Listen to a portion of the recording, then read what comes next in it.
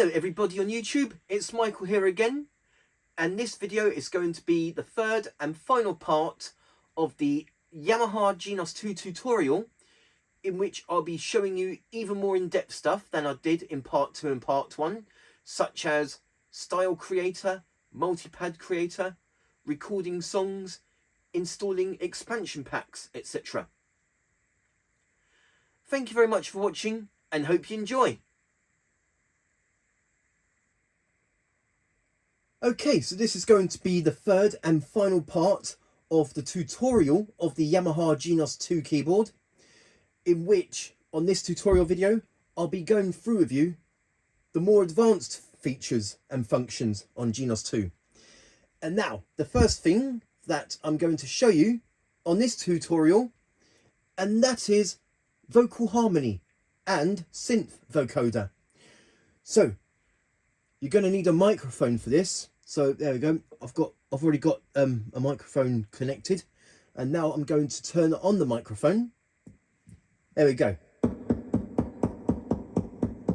There's the microphone. There's the microphone knob there. Hopefully you can see it on the very top left of the video, and make sure that's at a reasonable volume. Otherwise, you don't want to get the feedback. So yeah, you don't want the feedback if that's like a really high volume. So make sure you put it on a reasonable volume. And then you can get started with the vocal harmony. Okay, so here's the vocal harmony. In order for it so that you can hear the vocal harmony better, what I'm going to do, I'm going to turn the style down. There we go. And to see the different vocal harmony presets, we just go to the vocal harmony, which is here on the top right of the screen. And this is where we have all sorts of different vocal harmony presets. So we've got like here standard harmony, duet harmony, easy harmony, and so on, and many others as well. Okay, so we've got 55 presets here with vocal harmony, and we have 20 presets of synth vocoder, which I will show you afterwards. Let's go through some vocal harmony. So here's the standard harmony. Now the reason why I've turned the style down so that I can hear myself and you can hear me with the vocal harmony. So I'm just going to do some chords. Here we go. This is the vocal harmony.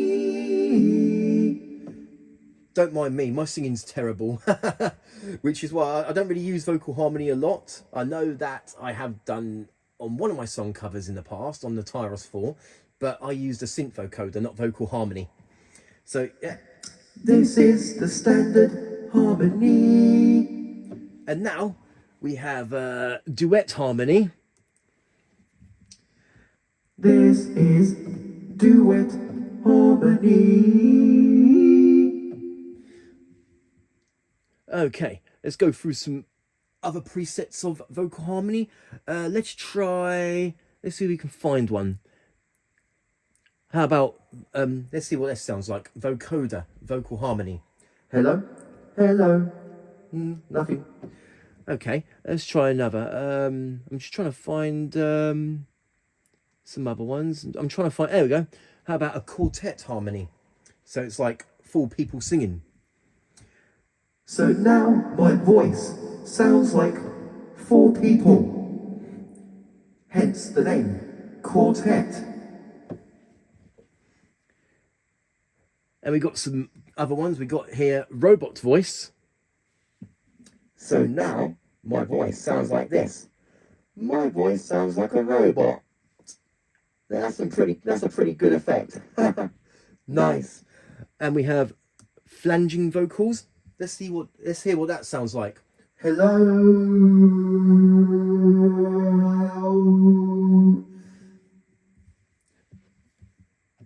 Hello. Bob Mary. Bob Mary. Mary Bob. Or delayed harmony. Hello. Delayed harmony. kids choir. Hello, this is the kids choir. Harmony. So you've got some really good presets here of vocal harmony. Let's go, I'll do a few more. Session vocal harmony. Vocal doubler. Hello. Oh, it's got that sort of a very quick sort of delay. Hello. Vocal doubler harmony. Let's go for one more. How about church choir? Hello. This is the church choir harmony. Okay, so that is just some of the vocal harmony presets, and now we can let's go back to the first one, standard harmony. And now if we go down here, one of the menu shortcuts, vocal harmony, we can press that, or we can press direct access and press this here vocal harmony button. So we can do it both ways, doing it this way, or we can just do this way with the vocal harmony home shortcut. And this is where we can change different effects like reverb, chorus, and all sorts, which I will show to you. So we turn the effect on. So now my voice will be a delay. Just like this. And I can change these. I can alter the effects as well. Let's see what lead here. Let's see what lead here does. Let's see what that does.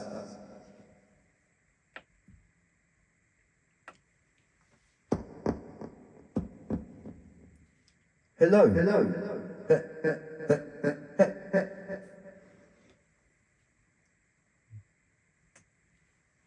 And now it's back to default. Now let's turn up the harmony.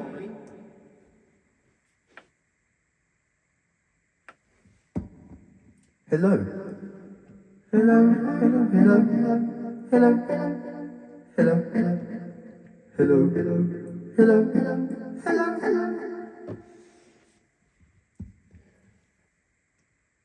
Hello. Put that back to defaults. We can also change the reverb depth as well. So now it sounds like I am in a larger room.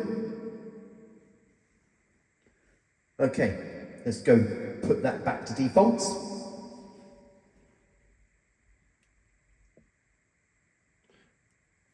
And lastly, we have chorus. Okay, so I'll turn the chorus up. Hello. Hello. Hello. Chorus. Chorus. Harmony. Harmony.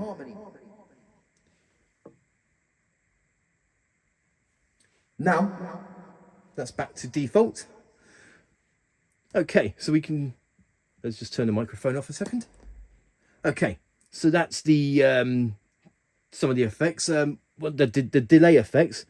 I'll go through some more effects. So let's see here.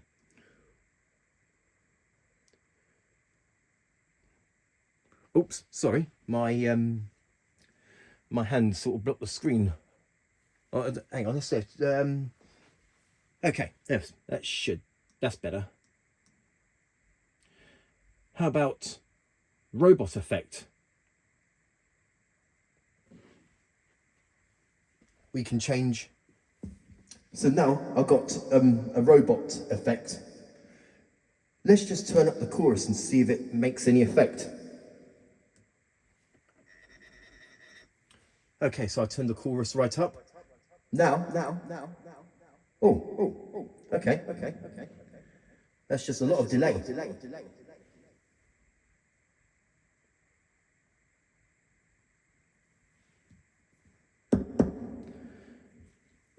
What if I turn up the harmony? Hello? Hello? This is the robot harmony. Hello? Robot harmony. Okay. I'm going to go through some more effects. Let's see here. How about overdriven? So it should sound more like a distortion. Hello? Hello? Oh, there we go. My voice now sounds more distorted. Okay, I'll go for One more example of the effects.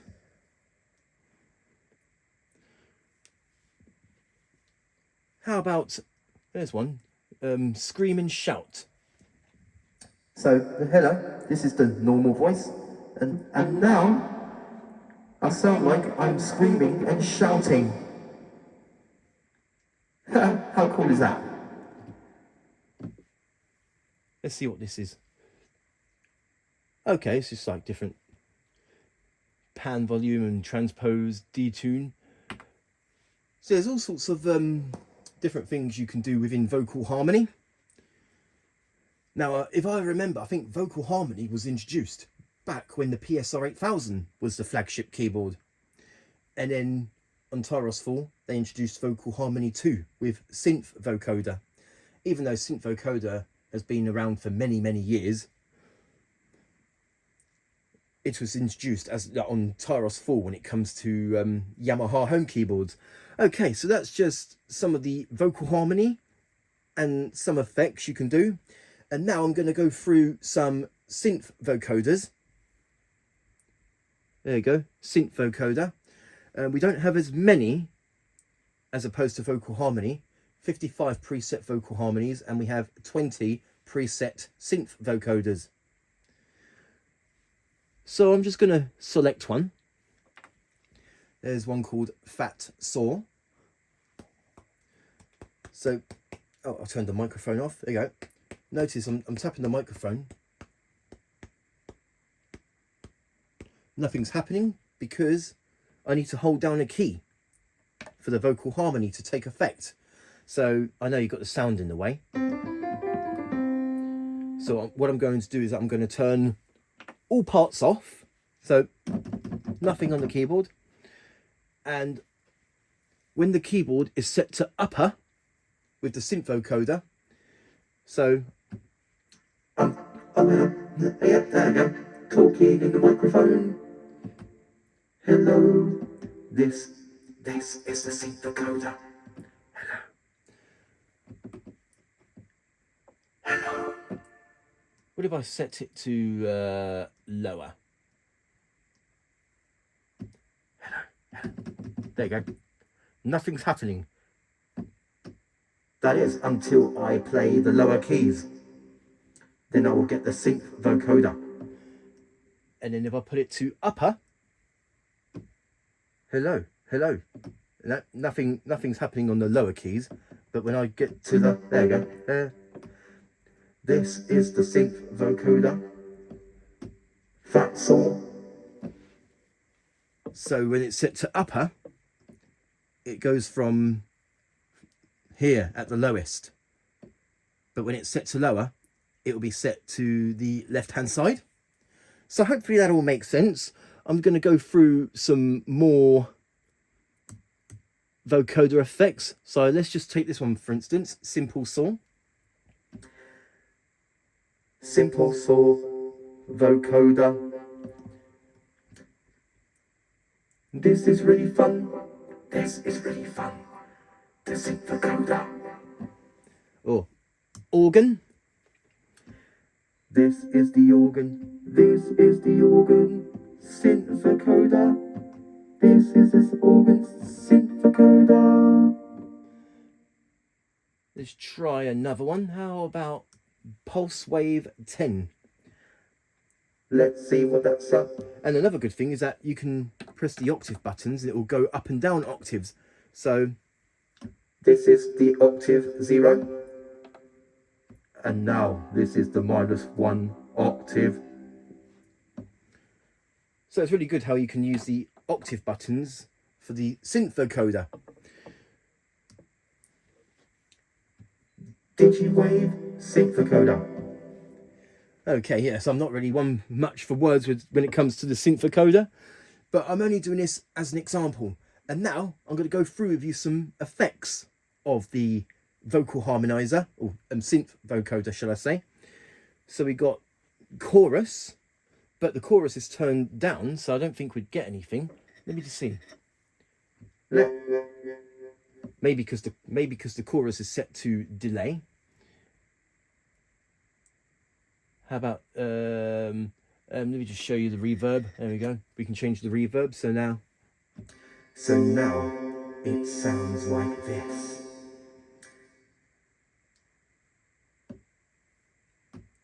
Now it sounds like lots of echoing. let's go through some different effects. How about oops. Let's just move to one side so that I'm not blocking the screen with my hand.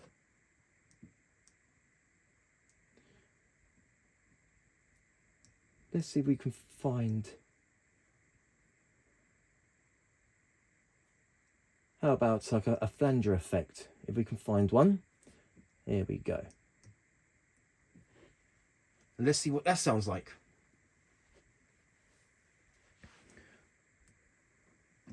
Hello.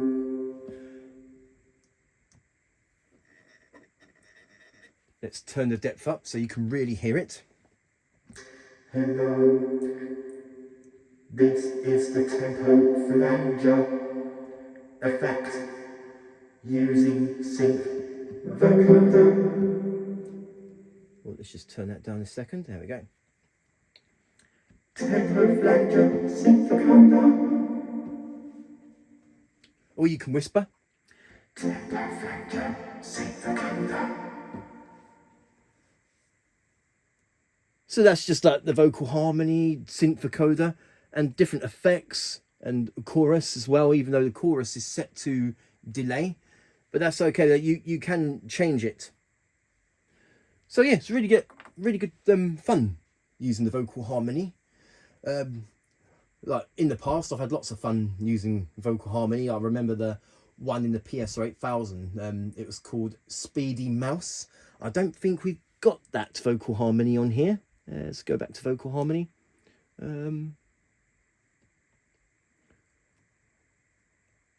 Yeah, I don't think there is a preset called Speedy Mouse. But there are like similar ones, like there's like boys choir, girls choir, and so on, and many different vocal harmony effects. So there you go. And that is vocal harmony and synth vocoder, in which you can use vocal harmony to play chords on your left hand, which will bring up like a duet or a trio or a quartet, depending on what vocal harmony preset you use, and synth vocoder, so that if you turn off all voice parts, you hold down the keys, then that's when the synth vocoder takes effect. And some effects like delay or chorus with vocal harmony and synth vocoder as well. And that is vocal harmony and synth vocoder.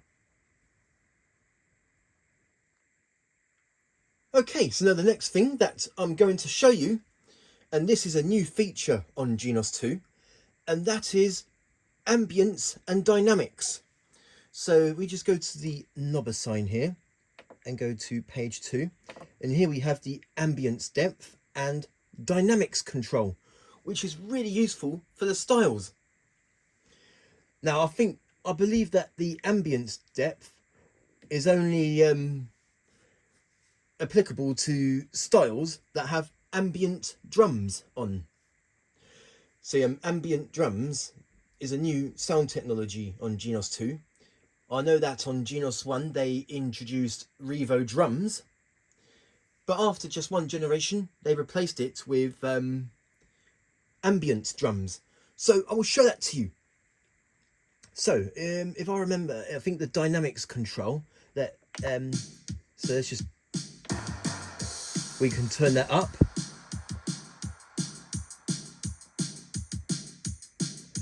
Let's go to the slider assign and go to the styles volume, and then hopefully you'll notice when I'm doing the dynamics,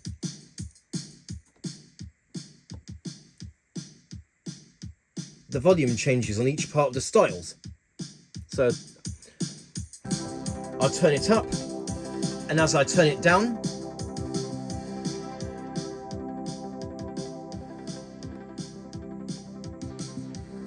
so it's very useful, the dynamics control. If you want the band to play hard, we just turn up the dynamics. Or if you want the band to just chill out, we turn the dynamics down. Okay, let's go through another style. Let's try this time another style. So this one, for instance.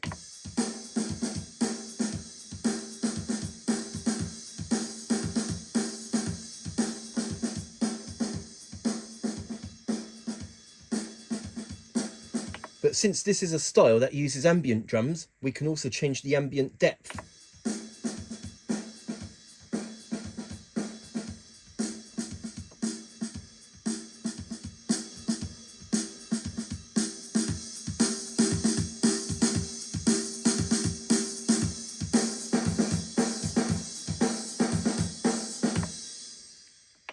Now let's play the style with backing as well as drums.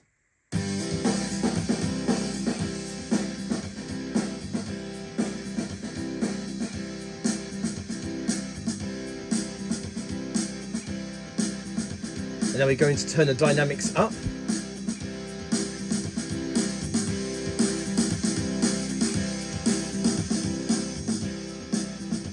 Notice how these LEDs are going down as I turn the dynamics control down, and they go up as I turn the dynamics control up. Because not only does the dynamics control affect the drums, it affects every part of a style as well. And let's try and revoice that style. So what if I change it into Legacy? Because the Revo drums are now in the Legacy folder. So let's just change it into a Revo drums.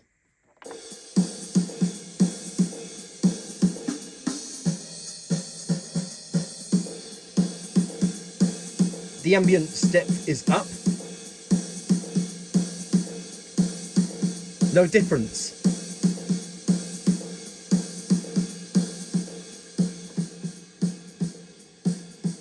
So it's still effective when changing the dynamics controls.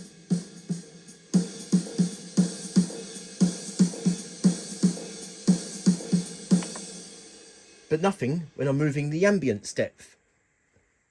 And that's because it is not ambient drums. So what I'm going to do is I'm going to put that back to its default sound. And there you go, it's back to the ambience drums.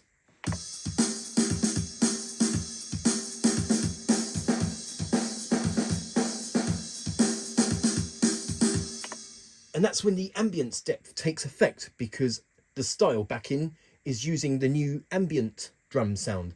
Okay, let me just go another style.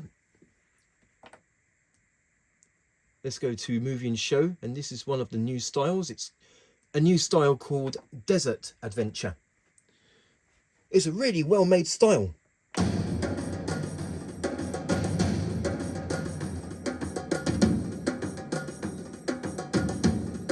Now we turn the ambience up.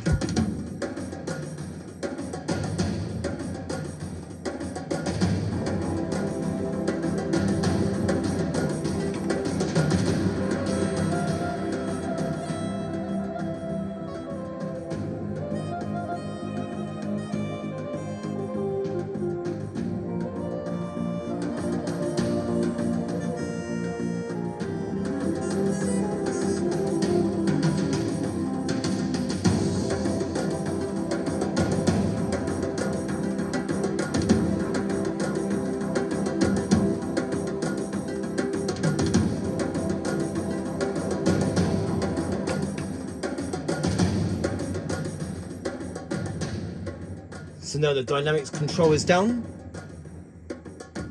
and now the ambience depth is down. Because this style uses one of the new ambience drum sounds.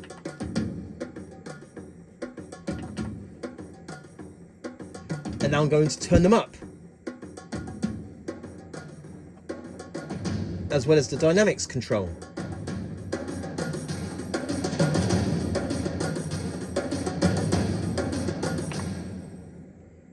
Let's just change them back to, and now I'm going to do it once more with a backing.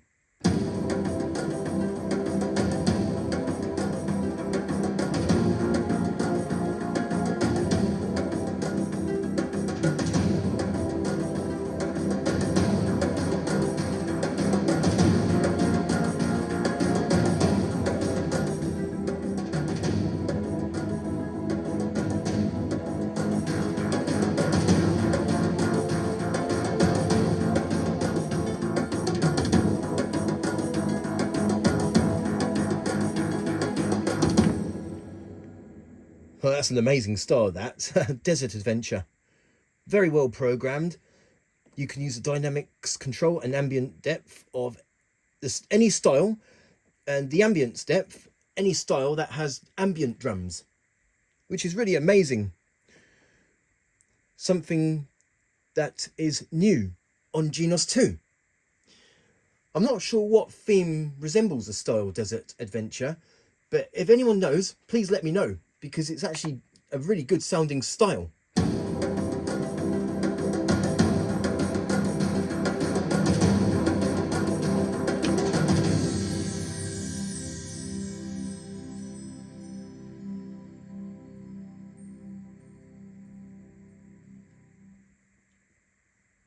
So there you go. And that is ambience depth and dynamic controls, in which we can have the band play very hard when we turn up the dynamics control, and we can have the band chill out when we turn down the dynamics control. And the same thing goes to the ambience depth, when the styles have ambient drums being played back. From what I've seen on the Yamaha website, the way that they recorded the ambience drums is that when it's turned down to 0, they recorded a drummer playing very quietly with the microphones close to the drums, and when the ambience depth is up, the drummer is playing really hard with the microphones being further away from the drums. I think that is how it works, but it's an amazing feature.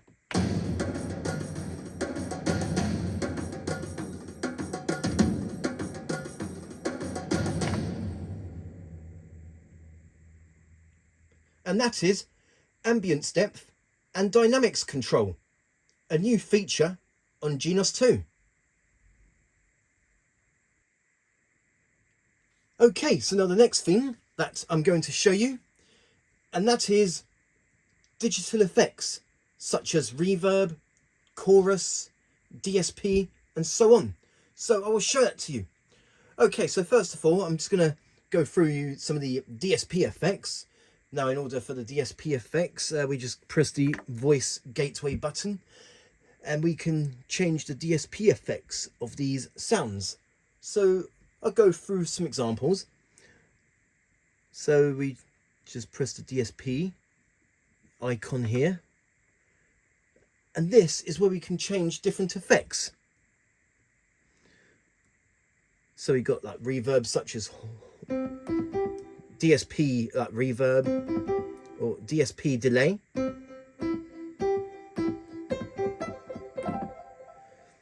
or distortion,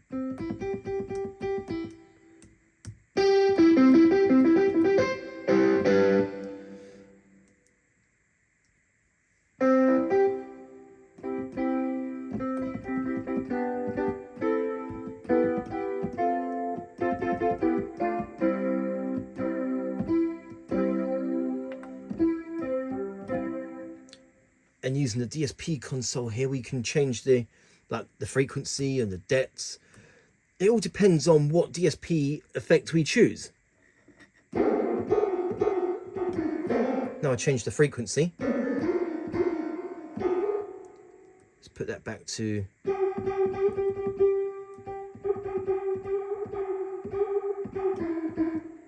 Now change the LFO depth. Feedback level. Delay offset.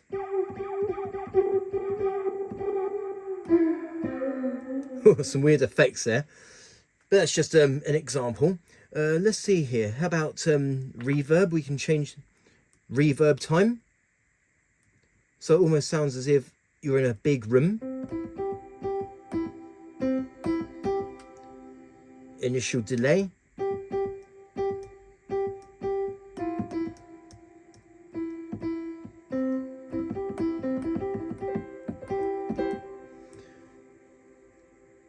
Let's try delay again. And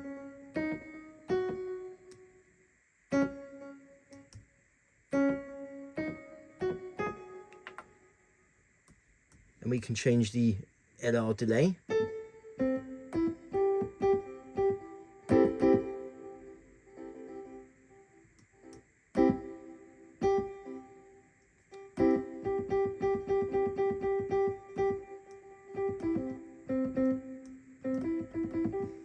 Or how about, let's see if we can find a sort of a wah-wah effect.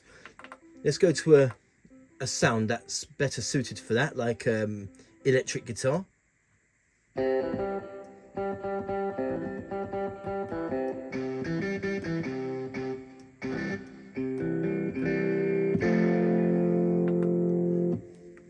Okay, we're going to change it to a sort of a wah effect, if we can find one. Maybe it's under miscellaneous. Let's have a look.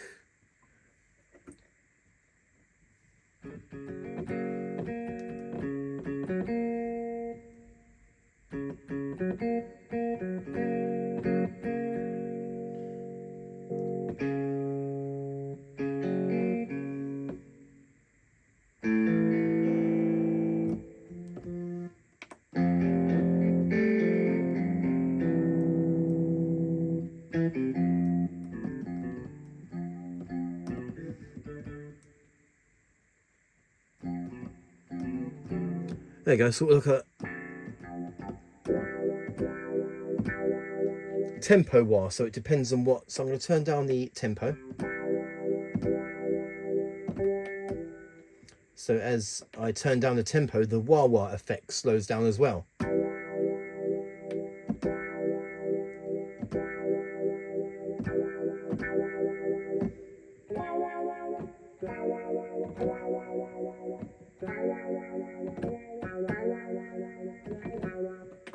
Okay, so I'm going to turn the tempo down, and I'm going to change the different things on here, the DSP console.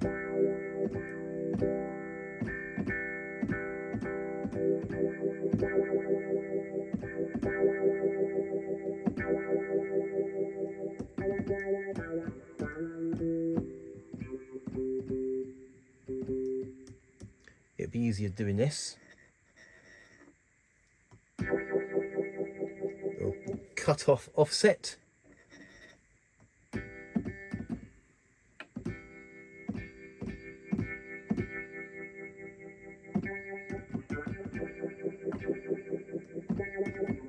Resonance.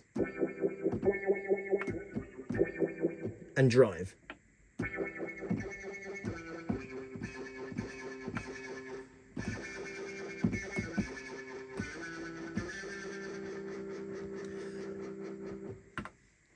Okay, so that's just the example of the DSP effects.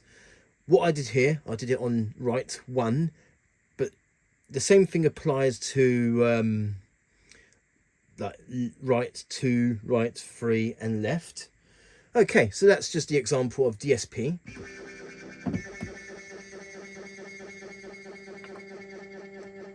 Okay, let's just put that back to piano. There's loads of DSP effects for me to show you them all, but that's just an example of the DSP. And now I'm going to go through some reverb. Now, in order to do that, we need to go to the mixer. I will show the mixer of other different things very soon on this video. Let's go to reverb.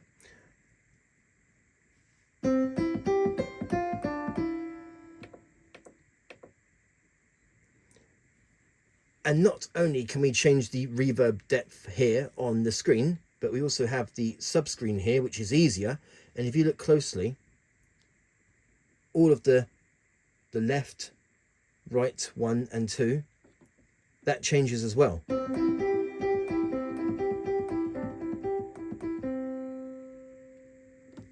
Let's just put those back to defaults.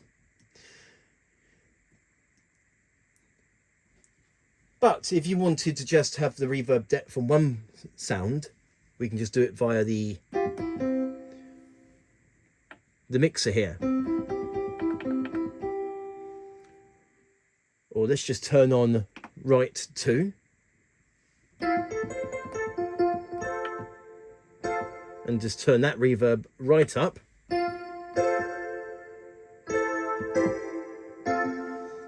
Or let's just turn the depth of the reverb of the main voice down.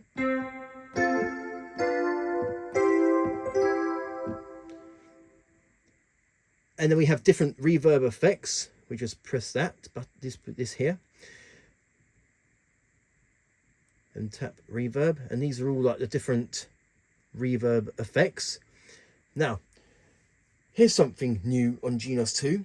We have a new reverb called Revelation Reverb, which is something that comes from the Steinberg products.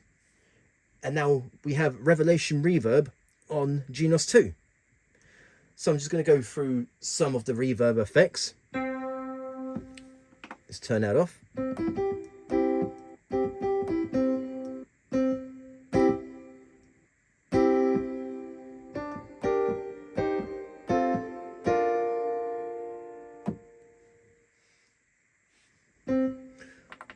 Okay, I'm just going to go through a different sound. So hopefully you can really pick up the reverb. Hang on 1 second.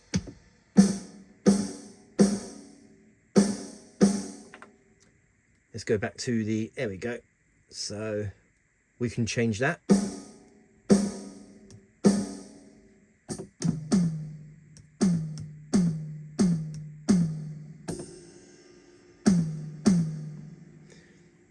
We can change the reverb depth of that as well.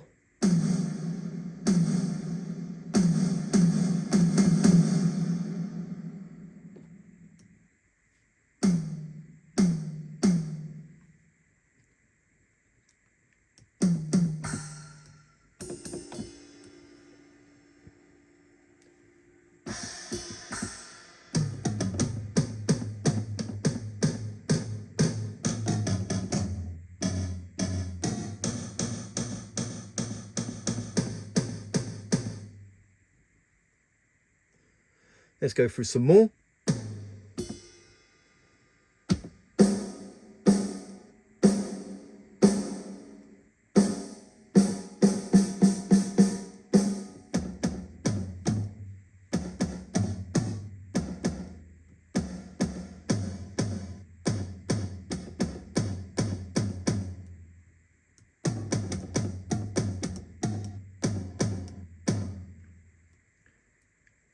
And let's just go back to the first one, the Revelation Large Hall. And just as well as the DSP effects, we have this reverb console in which we can change parts of that reverb as well.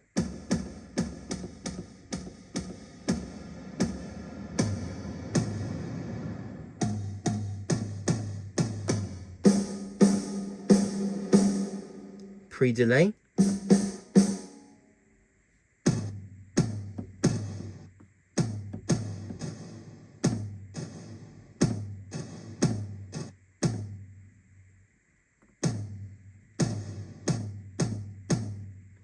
We can change the room size, shape,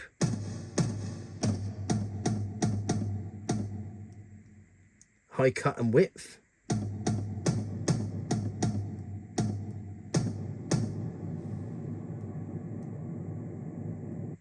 Let's go through some of the legacy reverb. How about a large hall?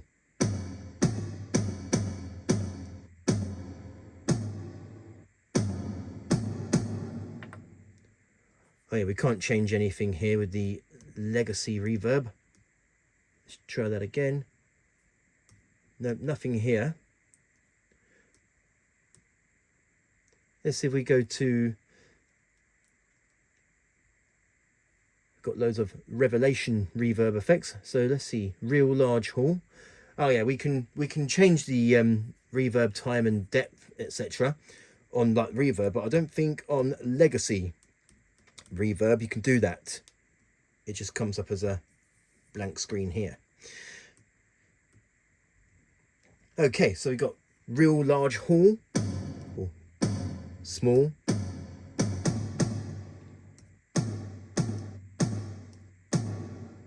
piano hall,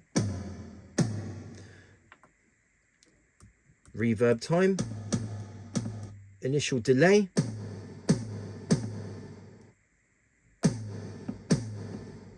high damp,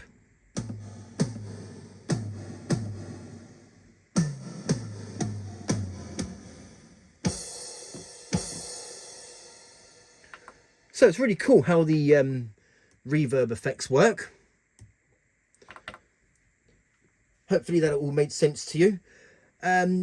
Also, another thing with the effects, I'm going to show you chorus, which is here.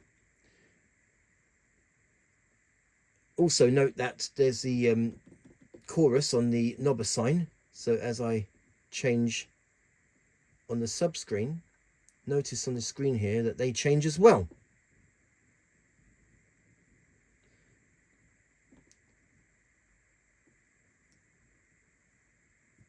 Just put them back to default. Now, if I put that one up, the reverb, I'm sorry, the chorus is set to delay.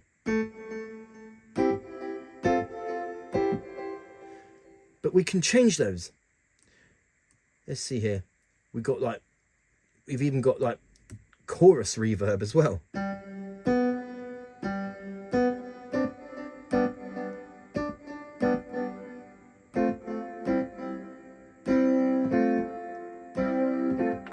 Let's go to another sound. Let's do a synthesizer sound for the... Oh, actually, no. Let's find that E Piano 1 DX7. We want lots of chorus on that.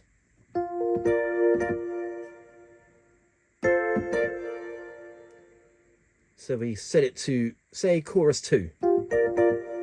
And we're going to turn up the chorus.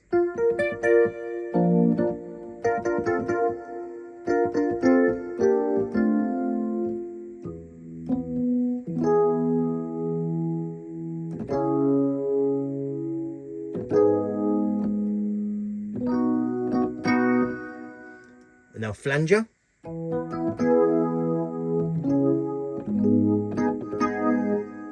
Phaser 1.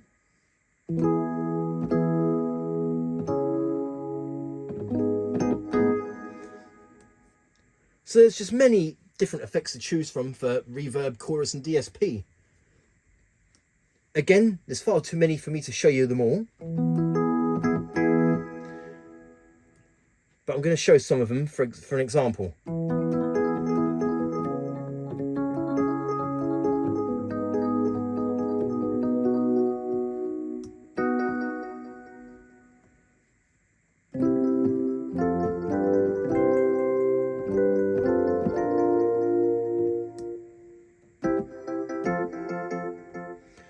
If the chorus depth is set to 0, there'd be no effect. And I put it up.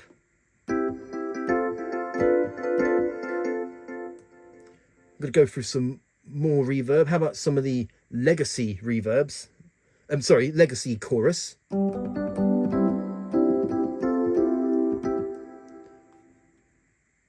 If I go to close, yeah, you can't do anything on here. Let's try. I'm just trying to find one. There you go.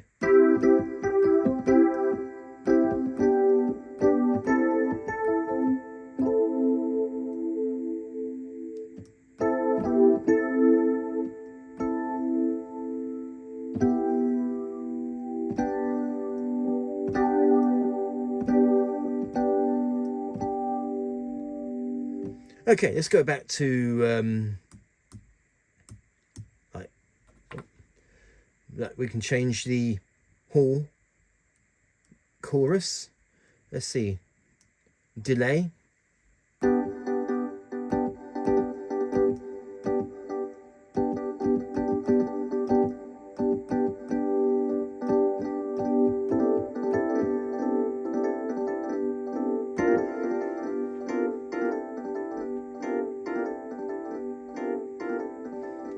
That will just go playing for ages. Okay.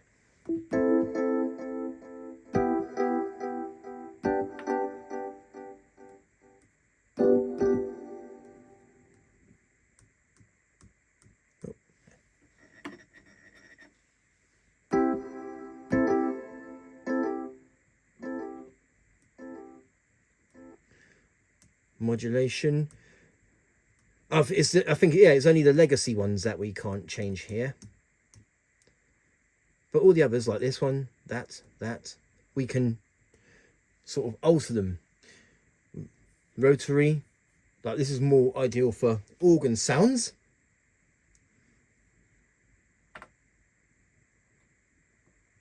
So yeah, that's the chorus, which I've just showed right now. And there you go. And that is digital effects such as reverb, chorus and DSP. And we can use the mixer to change the reverb. Oh, sorry, one more thing before I forget, there is one more. Let's go to effect, and there's the variation effect, which I think applies to the styles. And we have like insertion effect. Let's just put that back to piano.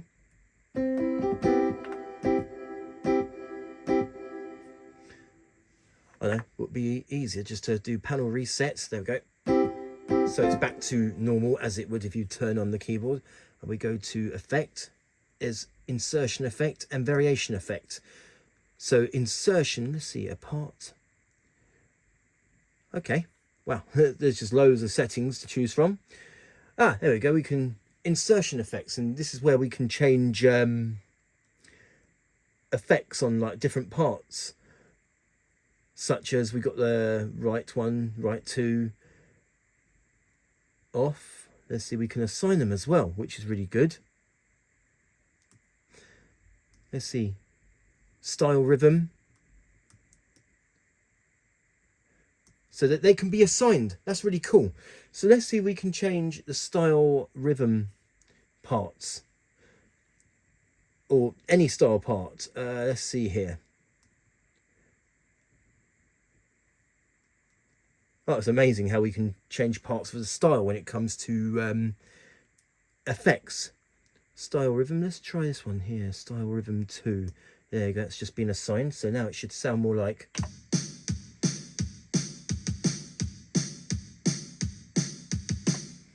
What if I turn that off? Notice the difference.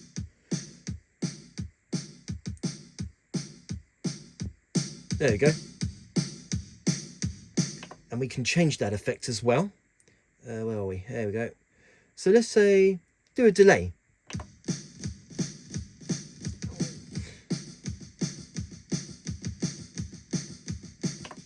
Oh, it's really amazing. Okay. But not only that, we can change other parts as well. So let's just take the one of the parts, for instance.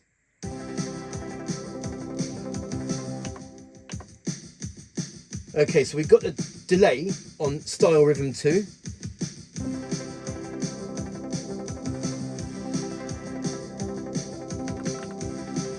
Let's try and change this one, which is phrase 1. And now what I'm going to do is go back, assign part setting, and I'm going to try and find phrase 1.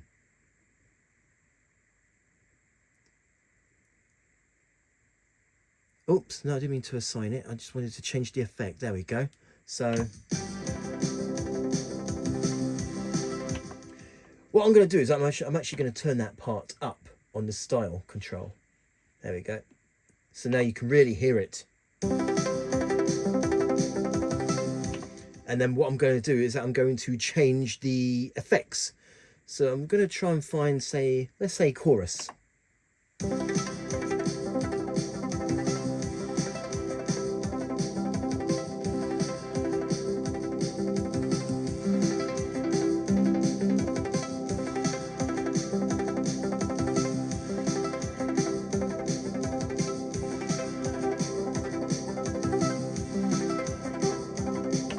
So yeah, the assign part setting, that each part of the style and sounds, they can be assigned. Like, how many insertion effects are there? Insertion effects. There are altogether 28 insertion effects, all of which can be assigned for, you know, style parts like phrase 1 or rhythm or bass. I wonder if I can assign 2 at the same time. So we've got flanger here for style phrase 1.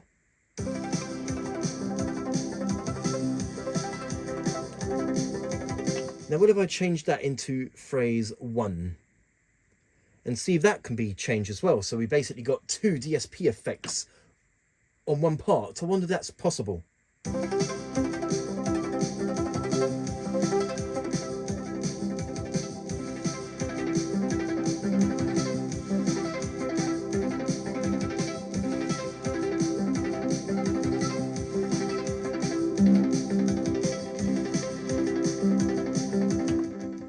Oh, that's really cool. So for style phrase 1, we have delay, LCR1, and on the second insertion effect, we got boutique DC blues.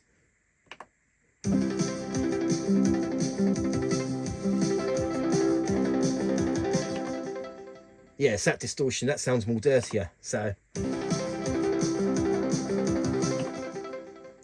Oh, that's really cool. So we got insertion effect, style phrase 1. So we got that assigned onto an insertion effects. One of them's delay and one of them is that distortion effect. Oh, it's really amazing.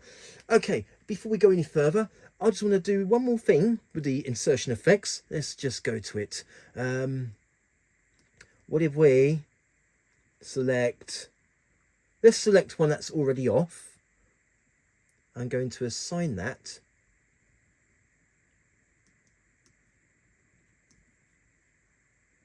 Style rhythm 1, rhythm 2. Let's just see. Okay, so I'm going to assign that to style rhythm 2. So we got delay, and I'm going to change that. Let's see if we can change that into a sort of a flangery sort of a effect. So we got delay and flanger.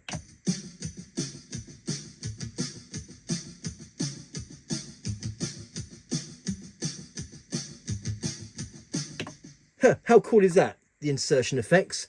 So as I said, yep, these can be assigned.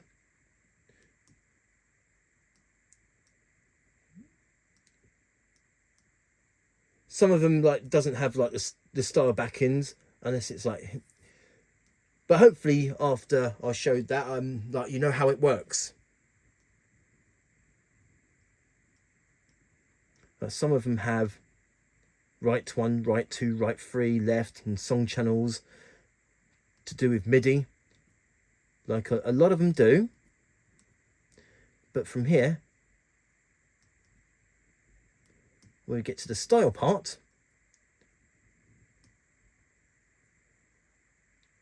this is the part where you can change the assign part setting with the style parts.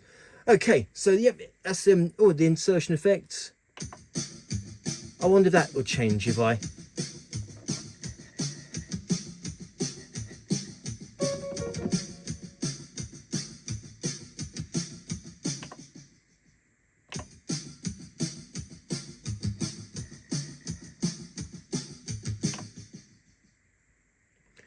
Okay, so that's the assign part setting. That's really cool. And then we have the, let me just put that back to the panel reset so it's all back to normal. As if I've done nothing at all. And now we have here variation effect. We got system and insertion. So let's just.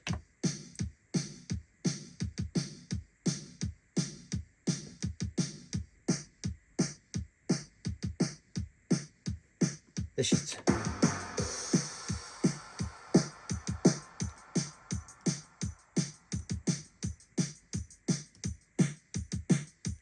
Oh, that's a really hard distortion effect.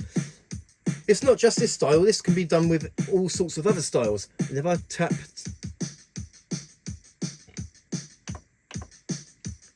then all you can hear is this drums. That has that effect.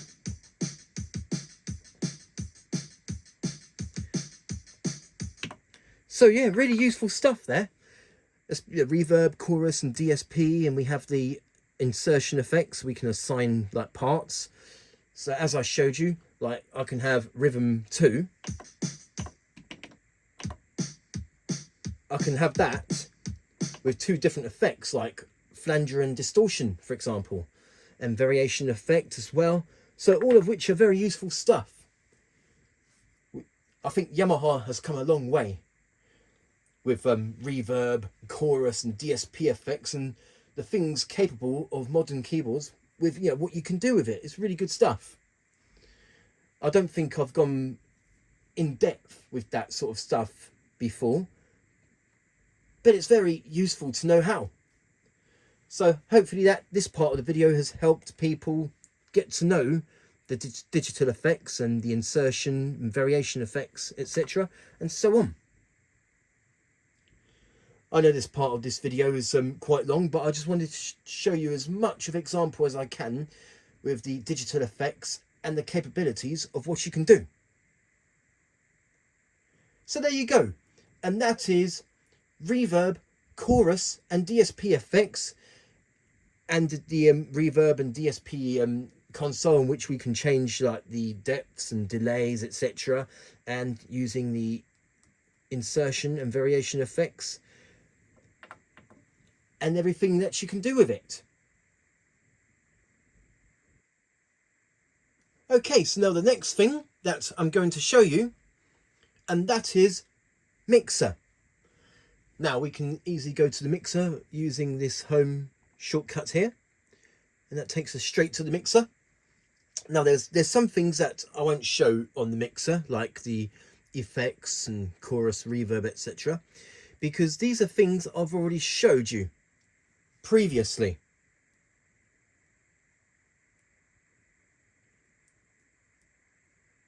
So yes, there's many things we can do within the mixer.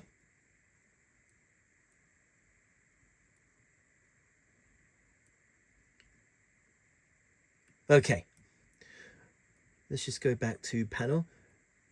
And here we can, with the filter, we can change resonance and cutoff, which is also on the knob assign. So here we have cutoff. Notice how it changes on the screen as I'm using the knob for the resonance. And same thing goes to resonance. But if we want to just change one voice for resonance and cutoff, we could just simply press that.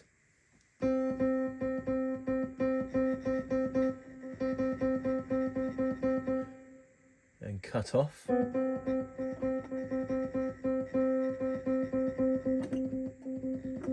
Okay, so the cutoff is down here. Let's put the resonance up on this.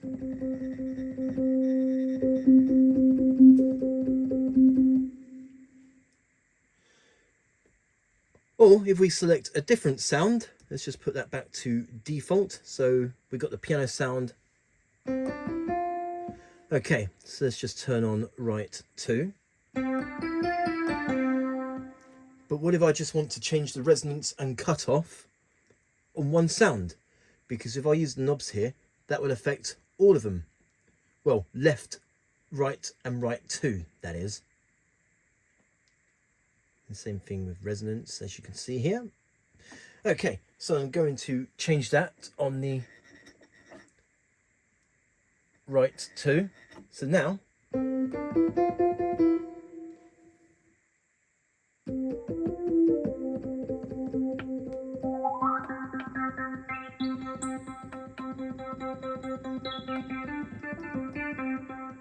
So the right one is unaffected.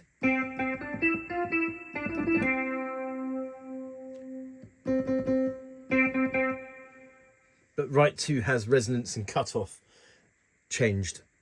Okay, so that's the resonance and cutoff. That's if you want to do them individually. But if you want to do them all together, we just use the resonance and cutoff knobs.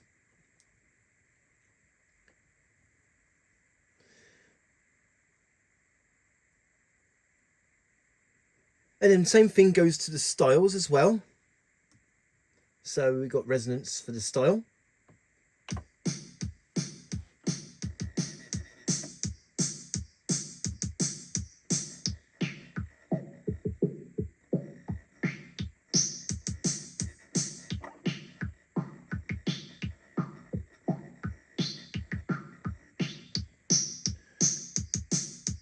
That's really cool. I won't go through them all, but all parts of the styles can be affected. But that's just a quick example, so I won't go through too much detail. I just showed you one part, but all parts of a style can be affected.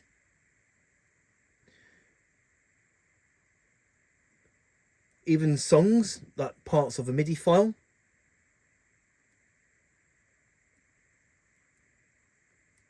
Okay, so I showed the filter, and now we have the equalizer. We have high and low. So I'm just going to do a few changes here.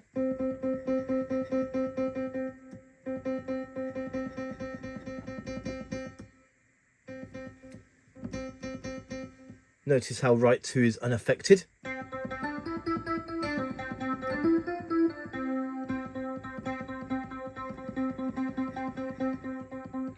I'm going to do it the opposite way.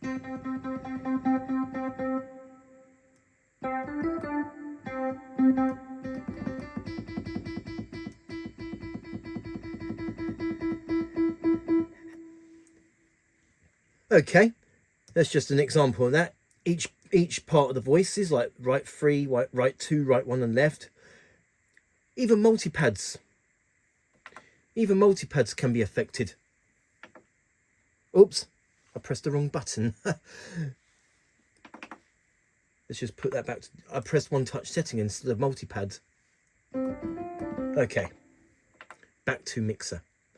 Yep, the multipads, they can be affected.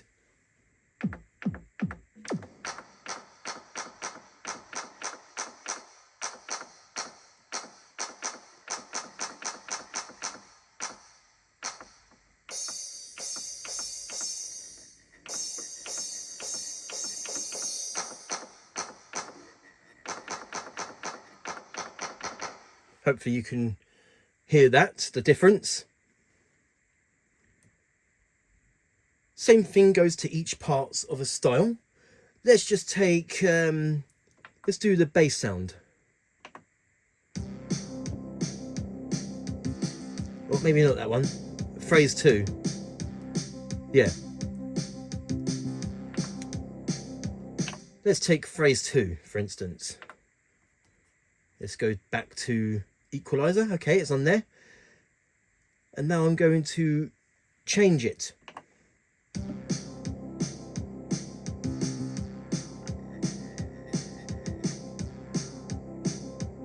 Oops, sorry. Wrong part.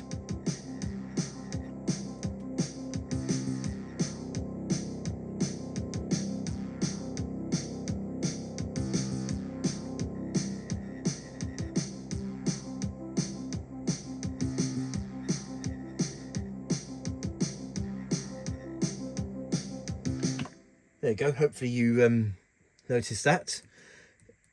I won't go into detail because every part can be affected with the equalizer. Doesn't look to me like the multipad can be affected though. It can be affected with, hang on, sorry. Oh yes, it can, but not, it can, sorry, but not individually, like each part. Like multipad 1, 2, 3 and 4. Songs can be modified with the equalizer. And now we have our effects. I've already showed you like the effects, the insertion effects and variation effects and chorus and reverb, etc. I won't go through those because I've already showed you that previously. Okay, and now we have the pan/volume. Let's just go back to the panel 1. There we go. So things like style and sounds can be turned up and down.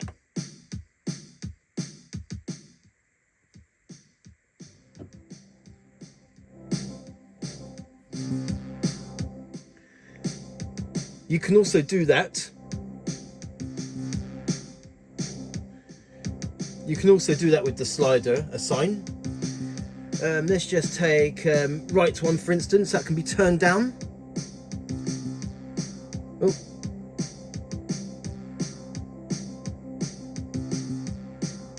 And hopefully you can see on the LED here, that was changing as well because that's assigned to it. Same thing goes to right 2. There you go, you can see here. That's changing as I'm changing the volume. And in order to put it into it, just hold that down to get the default volume. And then we have the pan pot. I think I have showed the pan pot, I believe, on a previous video. I can't remember because no, I don't think I did. So I do apologise on that confusion. So we have the pan pot. All of them are set to center. But let's just say I put it all the way to right. Hopefully you can notice, but the sound is coming from the right hand side speaker, where you just get the reverb on the left hand. And here we go, vice versa now. So the sound will come out on the left speaker, whilst the reverb is coming from the right speaker. So that's just a pan pot. Same thing applies to everything else, like the style. Let's just do the style real quick. Let's just go to, but each part of the style can be affected. So I'll show that to you in more detail.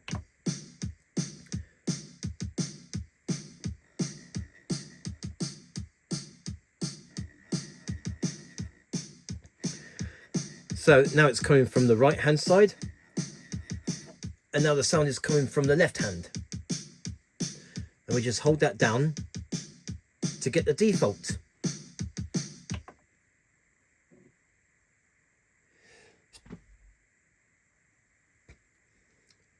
Now let's go to phrase 2, just an example. Hopefully you can notice, but now that sound is coming from the right hand side, and now it's on the left hand. So as well, I'm guessing that if we select here, this style, I'm guessing that maybe all parts are affected that way. Yeah, all parts are affected if you use the panel 1 style. Then all parts of that style will be affected with the pan pot. And now it's all coming from the left hand side. So that's just an example of the pan pot and also the volume. So let's just go to style volume of the slider assign. And hopefully you can see, but the LED is changing as I change the volume of each part of the style. Let me just turn on the style.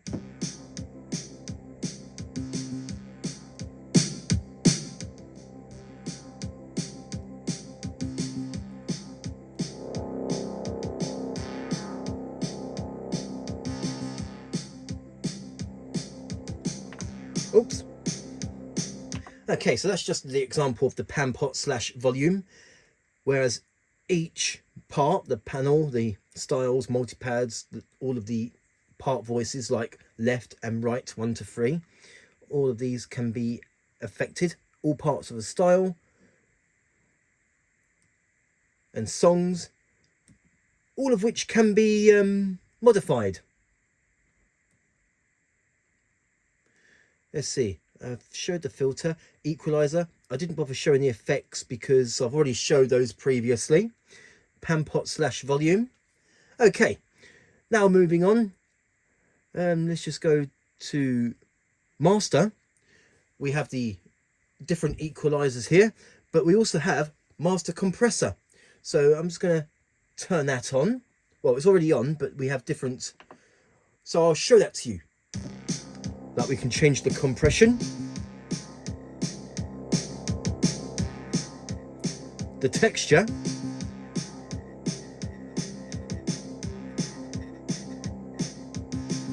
output,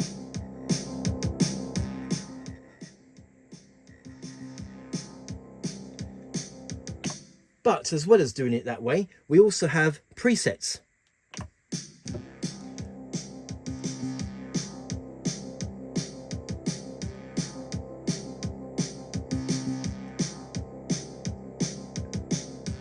Which also changes these as well.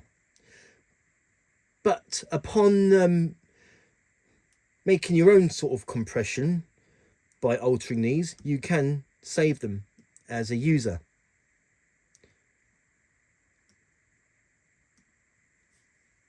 Okay, now finally we have the digital equalizer. Not only can we change the frequency and the different parts, the gains, etc. ourselves, but we also have some presets. I will show that to you.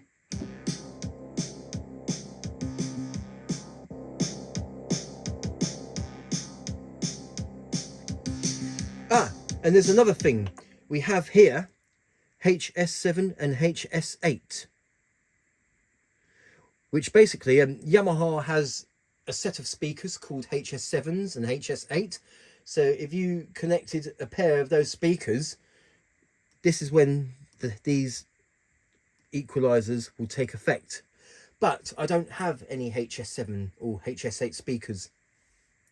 But if I did, these will be effective. Okay, so let's go for some more equalizer effects.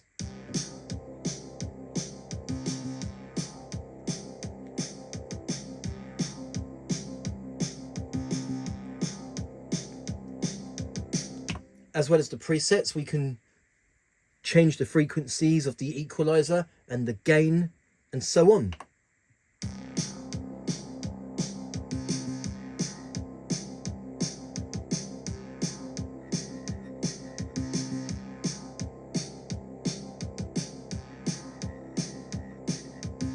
Let's change the gain.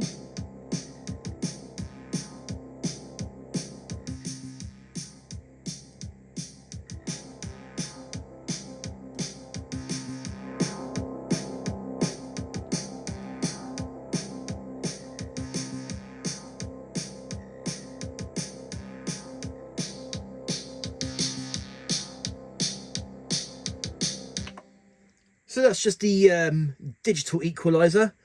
Upon changing these, again, you can save them as your own via user. So there's just a lot you can do with the mixer, in which we have the panel 1 when I choose style. Oh, sorry, when I choose style, multipad, left, right, 1, 2, 3, and so on, like with the filter, equalizers. I've showed the effects previously, the pan pot, all of which can be changed individually, which is amazing. I don't think I've gone through so much in depth on like the original Genos when it comes to like functions like these as I did now. I thought that it's about time that I show literally everything that's more important. Like we have the filter and equalizers and effects that are more important on these range of keyboards. And once again, we have the panel 1, panel 2, style 2, and audio is when you're playing audio styles, multipads, songs, and master when it comes to equalizer and the master compressor. So there you go, and that is mixer, in which we can change the filter, equalizer, effects such as reverb and chorus and DSP, pan pot volume, in each individual part of the styles, the left hand side, the right 1, 2, 3, multipads, and so on. And that is mixer. Okay, so now the next thing that I'm going to show you, and that is voice edit, in which you can edit the built-in sounds and save them as your own sounds, whether you edited the DSP effects, changed DSP effects, and so on. Okay, so there's a couple of ways in which you can edit voices, so I will show that to you. I'm going to, first of all, just do like a basic voice edit. I'm going to select a sound. There we go, I'm going to choose that one.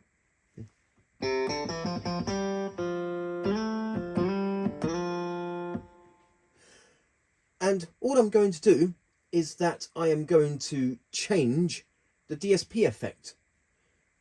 So let's just go to voice, the gateway buttons.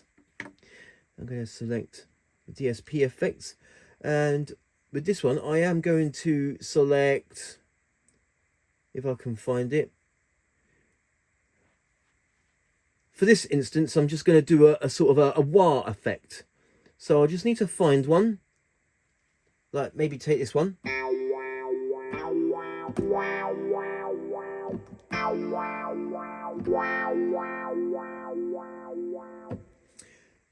Close that, and I'm going to change some things here with the DSP console here. So maybe I'm going to put the speed up a bit so the wah wah is faster.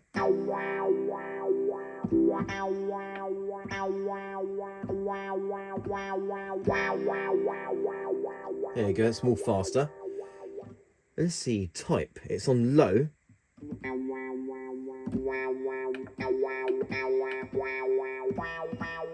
Oh, sorry, I've blocked the screen, I'm sorry.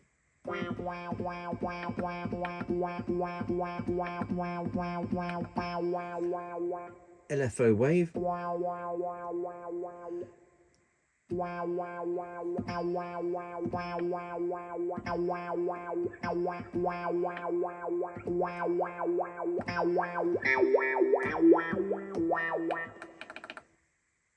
And change this as well, top and bottom.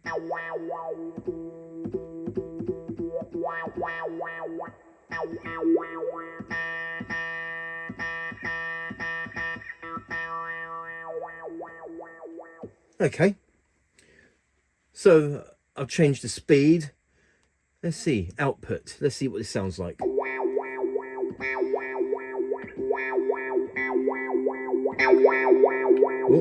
it's a bit too loud there. But I'm gonna, yeah, I think I've changed it ever so slightly. And then once you're happy with the changes of voice edit, there's some other things, like you can change the equalizer as well. Let's see, let's put it a little bit high, so it's set to 12.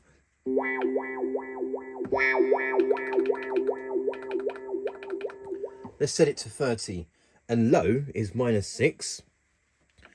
Let's just change that to say -23. Once you're happy with everything, just simply save your sound. Just tap File, Save, and we're going to save onto User. I'm just going to call this one as its original sounds name, Funk Slap. But I'm going to call it Funk Slap Wah Wah, because I've changed the DSP effect to wah.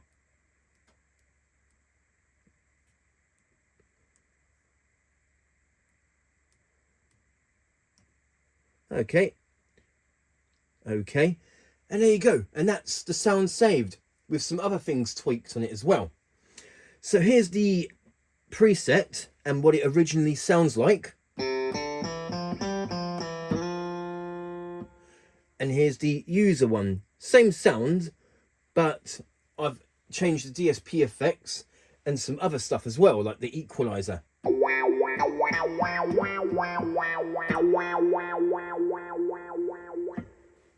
Let's go to the mixer. Notice that, there we go, the equalizers has changed here. But if I put it back to the preset and then go back to mixer, then it's that as the original factory equalizer set for that sound. Let's just go back to the one that I've made. And there you go, that's changed. But there are many other different things you can change when using voice edits. You can change like the reverb effect, reverb depth, chorus, and so on.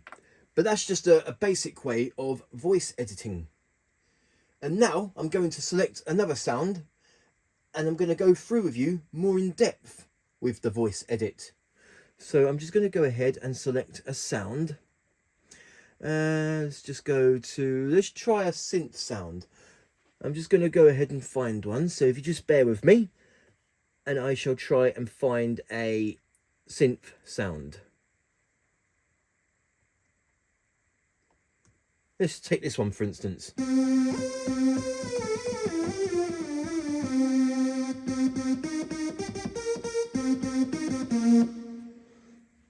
And now I'm going to use voice edit for that. Now there are two ways that you can get to voice edit. You just select the sound, tap menu and go to voice edit, which calls up the voice edit menu. Or you can do it in another way, simply by tapping menu on the gateway button. With this menu here, and there we go, we have voice edit. Takes you to the same page. And now I'm going to alter this sound. So let's go to common 1. This is where we can change the volume of the sound.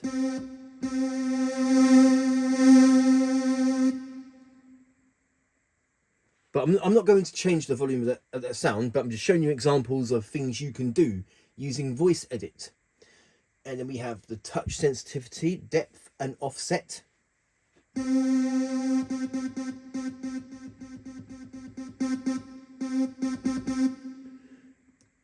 Put that back to normal simply by holding that down.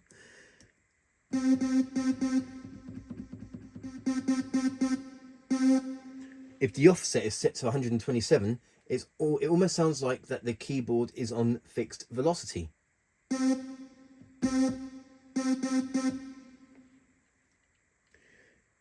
And then we have velocity limit, low and high.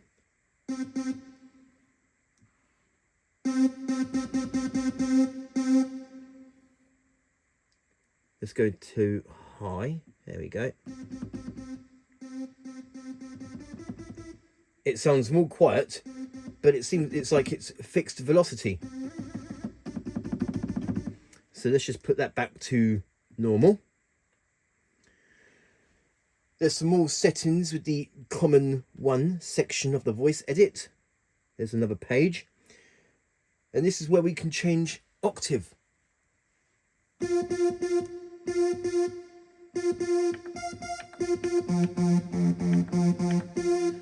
And left, well, we can't do left unless we are on a left-hand side voice, which we are currently not. Okay, so we have here the panel sustain.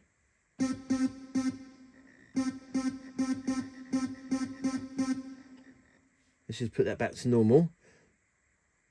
Let's have a look. Keyboard harmony. This is where you can change the arpeggiators and tempo. I'm sorry, and harmony. But I won't do that. But you can, if you want to, you can change the harmony default and then save it at your own sound. Okay, moving on. We have common 2. Let's just go back to page 1. There we go. And this is the part where we can change the sound to be monophonic or polyphonic. Well, the sound that I've selected, it's currently monophonic. Or we can have it polyphony.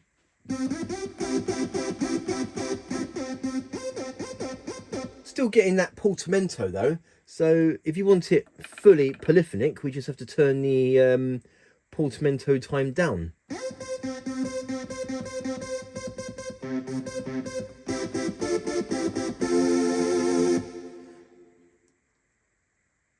Okay, I'll go through with you the portamento time in a moment. Let's just put that sound back to mono. Portamento. Yeah, the portamento is currently on.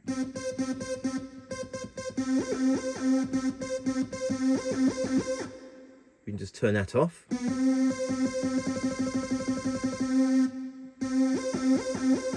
It's turned on. Now it's turned off. And then we just turn it on.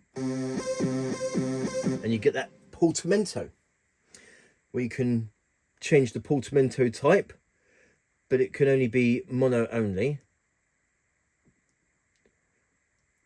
We can change it to like normal, legato or crossfade. So let's see if we can hear any differences between them.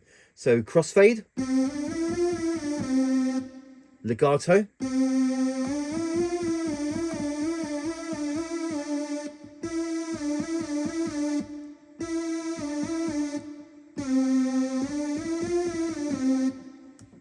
I think there might be a slight difference. Velocity used for crossfade portamento, like latest note or first note. Portamento time type, fixed rate or fixed time. And then we have portamento time. So we can change that. So let's just change that to, oops, what am I doing? There we go. Let's just change it to, say, 20. And now next page is the fast playing portamento. Then we have portamento time. So at the moment, the portamento is quite fast. But if we select that and say, put it up to, let's say put it up to 50 or 51. The portamento is slower. But what if we put it to 127? It'll be even more slower.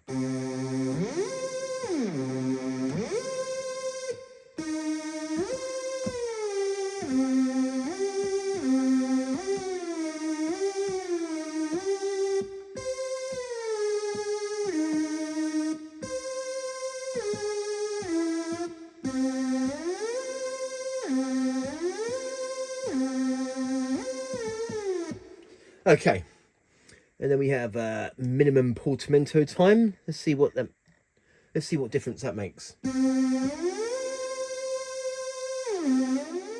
And time threshold. What if I put that up to? Oh, I get it.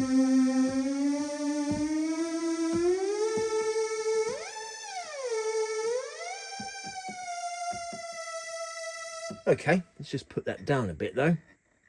So, okay.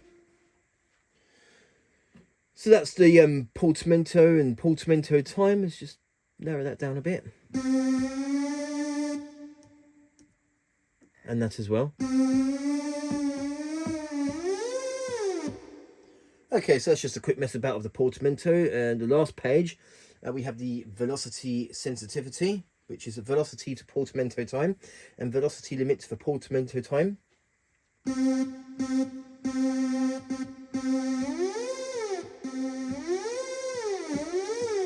I think I'll get that. Now I'll put it onto its highest, so I'll just...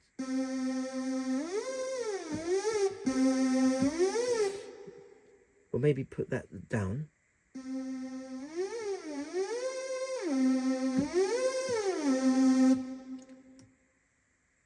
So it's just all sorts of like things you can do. reference velocity, velocity sensitivity. Okay, moving on, we have controller. So with this voice edit here, I have changed the portamento.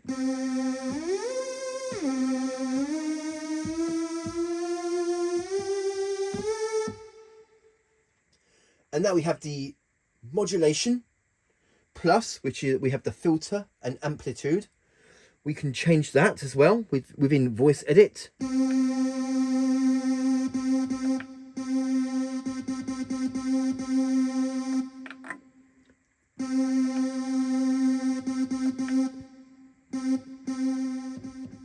There we go. So things like that we can change.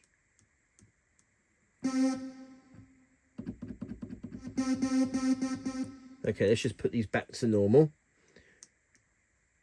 And then we have the LFO pitch, filter and amplitude. Let's see if that makes any changes.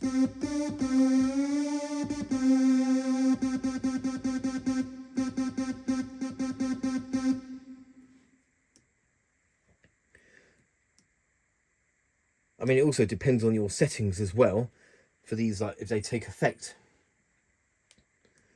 Okay, moving on. Oh, I've already went into that one, didn't I? Oh, modulation plus, and then we have modulation minus. Okay.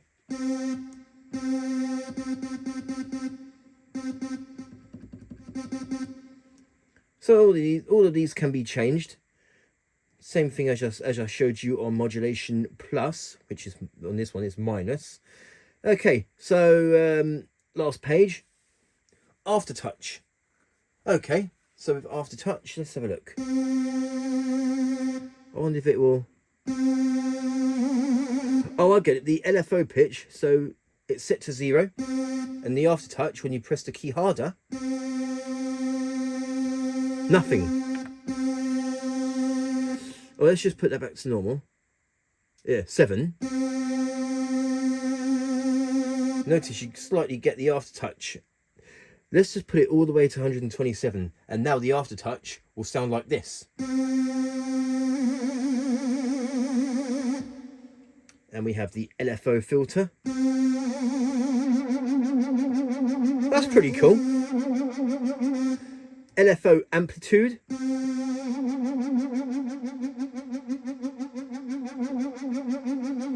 Okay, so I made a little bit of changes to the aftertouch. Let's see if the filter and amplitude.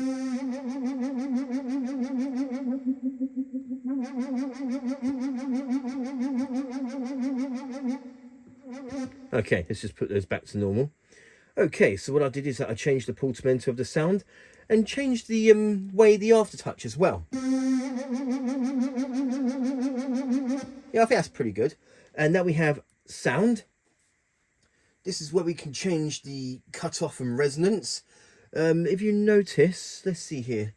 Hopefully you can see, but when I change the cutoff and resonance, notice that this here on the knob assign, the LEDs are changing because that is assigned to it.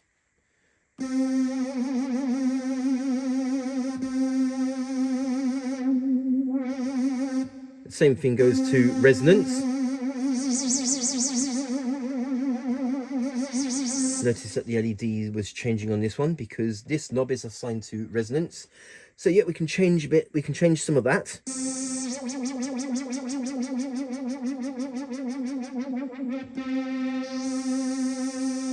Okay, attack, delay and release. Again, these are also assigned to the knobs. Notice on the left hand side that it's changing. Oh, decay isn't assigned. Release is assigned. Okay.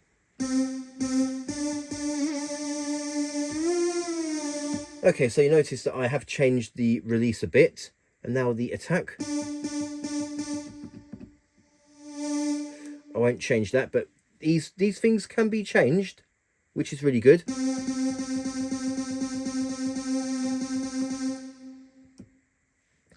I've changed the release a bit. Okay, page 2. We have like vibrato, speed and delay. FM voice, but that only applies to the FM voices, such as the FM sounds and the DX7 presets, which I currently haven't selected, but when you do, you will be able to use the FM voice mode here. Oops. Yeah, this here. And now with the vibrato, we can change the vibrato.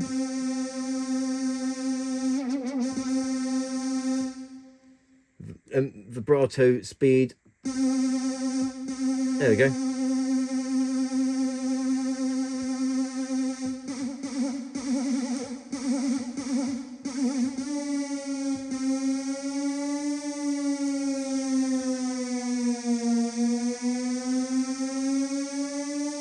That's pretty cool.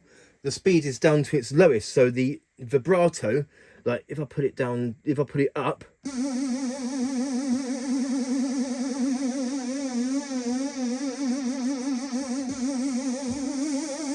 okay, let's just put that back to normal. But these are things you can do.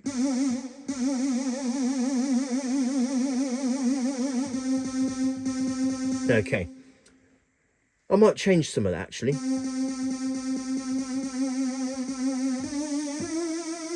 There you go, I've changed the vibrato a bit.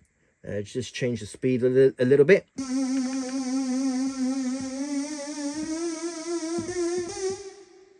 And we'll leave delay as it is. Okay, moving on with the voice edit, we have effect. Now this is where we can change our reverb and chorus depth and chorus and reverb types, or DSP effect, should I say. Okay, so reverb depth, we can turn that down or up. So I'm just going to turn, I'm not going to turn it right up. I'm just going to turn it slightly up. And then we have chorus depth.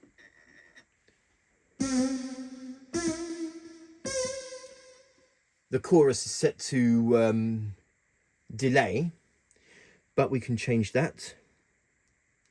We can change that into, let's say here, because it's a chorus effect, let's see if we can try and, so bear with me while I was, like a flanger effect.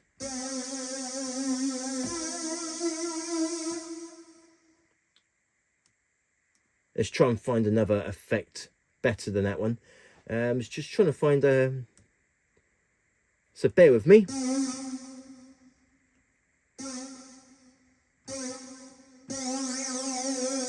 There we go, tempo flanger, because depending on the tempo, that it will go fast or slow.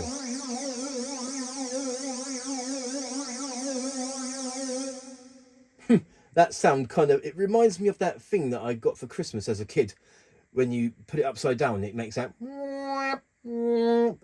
not exactly what they're called, but it kind of sounds like that. Okay, we'll leave it on tempo flanger. Insertion, oh, if it's turned off, you'll get nothing, but if it's turned on. Okay, finally, we have the equalizer. We can change the high and low frequency and gain. So I'm just going to alter it a little bit.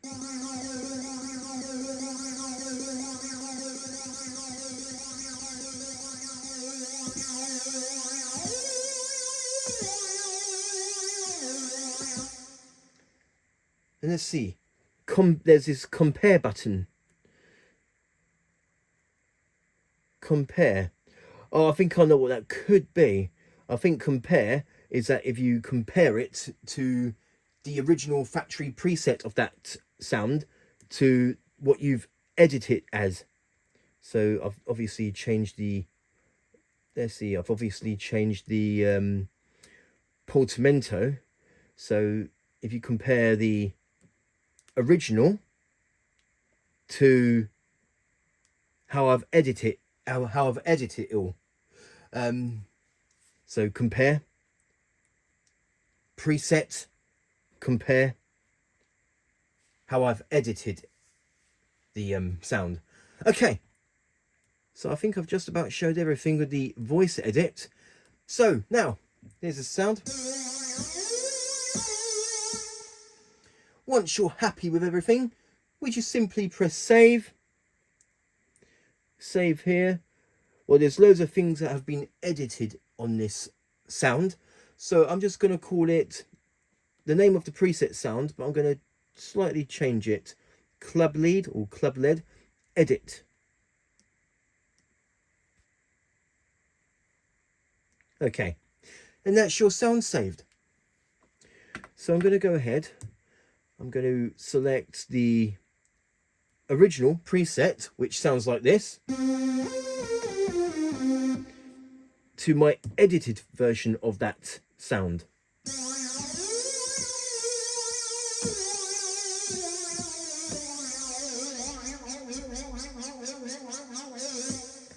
And here's the sound I edited previously.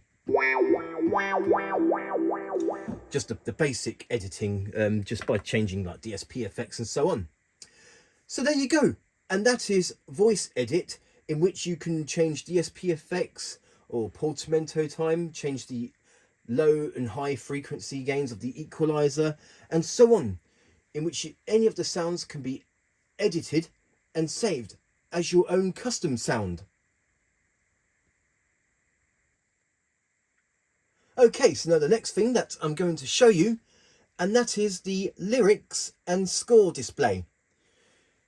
Now, you can download MIDI files from the internet, and some of the MIDI files may have lyrics and some may not.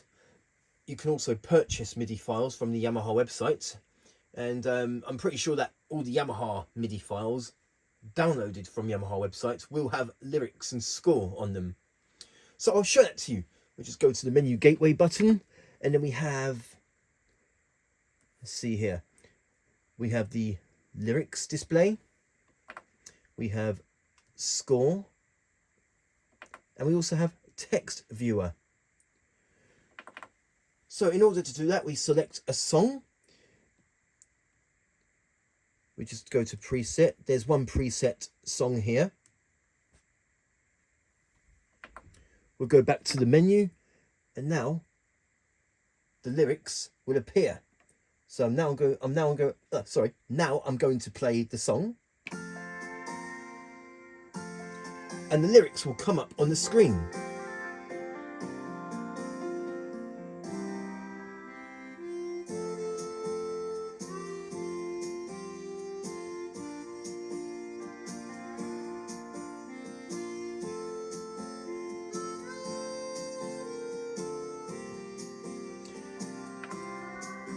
There's also a score display.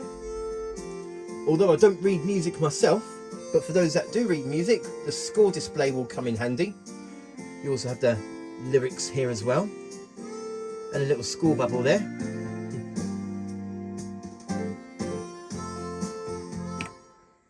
You also have a text viewer.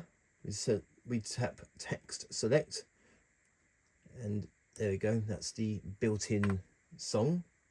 Let's just play that back.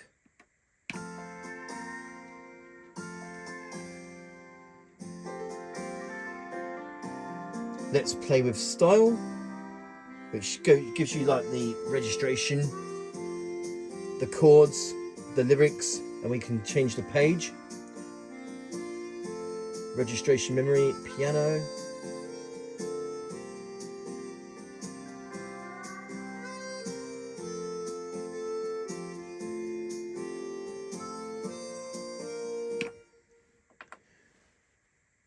So that's the score of the song, lyrics display, and the text viewer. Now this is something that I don't really use much myself. I've not really used like lyrics or score or a text viewer, because obviously, like I said, on my vocal harmony synth vocoder part, my singing's terrible, so I don't bother using the lyrics display, or I don't have anyone else to sing for me, so I don't really bother using the lyrics display. But I thought I'd just show you quickly how it all works. And the score display, for those that can read music, and you get that little bouncy ball on the screen telling you that part of which chords to play next, and notes, etc., and the text viewer. So there you go, and that is lyrics display, score display, and text viewer. And as I said, some MIDI files you download from the internet, some of them may have lyrics and score, some of them might not, but I'm pretty sure that all the ones downloaded from the Yamaha website will have lyrics and score. So that is the lyrics, score, and text viewer display. Okay, so now the next thing that I'm going to show you, and that is scale tune, in which you can have each of these individual notes in a separate tuning, just like with Arabic scale tuning on some of the PSR keyboards, such as the PSR-A5000, except the PSR-A5000 has the buttons for the scale tune. So I'm going to show that to you. So what we do is we press menu on the gateway buttons, go to menu page 2, and then we're going to select scale tune, in which we can tune each individual note.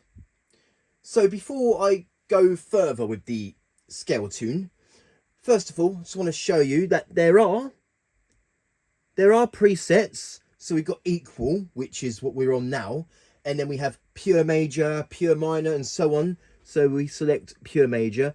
It's mainly the major keys that are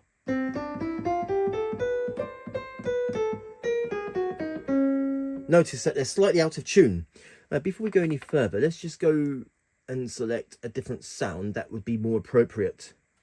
So let's see here. Bear with me while I find a sound. Sort of like.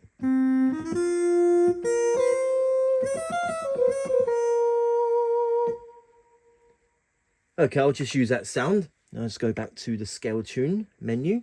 Okay, so we got some presets here, like pure major,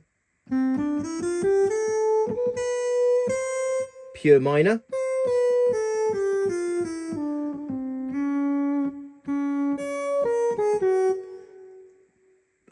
I can't pronounce that. Mean tone.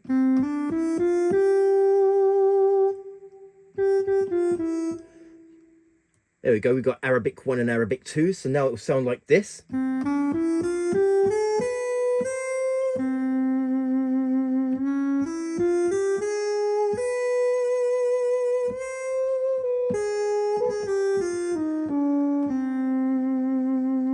Arabic 2.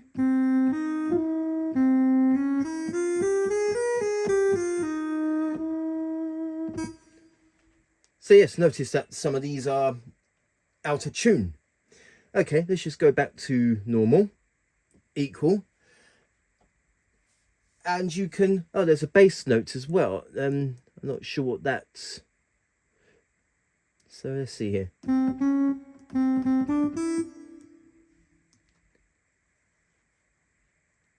We can main, sub, okay.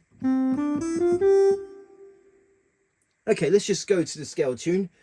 We can also alter this ourselves, so we can have the individual keys of our choice to be slightly out of tune.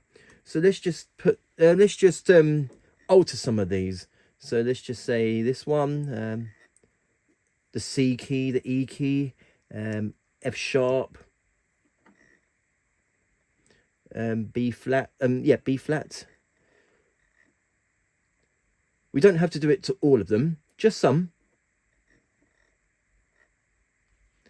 So now I've edited it and it will sound like this now that some of the changes have been made.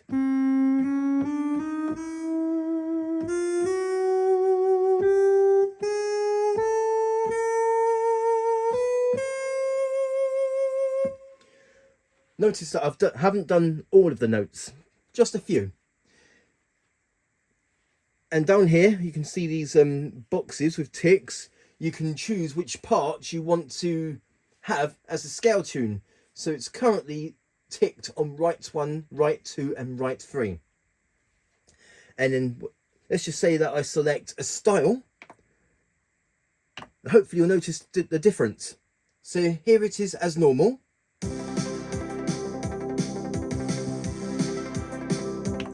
And now I'm going to select style, and then hopefully you'll hear the difference.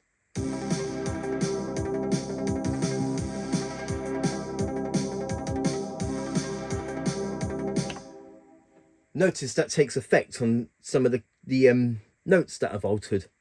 With scale tune and bypass, I think that means that it'll be all. So it bypasses it, so it's almost like I haven't altered it at all.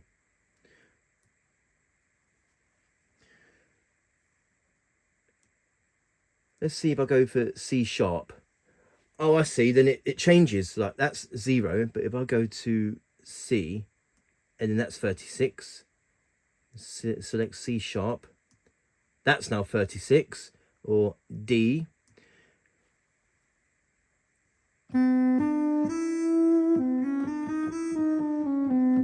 So it just changes the sort of bass notes. So that's all there is to it really with a scale tune, where you can, multi-pad as well. Let me just show you that real quick. So I've already showed you how it affected the style. Now let's do a multi-pad. So I'm just going to select a multi-pad. It doesn't really matter which one I choose, as long as we can tell the difference. So let's just turn the tempo down a second.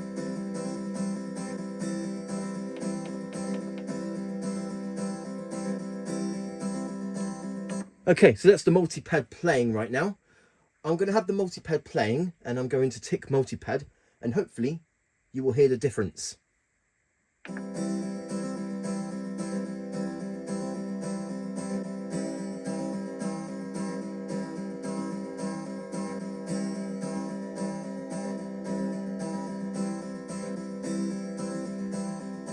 So yep, the multi-pad can also be altered with the scale tune, as well as the style, the right hand voice 1, 2 and 3, and left.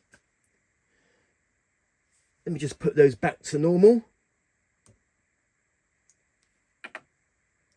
Just bear with me, I'm just going to put these back to normal.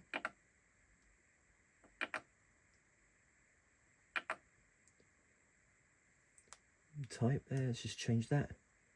Equal. So there you go. And that is scale tune, in which each of these individual notes can be tuned, just like with the Arabic scale tune from keyboards such as the PSR-A5000 and other keyboards that has the PSR-A on it.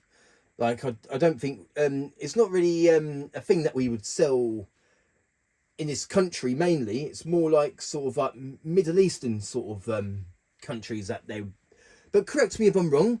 I know I've seen keyboards like that before, but it's nothing that we really sell. So that is scale tune, in which each individual notes can be tuned if you wanted like Oriental or Arabic style and so on. Okay, so now the next thing that I'm going to show you, and that is song recording MIDI. So we can record a MIDI song. So I'll show that to you. We can do it two ways. We can either press the menu button and we will select song recording. And this is where we can either choose a quick, simple recording or a multi-recording. Same thing goes to audio as well. I will show you audio in the next step. But right now, I'm just going to show you the MIDI recording. Or, hopefully you can see my finger, just like on the center left of the keyboard, or of this video. There's a recording button. We just press that, and it takes us straight to the song recording menu. So what I'm going to do first is that I am going to select a sound and style.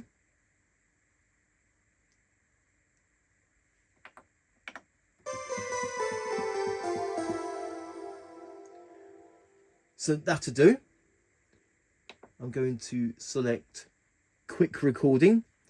You know, if you just want to record something quick without using any like tracks to make a sequence, you want to record something quick, then use MIDI quick recording.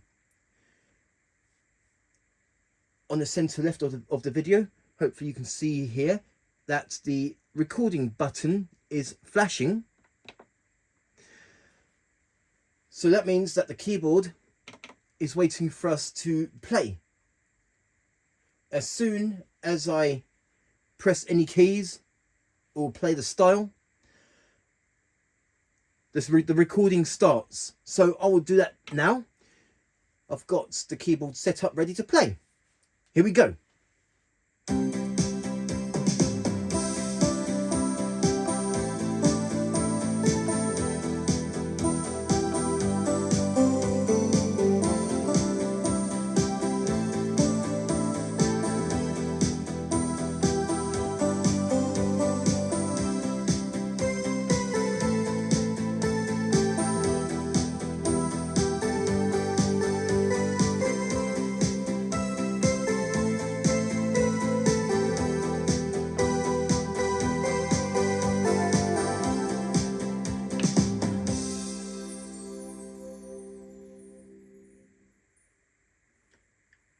And then we just press stop to stop recording.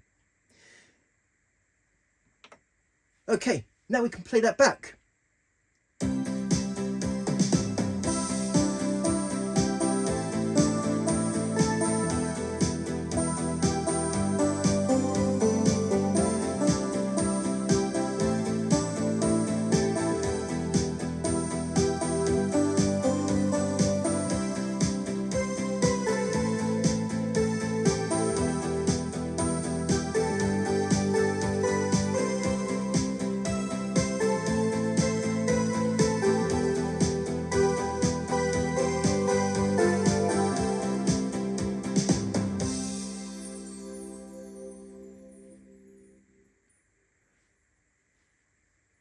Okay, so that was just a quick record.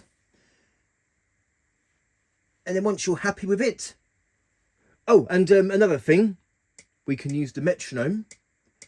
Like if we're not using styles or anything like that, so we can use the metronome to try and keep in time. Right, so we are going to save that. What shall we call it? We should call it... let's see here. Because it's a quick recording, I'm just going to call it... How about we call it quick MIDI example? Because this is an example of the quick record of MIDI.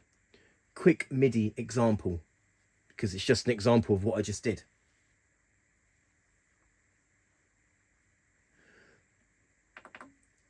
And that's our song saved.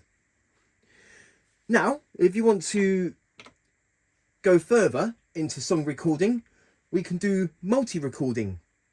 So we just tap multi-record, and that takes us straight to a 16-track sequencer, in which you can either use backing styles, or you can make a complete orchestra from scratch using this here 16 tracks.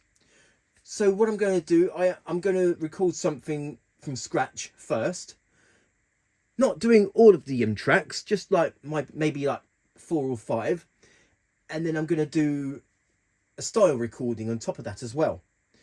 After doing a orchestra from scratch sort of thing. Right, so I'm going to turn all parts off of the voice except for the right one. I'm going to select my sound, so I'm just going to select a drum kit sound. So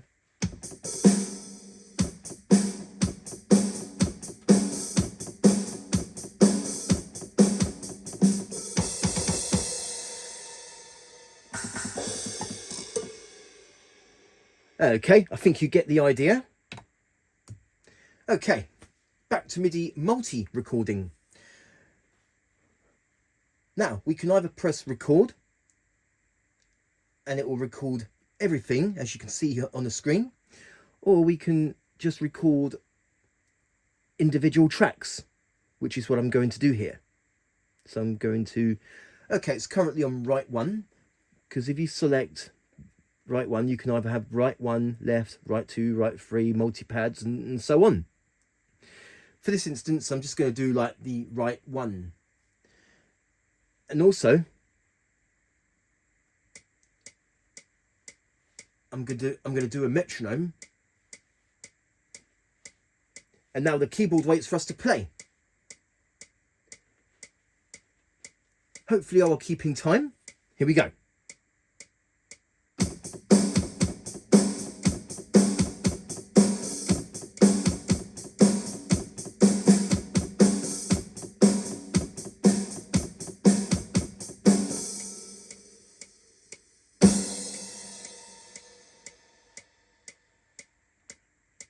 Okay. Now that's recorded. We can play that back.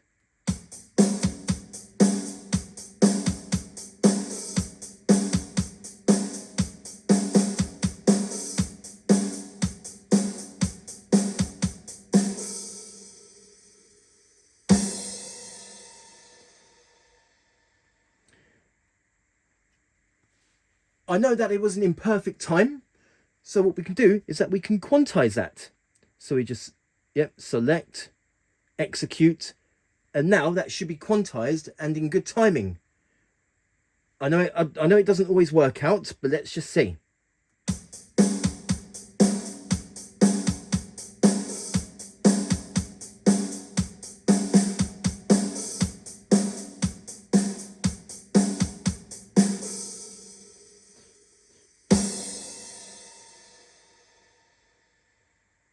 Okay, that was perfect.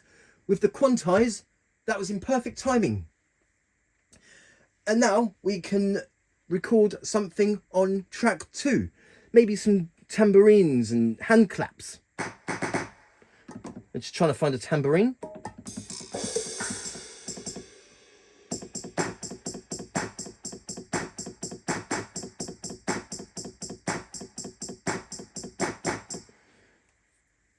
So I'm going to select track number 2 this time. Oh, we need to get out of quantize there. Okay. Again, I'm going to select right 1. Let me just find the tambourine sound again. Just want to make sure I've got the right note. Okay. Now we're going to press, there we go. And now the keyboard waits for us to play.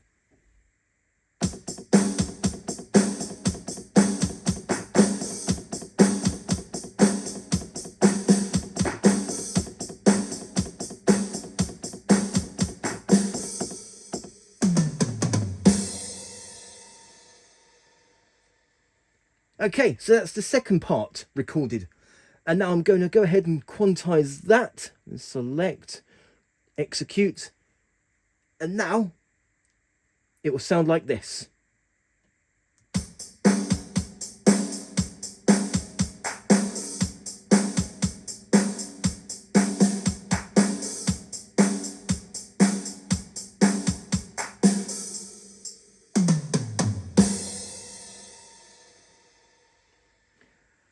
Okay, that's good enough. Right, and now we're going to, let's stop that, get out of quantize mode. And now we're going to select this one. And I'm going to select right 1 again. Okay. Now we don't want to exit out of this multi-recording, but I do need to find a sound. Let's just go to here. Let's just go, let's see here. Let's go for a bass sound. Electric bass rock 1, I think. Okay. Let's just stop that at the moment.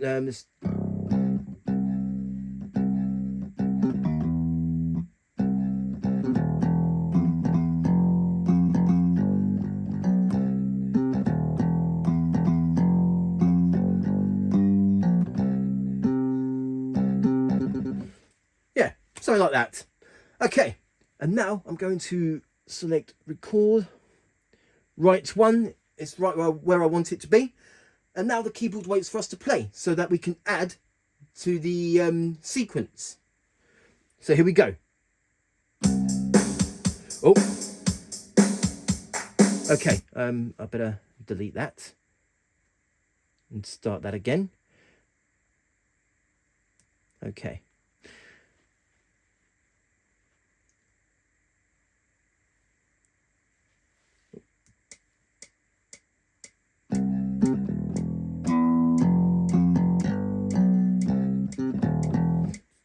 Okay.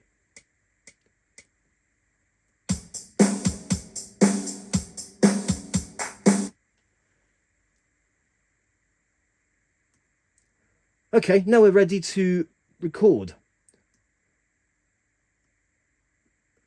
Just in case I didn't do it. Okay, that's been deleted, so I can start that again.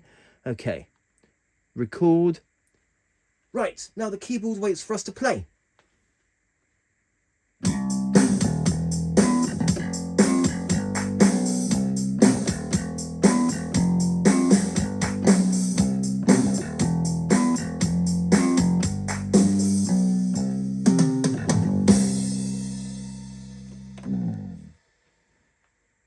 Okay. We now have the bass part recorded. Oh, let's just quantize that. There we go. And now we can play that back.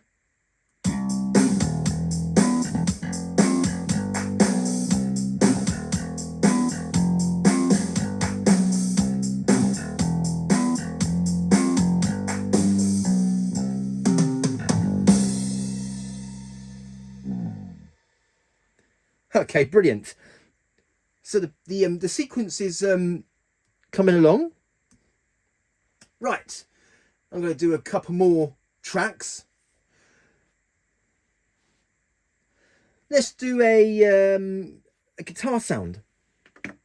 Let's see here. Going to select.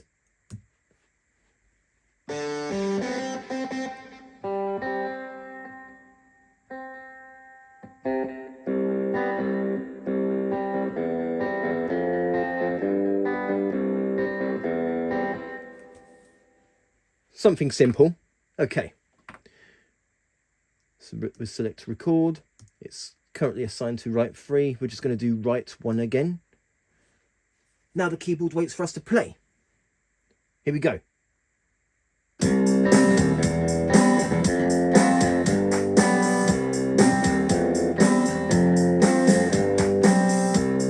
Oh.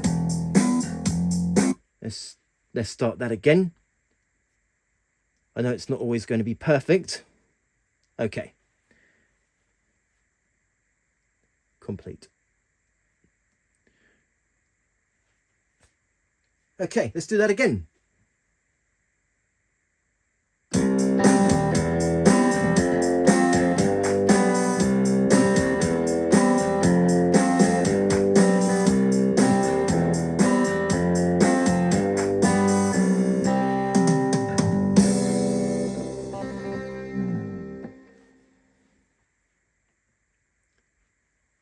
And let's just quantize that.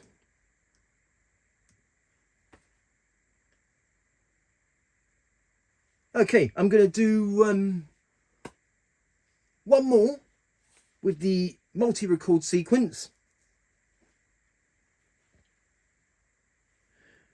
So we're going to select track number 5 this time.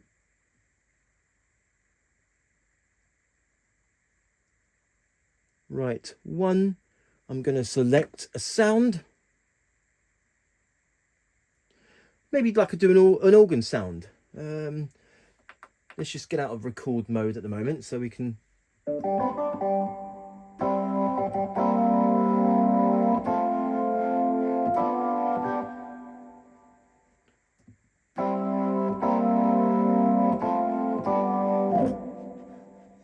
Or maybe do it higher. Okay, I've got my sound ready. And now the keyboard waits for us to play or until I press play.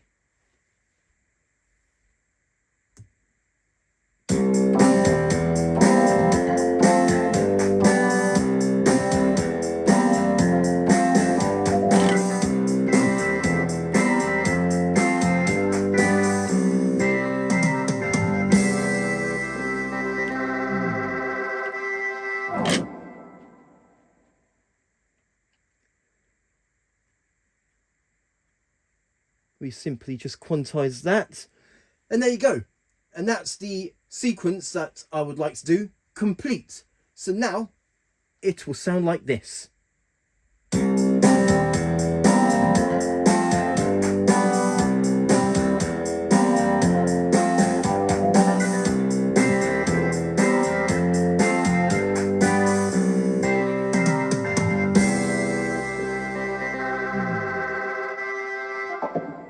Oh, notice that it didn't do this. Probably because I quantized it. Okay, right, that's good enough for that MIDI multi-recording. Okay, once you're happy with everything, we just select save. This time, I'm going to call this one multi-MIDI example. Because this is a example of multi-MIDI recording. Okay, so that's multi-MIDI example. So we've got an example for quick MIDI and multi. Okay, right, I'm going to do one more example of the multi recording. This time, I'll be using a style backing. So maybe it'd be better if I select a style. Which style shall we select? Maybe this one?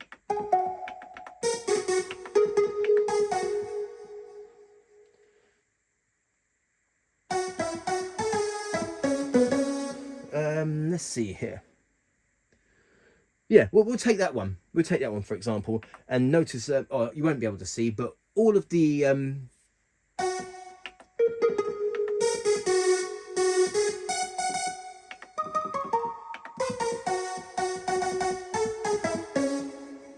all right, 1, 2, and 3 voices are selected.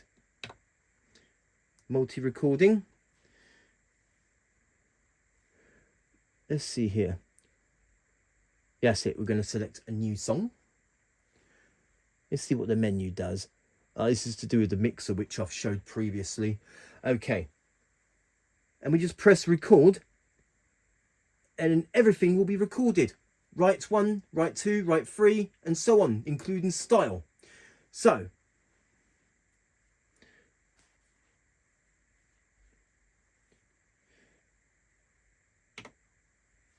now the keyboard waits for us to play.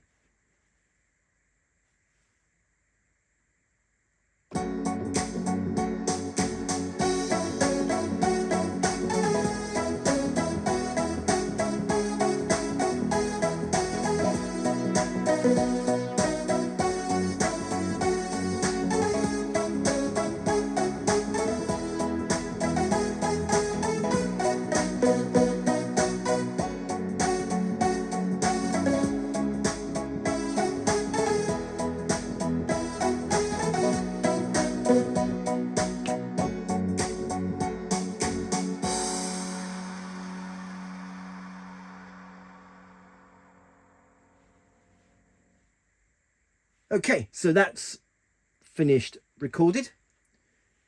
And then we can play that back.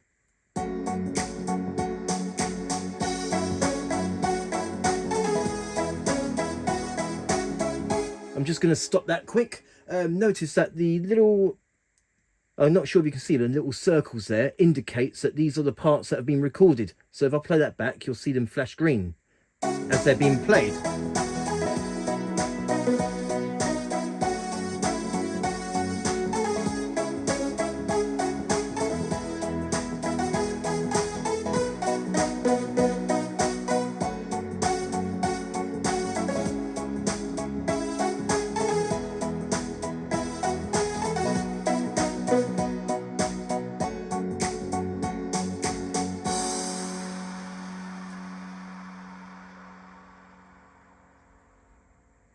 Okay, going to do a couple more examples. I'm going to do a couple of more examples on the tracks that haven't been recorded. So I'm going to do one or two more back-ins. So I'm going to record something on track 2, which is set to left 1. We're just going to do right 1. I'm going to remove right 2 and right 3 and select a sound for right 1. Bear with me, I'm just going to put this off record at the moment so that I can find a sound.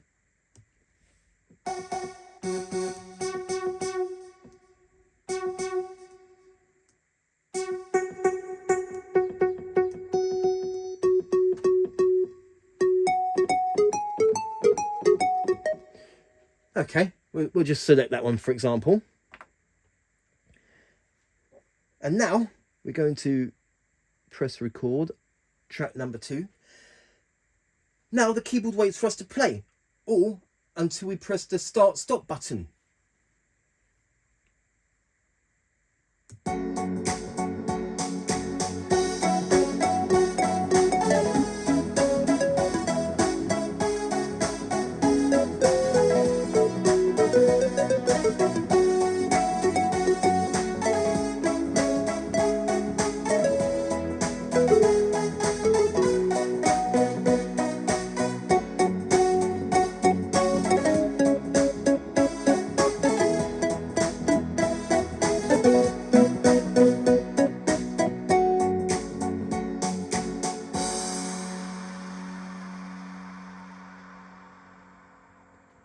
Okay.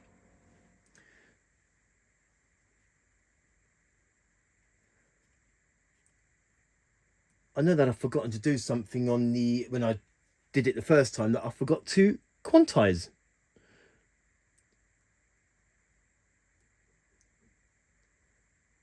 Unfortunately, you can't quantize them all together. You have to do them individually. Oh, no, I didn't want to do that. That's all right. I didn't lose anything, thankfully. Okay.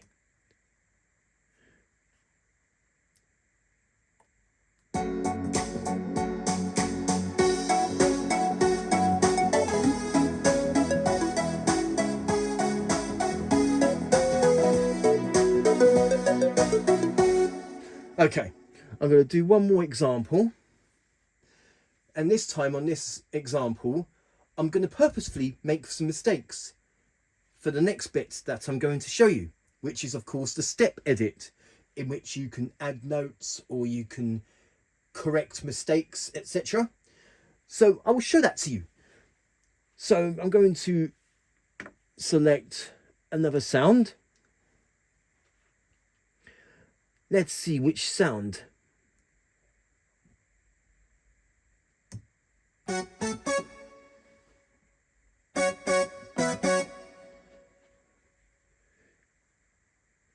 But this time I think I am going to turn that sound down. Okay. Okay, so we've got our sound that we want.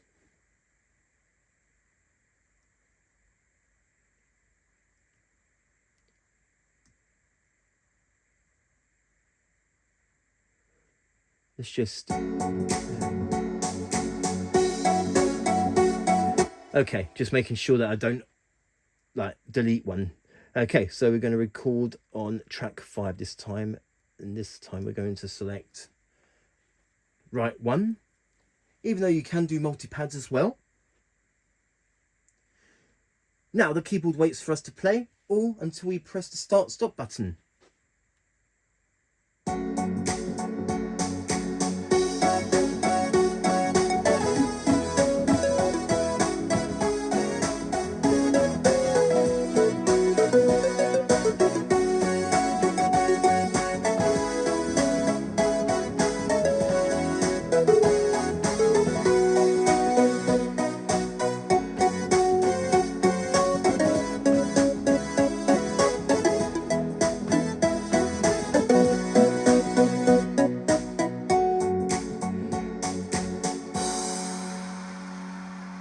Okay, we'll stop that.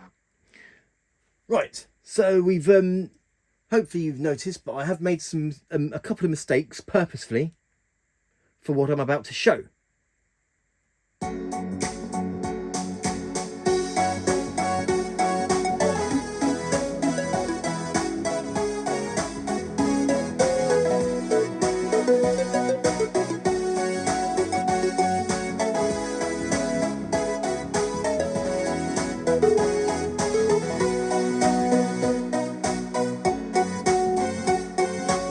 Yeah, that bit when I did this, I made that as a purposefully mistake. So we're going to do step edit. I think if we press record, oh no, maybe not. A step edit.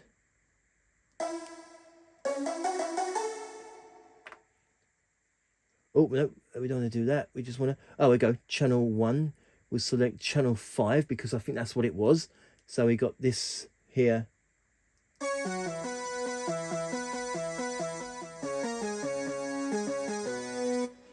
Hopefully you can see the screen. These are all the notes I've played.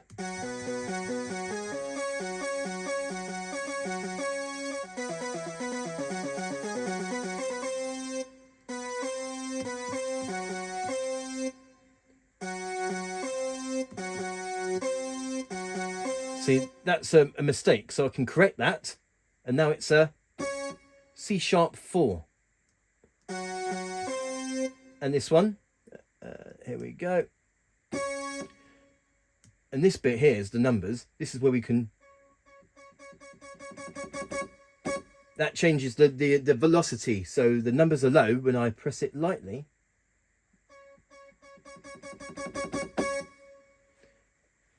So this is where you can like alter the velocity of the notes that you've pressed, which is pretty good. Okay, so that should, let's get out of step edit. Now my mistakes should be corrected.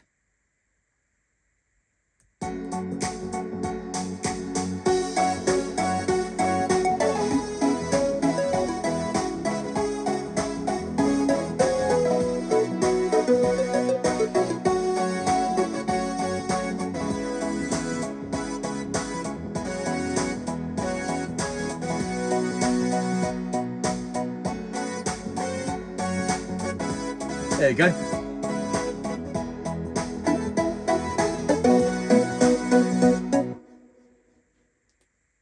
So notice that the notes were different because I've altered them. I've corrected a couple of purpose mistakes. So once you're happy with everything, we just select save. Save here.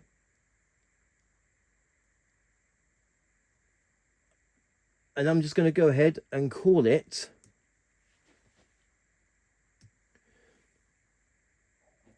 multi.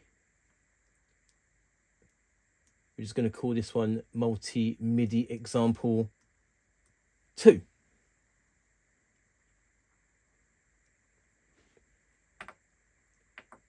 So let's just go back.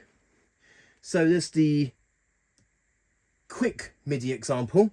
When I did a quick recording, multi-MIDI example where I made a complete sequence from scratch, and a multi-MIDI example 2 in which I played with a backing style. I will show you these more in detail of what I've done when I show the crossfader later on in this video.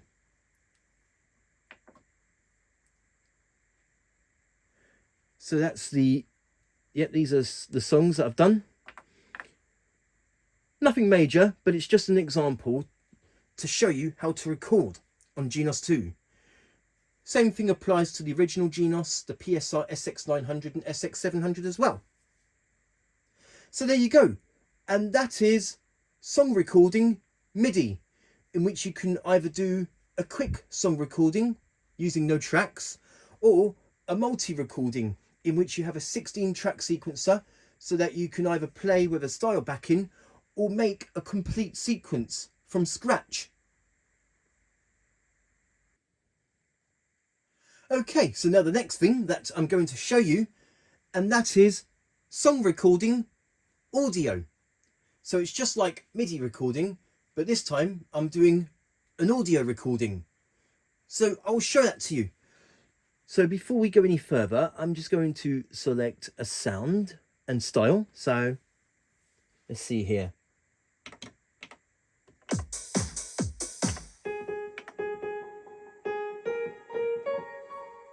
Okay, we'll select that sound. I'm going to turn on the sustain.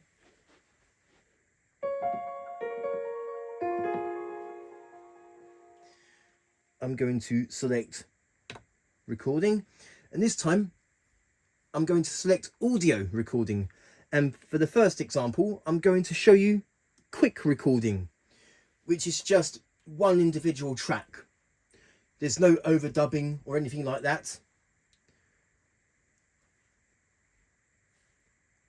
It's currently on recording, but with audio, it doesn't record as soon as I play the keyboard. It prompts you to touch play pause to start recording.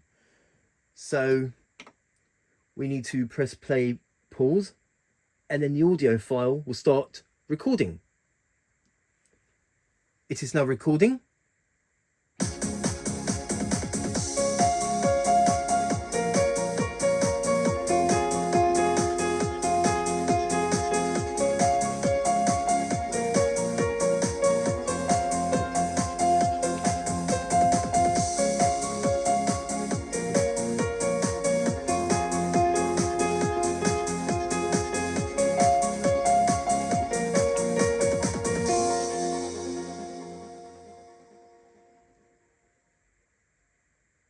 I need you to press stop as soon as you've finished your recording.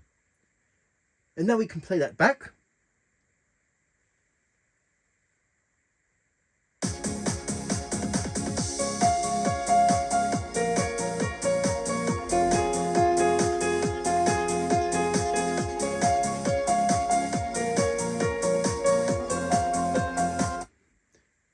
Once you're happy with your recording, we can save that. But upon creating the audio, I think it has already been saved. So we're going to select the song, and there we go. Yes, it's saved.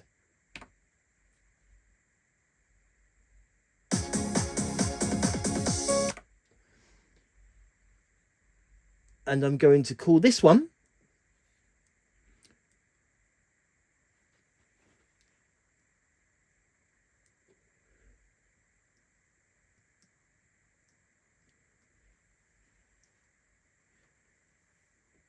So that's the first audio song saved using quick recording.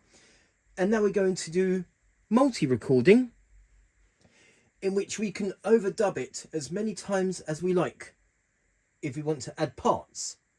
So I will show that to you.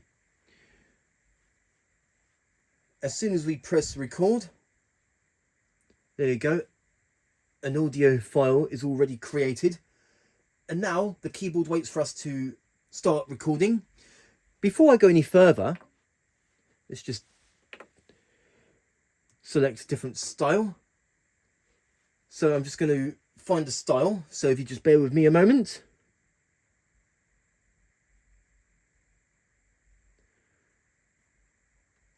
Let's take, just need to find one.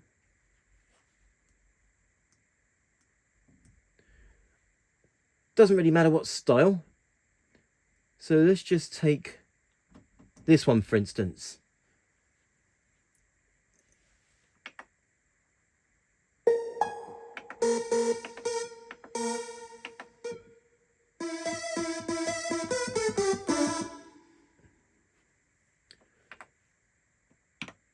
Okay, I've got my style set up.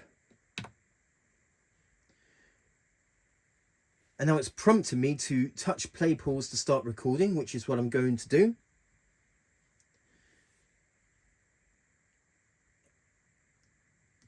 And now it's recording, we can start playing.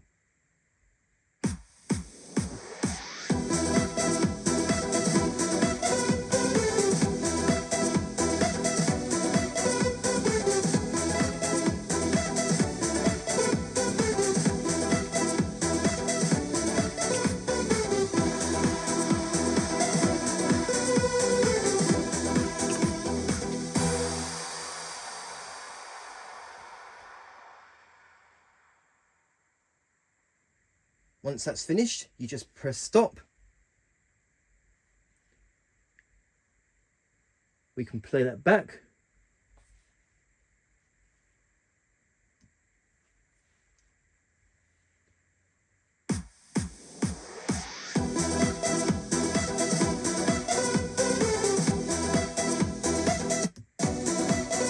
Okay, I know that wasn't perfect, but it's just an example. And since it's an audio recording, we can't quantize it or make any changes. Right, so I'm going to do a couple of examples with the overdub. So I'm going to select a sound. So I'm going to turn them off. So I'm just going to try and find myself a sound, so bear with me. Oh, it would be better if I go to the search.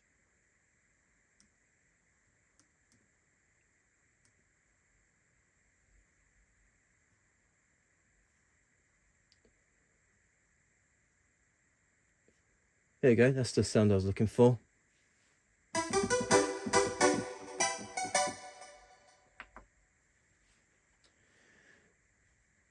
And now in order to overdub what I've recorded, to add something new, we just press overdub. We just press record.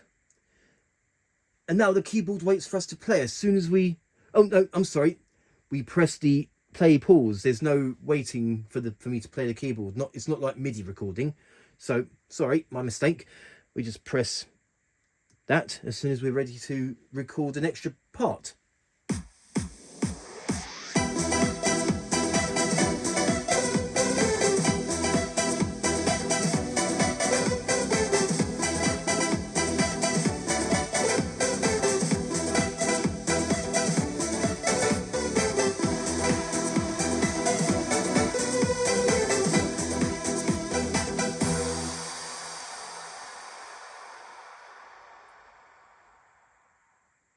Okay, so now I've got that bit that added. We just press stop and we can play that back.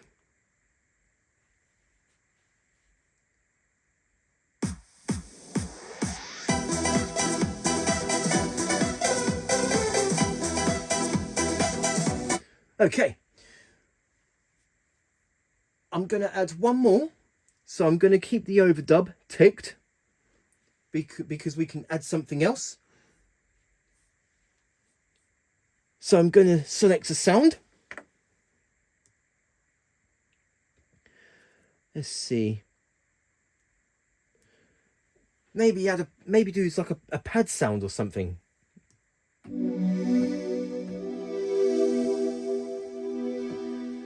Except this time I am going to go ahead and turn that sound down a bit.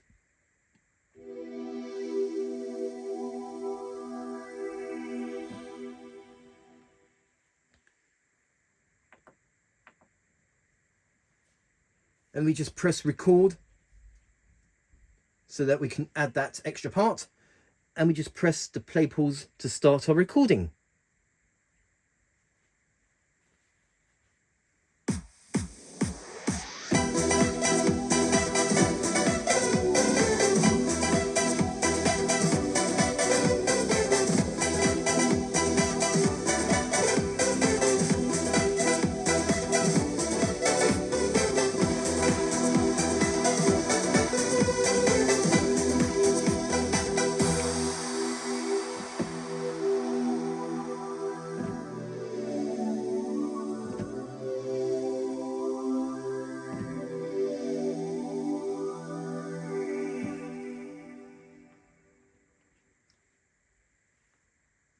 We just press stop once we finish. And now we got our multi-recording with overdub.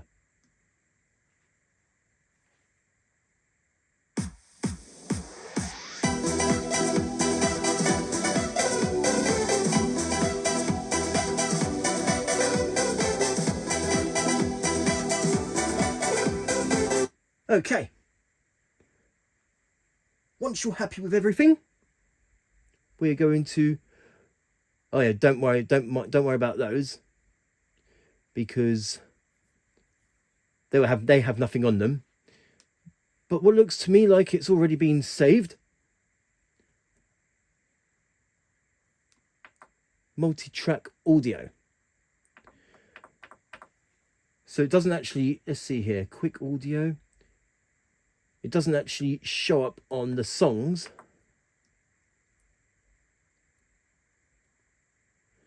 But when you go to multi-recording, it will show up there.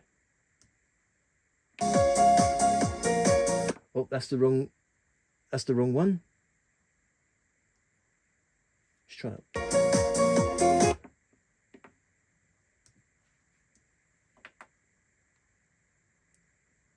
Yes, multi-track audio.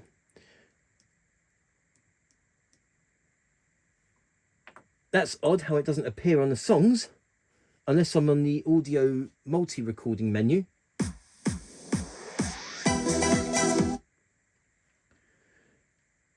Let's see, if we go to menu. Ah, there we go. We need to export it. That's why. We need to export it onto here. I do apologise. I've completely forgot about that. And we're going to call this one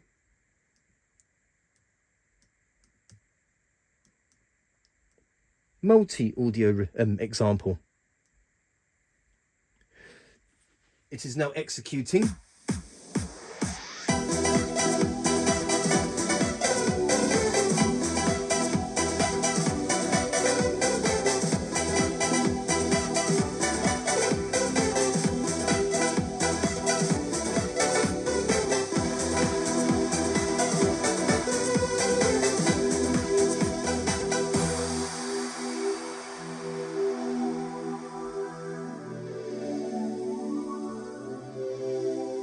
In order for it to export, it needs to play back.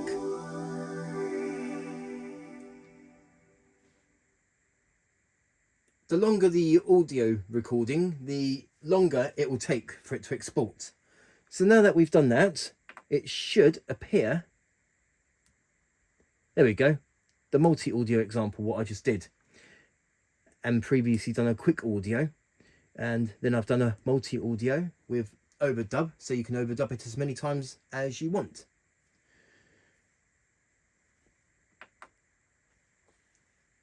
So there you go. And that is song recording audio, in which we can record an audio file, whether it be quick recording, if you just want to do a quick recording, or multi-recording, if you want to make a recording and then overdub it and add like other parts as many times as you want. So you do a multi-recording, record one bit, then you can overdub it and add another bit, and then another bit, and so on, as many times as you like. And that is song recording audio. Okay, so now the next thing that I'm going to show you, and that is crossfader, in which we can crossfade between two songs. So I will show that to you. So there, as you can see on the screen, we have song A and song B. So we can have two songs selected, and we can use the crossfader to fade between two songs.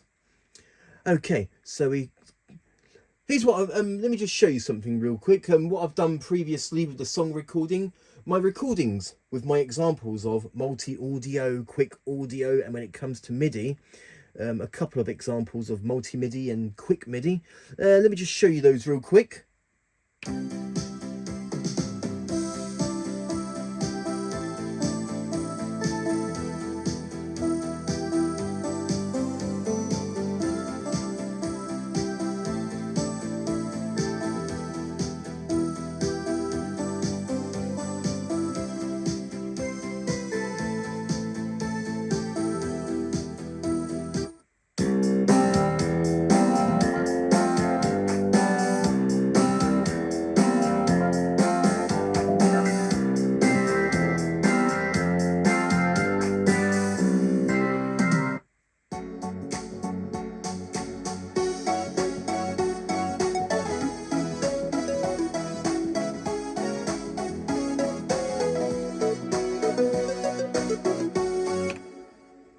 Okay, so those were the MIDI examples, and now we have the audio.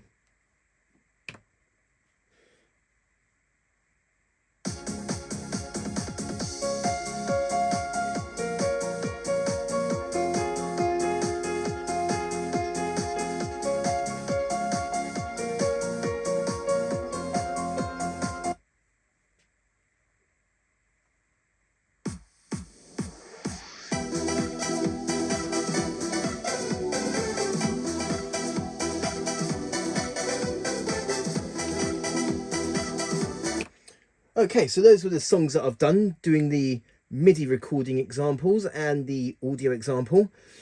And we can select them as song. So we've got song A. So I'm going to select song A as quick audio example.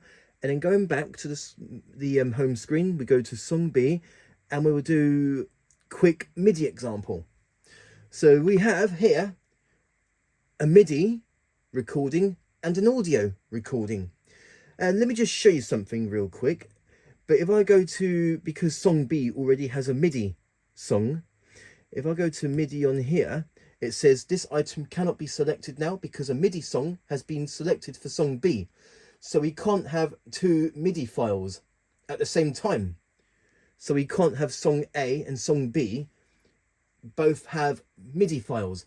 However, with audio, let's see here, that's audio. Oops, sorry. Go to audio. We can have two audio files, one for song A and one for song B. So this is how it goes. We can either have a MIDI, we can have a MIDI file and an audio file. We can have two audio files, but we can't have two MIDI files, if that makes sense. As it showed you that we can't have two MIDI songs, one for song A and one for song B, but we can have two audio files, one for song A and one for song B. And using this example, I can crossfade between two songs. So I'm going to show that to you using these two examples here, and I'm going to select different ones as well. So now I'm going to take you to the crossfader. So one moment. Okay, so this here is the crossfader and here's the song control, and we can play these two. So for song A, I've got quick audio example, and song B, I've got multi audio example as I recorded previously. And now we just slide this so it's playing song A, but if I play these two together, there you go, they're playing back. I can crossfade between the two songs.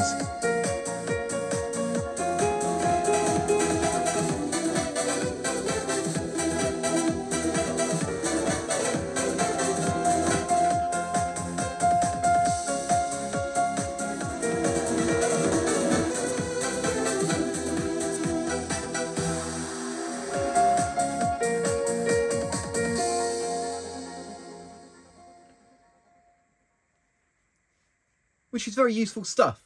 And now I'm going to go to the screen and I'm going to keep the multi-audio example on song B, and I'm going to select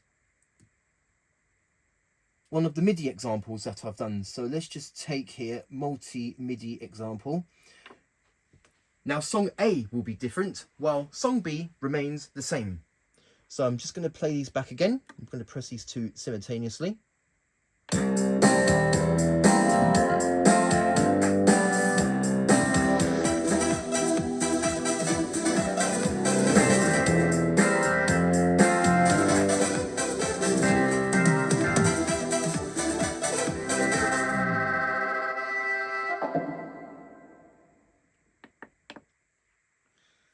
So that's the crossfader, in which you can crossfade between two songs.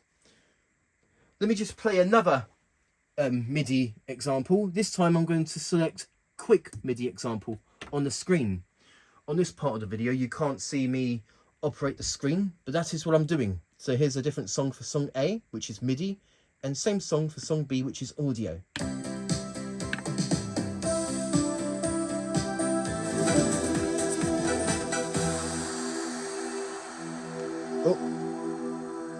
let's just...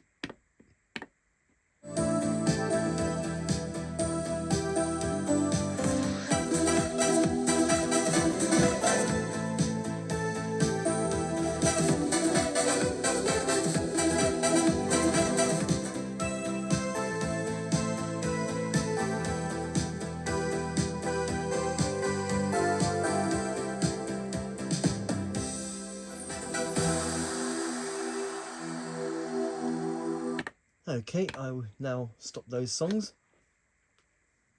So there you go. And that is Crossfader, in which we can crossfade between two songs. We can either have one MIDI file and one audio file, or we can have two audio files. But as I demonstrated earlier, you can't load two MIDI files, one for song A and one for song B. Okay, so now the next thing that I'm going to show you, and that is Multipad Creator, in which you can create your own multipads. So we've got some multipad presets here with this multipad control. And we select, we've got like all sorts of multipad presets. So I just turn the tempo down.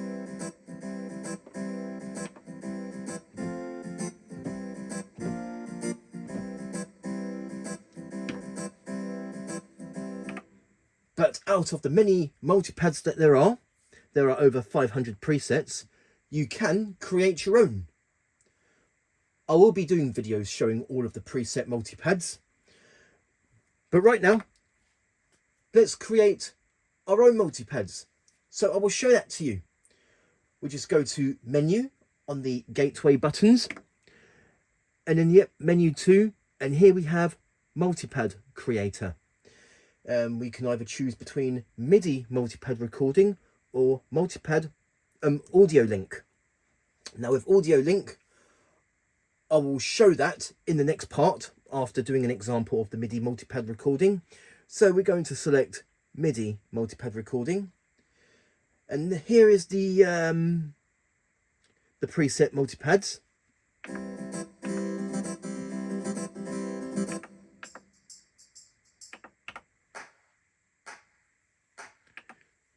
And now to make our own multipad, we have to select New. So we tap that icon. And there we go. We now have room to make our own multipad. Okay, so before we go any further, I'm going to select a sound. So we're going to select voice. Also notice when we do the multipad recorder, it takes us straight to the... like just a normal grand piano sound. Like if I remember correctly, this grand piano sound, like this is an old piano sound. I think it's called the live grand piano, which was introduced going way back to the PSR-9000 Pro. And also notice that there's no super articulation voices showing, because I don't think you can use super articulation voices within the multipads. But anyway, I'm going to show that to you. However, the ambient drums, they can be selected.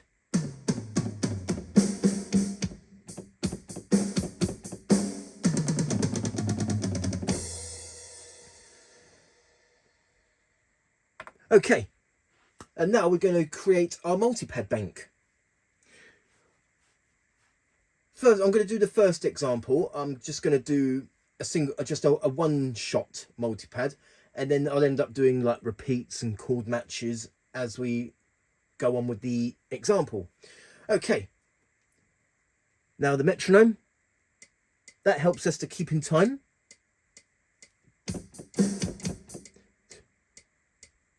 One, two, three, four.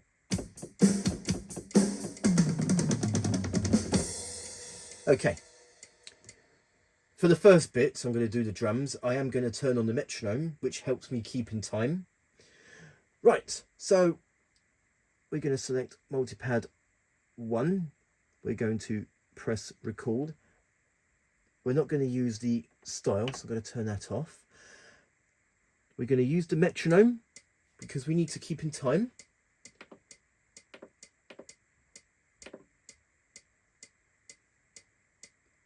And we choose our tempo.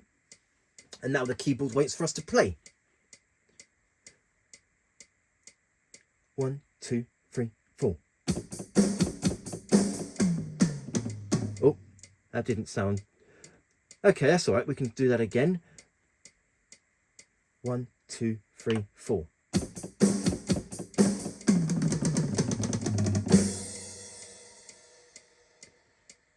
And we'll stop that. Huh? Why is it not record? That's odd. It's not coming up on here. We'll have to do that. Yeah, we'll have to do that again. So 1, 2, 3, 4. Oh, that didn't. Bear with me. What's going on here? Why is it not? Okay.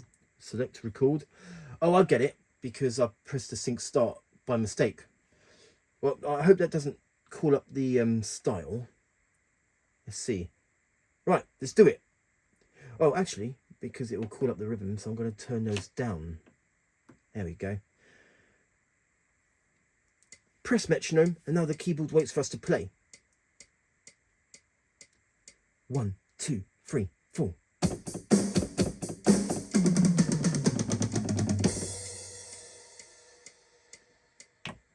And we'll stop that as soon as we...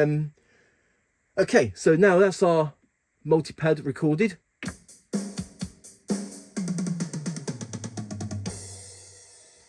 I know the timing's not perfect, and it is unfortunate that there is no quantize function for the multipad. Okay, we're going to select a different multipad, and this time I'm just going to go to the voice and I'm going to select a bass sound.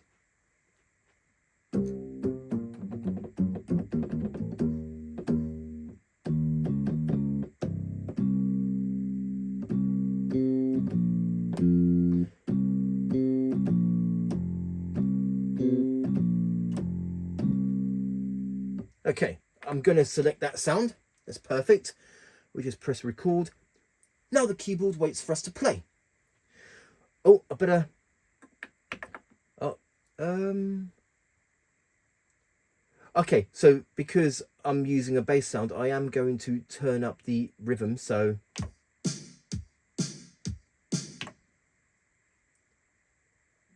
Okay, so now the keyboard waits for us to play. Metronome might help. 1, 2, 3, 4.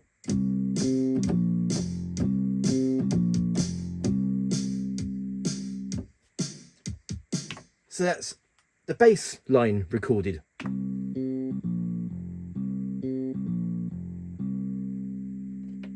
better turn it down a bit, the tempo.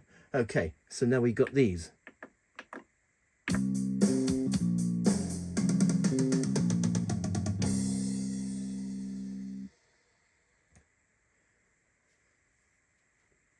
I'm going to select a different sound for... Okay. Let's just find a sound. I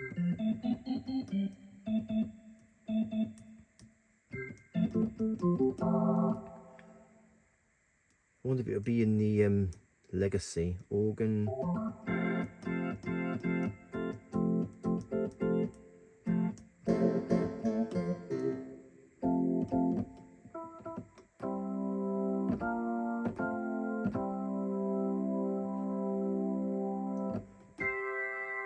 Okay, we'll select that sound. Go to number 3. Press record. Now the keyboard waits for us to play. Here we go.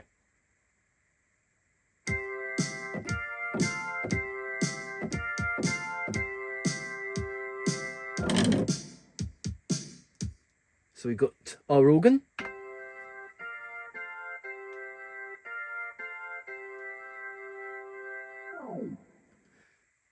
Now we put them all together.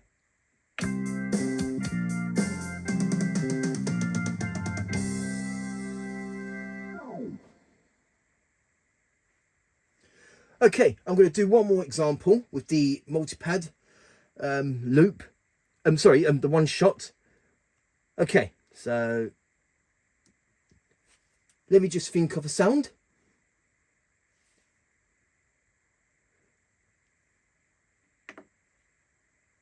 Let's maybe do an acoustic guitar.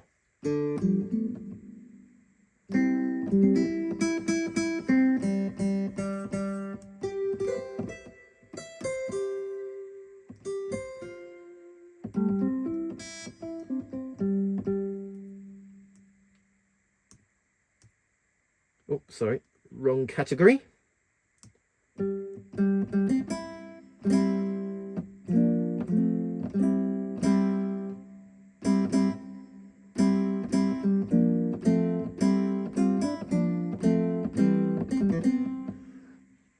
Okay, we will select that, press record, and now the keyboard waits for us to play.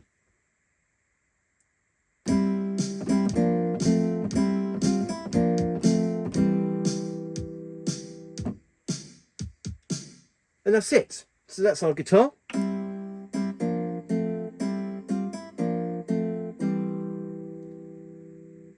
And now, let's play them all together.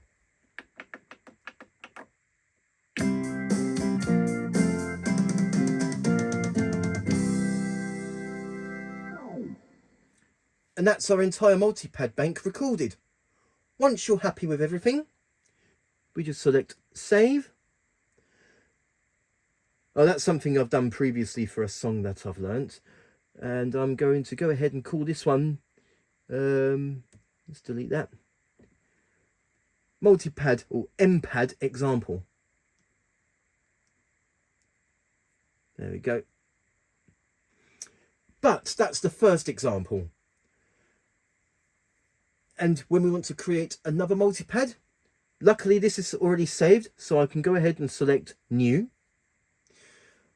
I'm going to do something a little more different on this one. This time I'm going to have it loop. So in order for that to loop, we just have to repeat on. We won't do that yet. I'm going to select a sound. Let's go to the drums again. I'm going to select a different sound, a drum kit.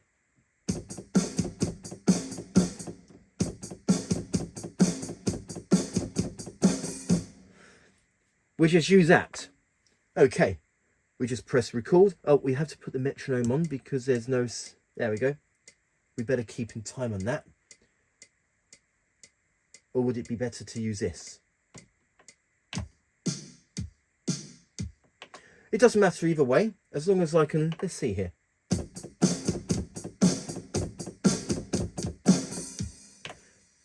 Yes, okay, we'll just use that. We just press record. And now the keyboard waits for us to play. So here we go. 1, 2, 3, 4.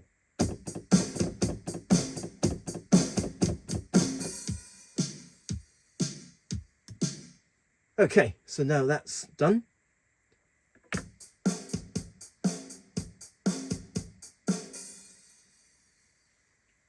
But we want that to be repeated.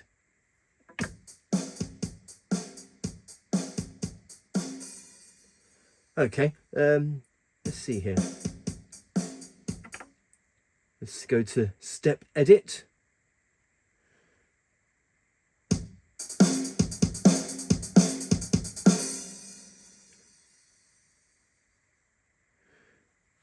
And it ends at 4, but I think we can delete that. It needs to be 4, unless I change it into 2. See, the step edit, just like I showed you on the song recording, like you can add notes or correct wrong notes, etc. Let's see, what if I change it into... So it's now 2 bars. Let's see.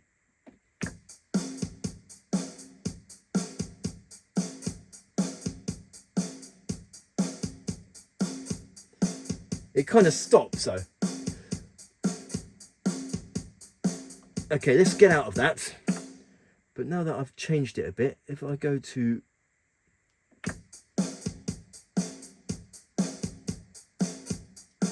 Oh yes, it doesn't sound right.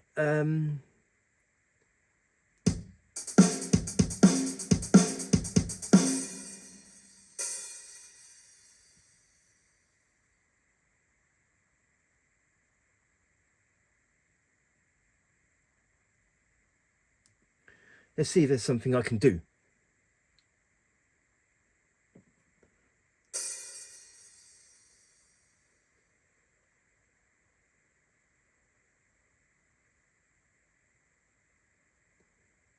What if I change the...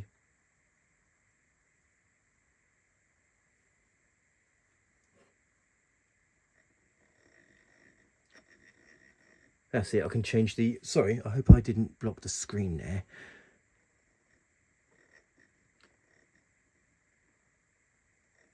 But what is the maximum? Oh, let's go back.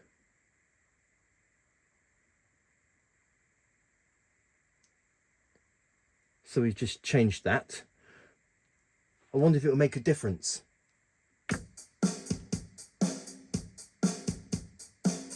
Oh, there we go, that's better. So now I've put that on repeat, so it will just keep looping over and over. Okay, enough of that. Let's go and play something on Multipad 2. We're going to find our sound. Let's try, bear with me. Let's do a bass sound. I think maybe this time I'm just going to do an acoustic bass.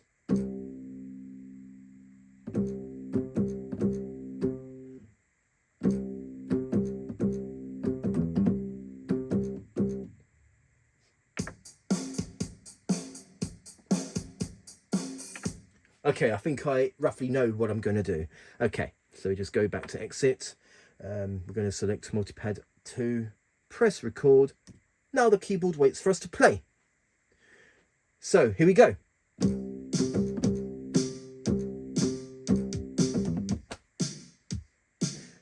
Okay, that didn't sound right, so I'm just going to do that again.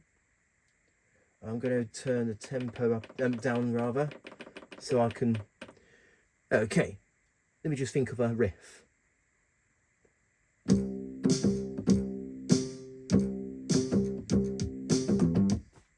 Okay, we'll just stop at that. And I know it's not in... And I know that I've done an extra bar, so...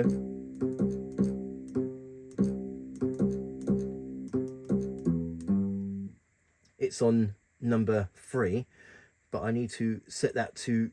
because it's 2 bars long, so I need to change that. I'll just do exactly what I did before.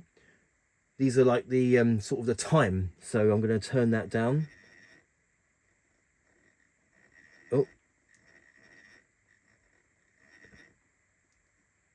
Oh yeah, I've got to... That's it. Because these are the semi measures, and these are the bars. I've got to wait. Hopefully you can see. I've got to wait until that goes to bar number 2. It's currently on 3. There we go. Now that I've changed that. Oh, and for this one, I'm going to have it on repeat, and I'm going to do a chord match. So it changes the chords as I'm selecting with the left hand. So this is what it's currently on.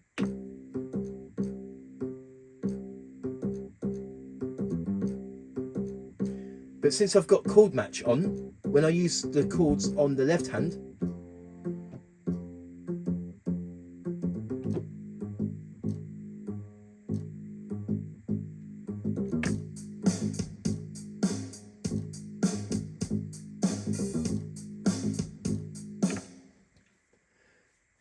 okay, we're going to do a couple more for this multipad creator example. I'm going to select a different sound. Let me just think of a sound. Like maybe do a simple piano sound. Let's just find one. Unfortunately, that you can't do the good piano sounds like the super articulation.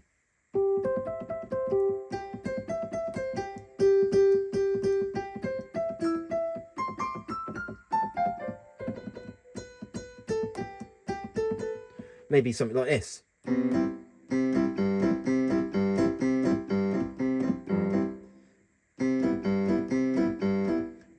wonder if you do it in a...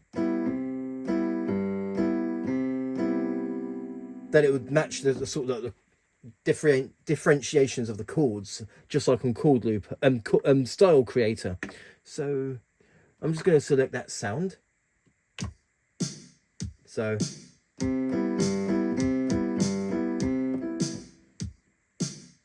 I wonder. So I'm just going to press record, and now the keyboard waits for us to play.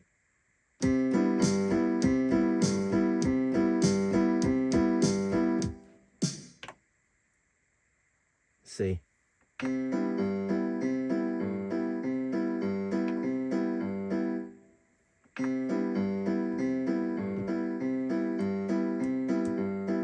Oh, I better make sure to put chord match on. Oh, there you go, that's better. Okay, so I'm gonna do that again because I know it wasn't perfect. So press record. So let's try it. Oh, sorry. Okay, let's do that again.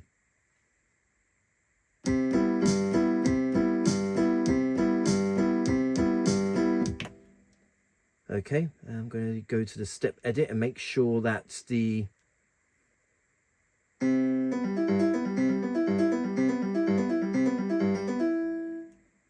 That's it. We've got to make sure that's down to the last time of bar 2.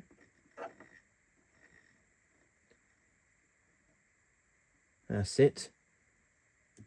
So now that we press repeat, it will just keep repeating itself.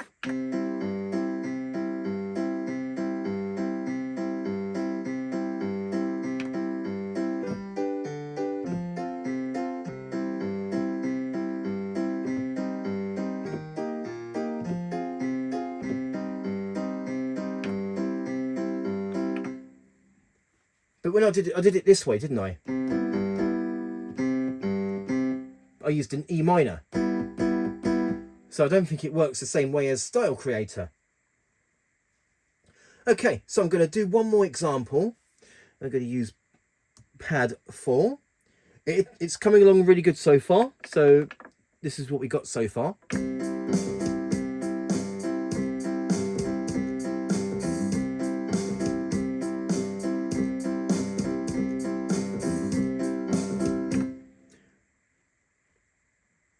Step edit. Notice that you could hardly hear the bass. Let's see if I can edit that. So maybe, I don't know, I mean, they're all in their maximum volume. It doesn't really matter. Let's just get on with the example. I'm going to do one more here. I'm going to select a sound. Let's just think about which sound we're going to use.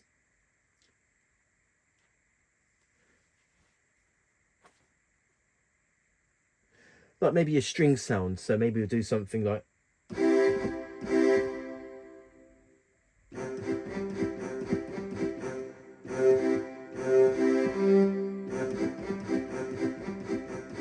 Yeah, doesn't matter. It's just an example. Okay, so now we're just going to press record and the keyboard waits for us to play.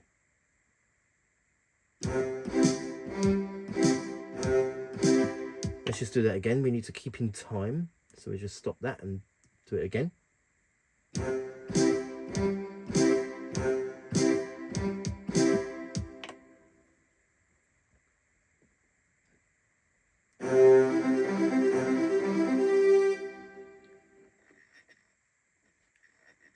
Make sure that's on bar number 2. Oh, gone a bit too low. Let's just, oh, there we go. And make sure repeat is on and chord match is on. And that's our strings.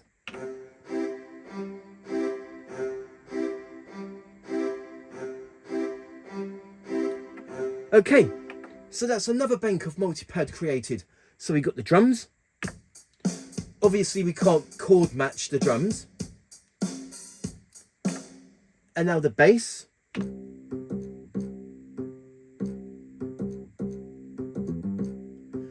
Where we've got the piano.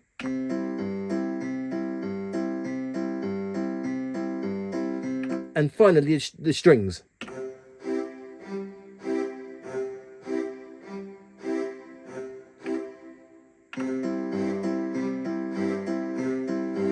Okay, and now we play them all together.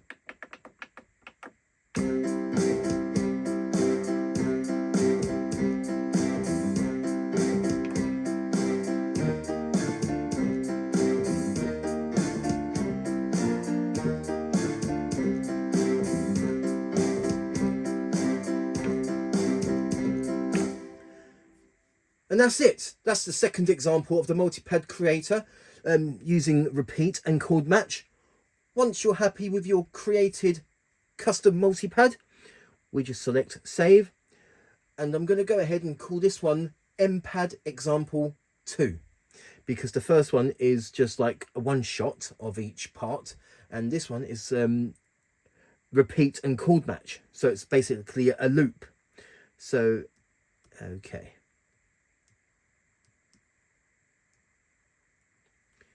Multi-pad example 2.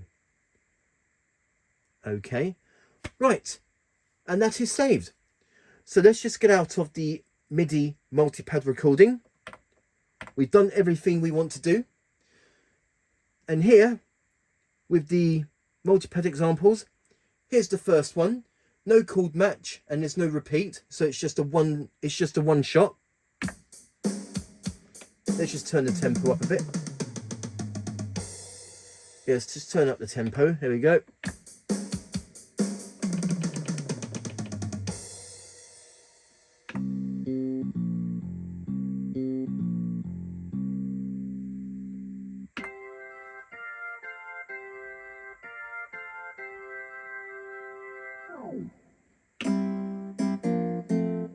Okay, and then we just play them all together.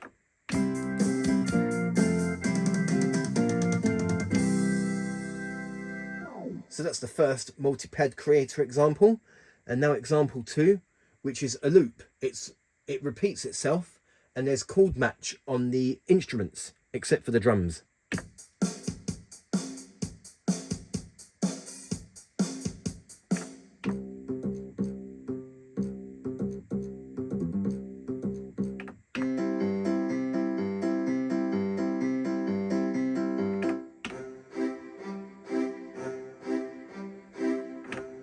And now we play them all together, and we can mess around with the left hand side because it's a chord match as well as repeat.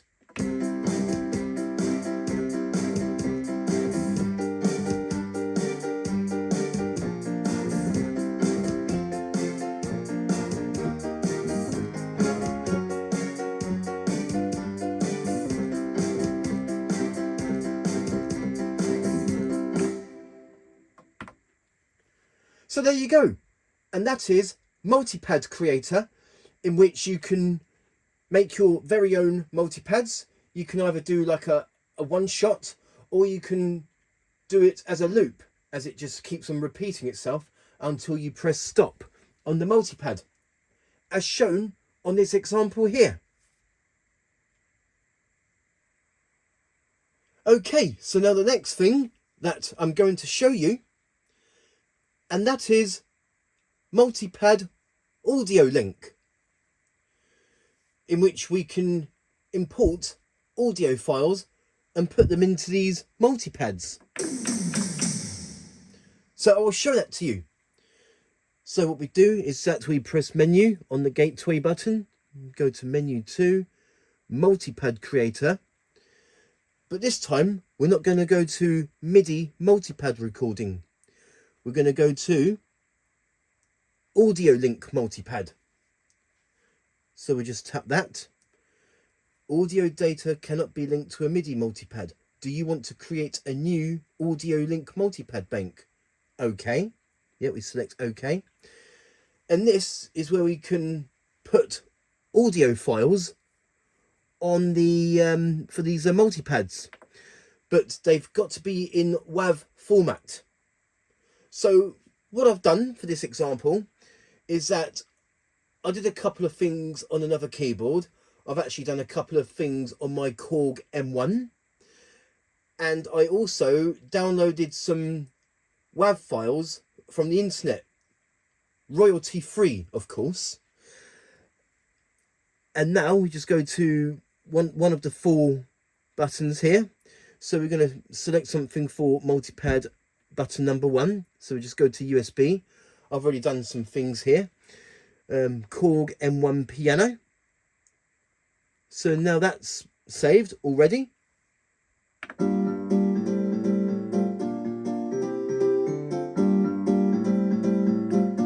That was myself on the Korg M1 playing the piano sound. I recorded that as WAV audio. And now we're going to select something for number 2. This time I'm going to go for Korg M1 organ.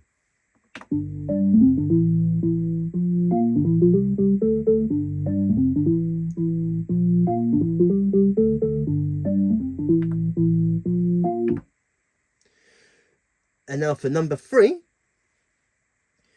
I'm going to select something that I've downloaded from the internet. I found a website where you can download loads of royalty-free audio files. I'm going to select one called Sisters Voices, which sounds like this.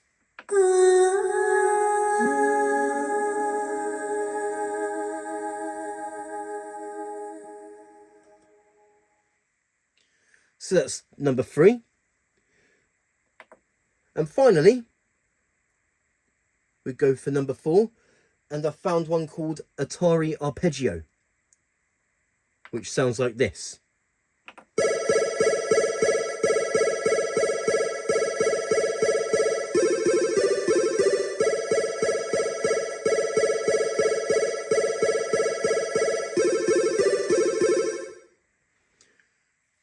So there you go. That's all 4 buttons with something added. And then once you're happy with everything, that you got your audio files via multipad audio link, we're now going to go ahead and save it. So we're just going to save it.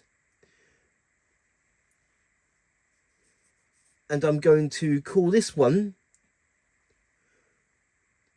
multipad audio example, because this is an example of the multipad audio link.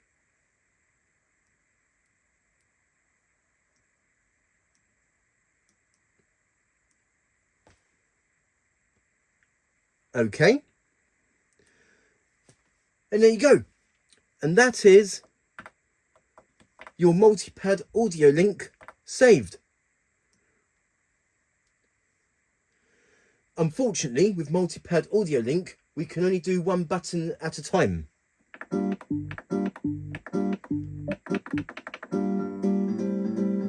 So we can't have them play simultaneously like 1 and 2, etc.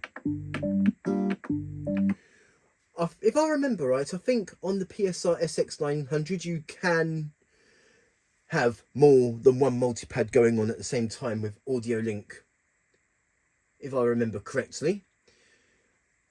But unfortunately you can't do it on Genos 2. But hopefully that will be something that they will add in a future firmware update. Okay, so here's the multipad audio link that I've done. So here's the Korg M1 piano that I recorded myself.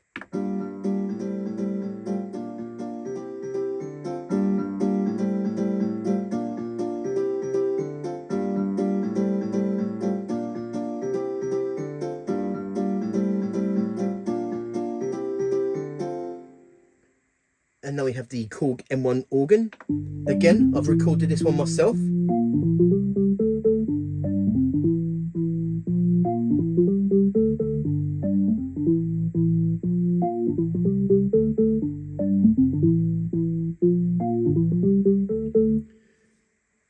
And number 3, which is something that I downloaded from the internet, royalty-free audio files.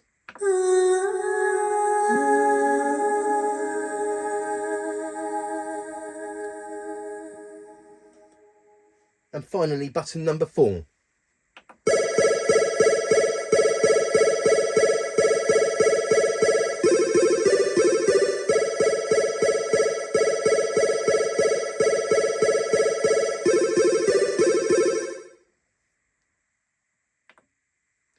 So there you go. And that is multi-pad audio link, in which we can import audio files and use them as multi-pads. And one more quick thing that I just need to show you. Let's just take this one for instance. We got to make sure that the audio information, we got to make sure that the sample rate, I believe, is like 44.100 kilohertz. Because if you do it any higher, it won't support it. So I think the sample rate is this, as it says on the screen, or lower. But correct me if I'm wrong, if it's like a lower support, or does it, or if it specifically has to be that sample rate. But that's just a quick pointer, because anything higher won't be supported. And that is multi-pad audio link, in which we can import WAV files from a USB stick and use them as playable multipads. Okay, so now the next thing that I'm going to show you, and that is Style Creator.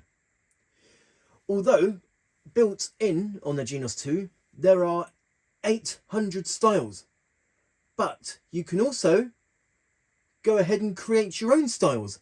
So I will show that to you. First of all, we go to menu on the gateway buttons, menu 2, and on that page, on that menu page, we have Style Creator. So we're going to select Style Creator, and this is where we can create our own style.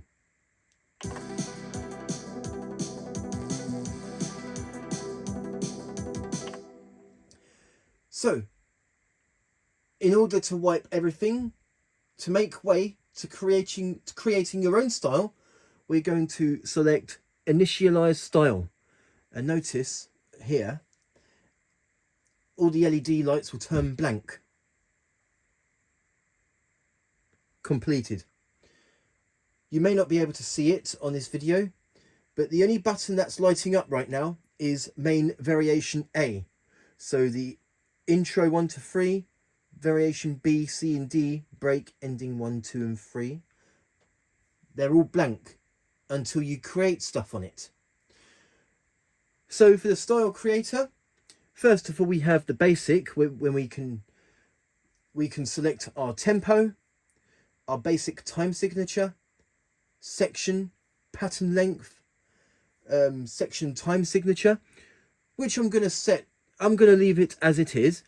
And now the pattern length is, the pattern length, we can have it up to, from 1 all the way up to, we can have it up to 128. So if you was to plan to have it as a 128 pattern length, you can literally do an entire song style on just one variation. But so I'm not going to do that. So what I'm going to do is just put that back to 1. I'm just going to have it as 4 bars long. So it's going to be a 4-bar style. And now we go to record channel. And this is where we can add parts to record. It's currently set to rhythm 2.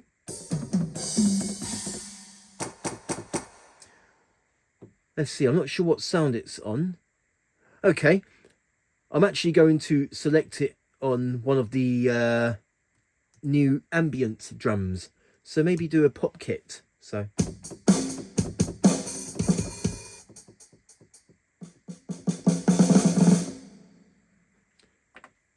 Okay, so we've selected our sound.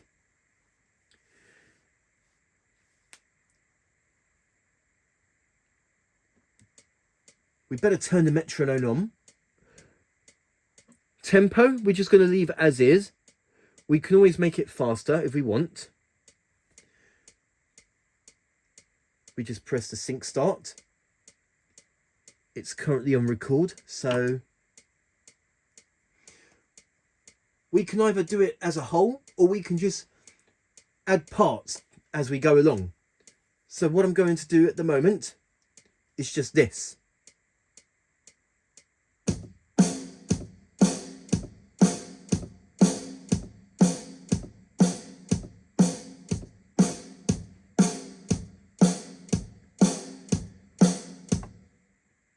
I know it's not in perfect time, so we're just going to go to channel edit and we are going to select quantize.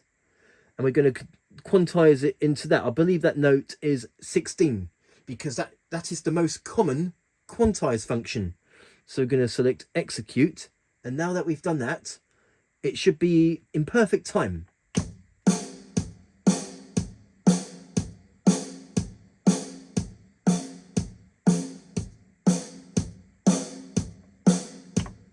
I know at the moment that's pretty loud, but we can alter the volumes of our parts, which I will show later on in this example. We're now going to add other parts to this drums. So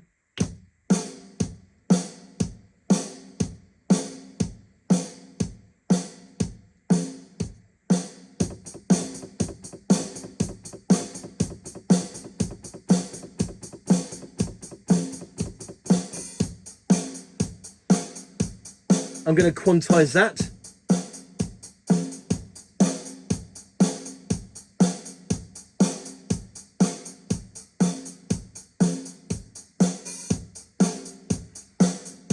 Okay, so far that is in perfect timing.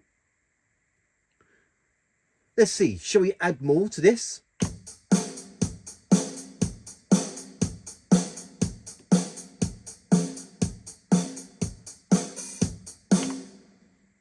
Let's see, shall we just see if we can add more parts?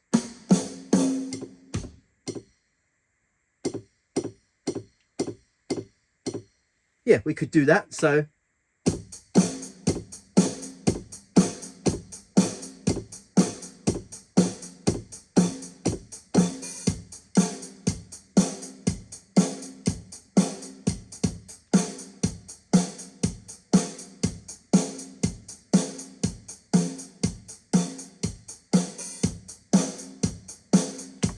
Okay, that's all in good time. I didn't have to start again because of, like, when you quantize it, sometimes it can be a little off sometimes. Okay, so I'm just going to leave that one as is. And now I'm going to select record. I'll hold that down. That's it for it to record. I'm going to select, let's see here.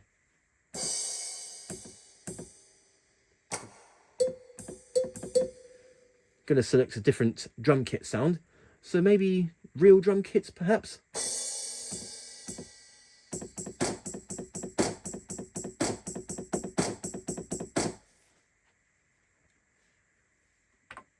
Okay, we just press the sync start. Oh, just going to make sure I've got the right notes.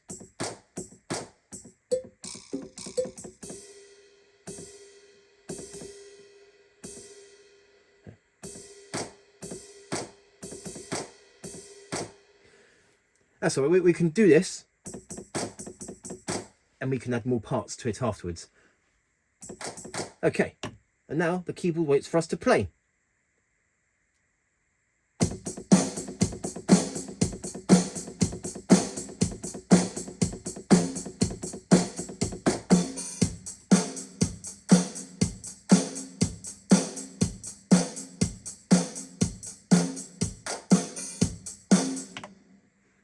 We go to channel edit and we're going to quantize that. So now that should be in perfect time.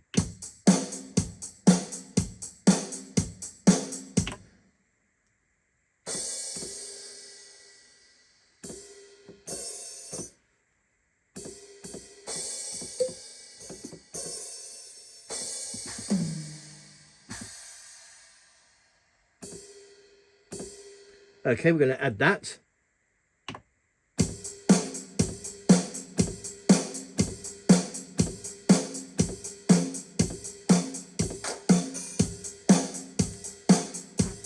Okay.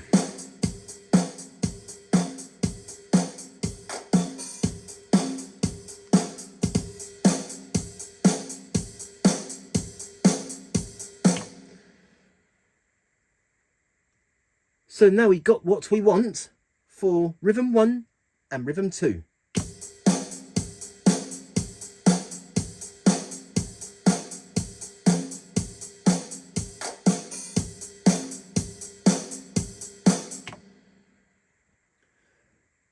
And now we're going to add some bass to this as well.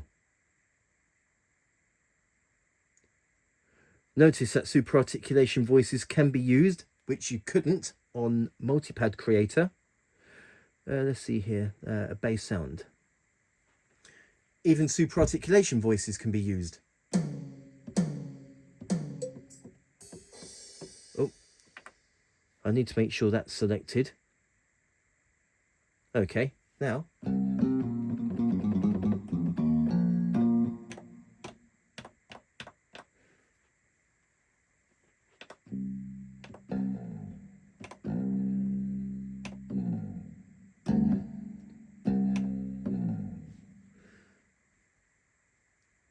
Okay, I'm just going to think of a bass riff to play.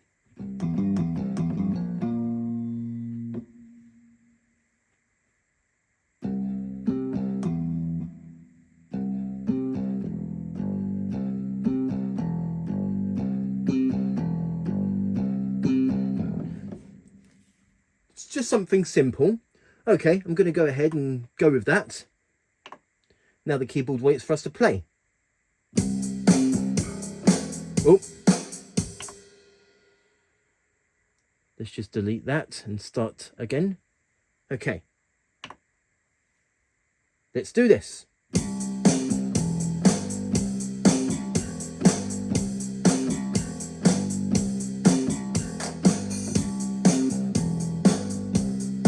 And now we're going to quantize that.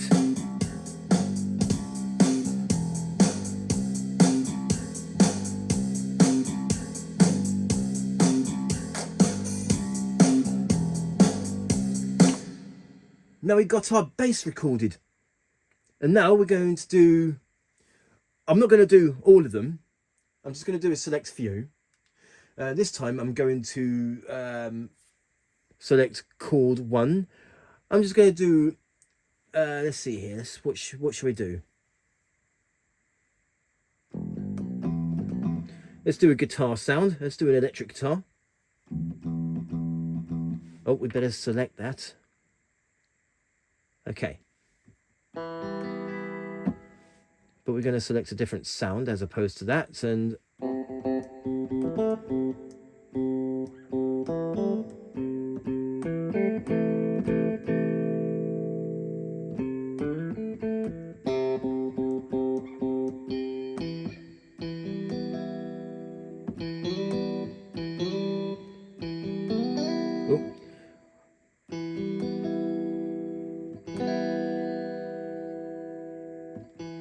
let's try and find a sound that's not a super articulation, because if I press it too hard, I'll get that sort of slide. Let's go to Mega Voice. Let's go to electric guitar, and let's see if we can find one. I think it was like a single coil, so I just need to find one.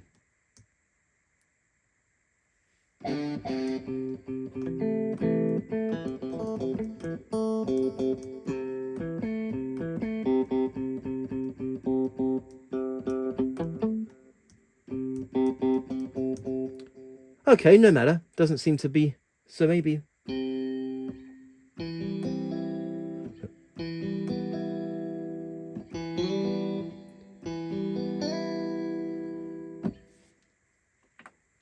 We're just going to go ahead and use that one. So here we go.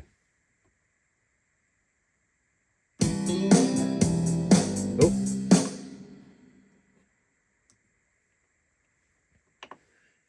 When you're playing chords and pads, you better you've got to make sure that you, instead of doing it as a C, always play it in E minor.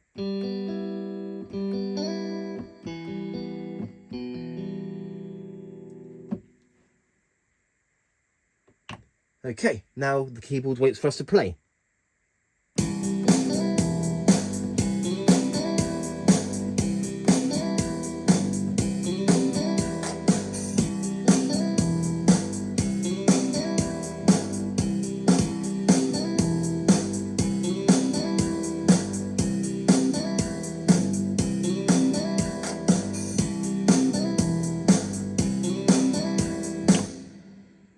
Let's close that.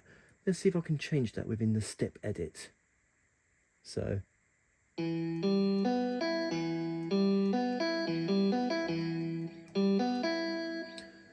Oh, it doesn't really matter, to be honest. It's just an example of the style creator. Okay.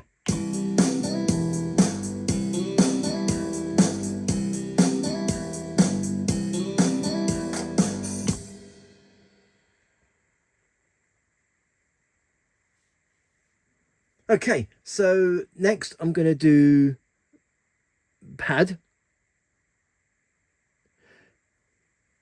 I'm like I said earlier, I'm not going to go to all of them. I'm not going to create all parts of a style, so I'm not going to do like intros and endings and that. I'm just going to do one variation and one fill-in, so that will give you an example on how Style Creator works. We just select a pad sound. It doesn't have to be strictly a pad sound. It can be like strings, or yeah, like strings or synth pads. So I am going to select a pad sound for this instance. Let's see.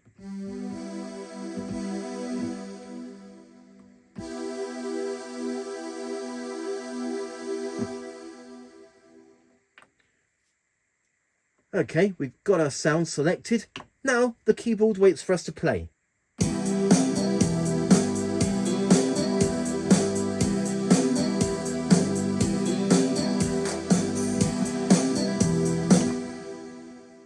We're going to quantize that, even though it doesn't really need quantizing because it's just repetitive. I haven't let go of the keys. All right, so now it sounds like this.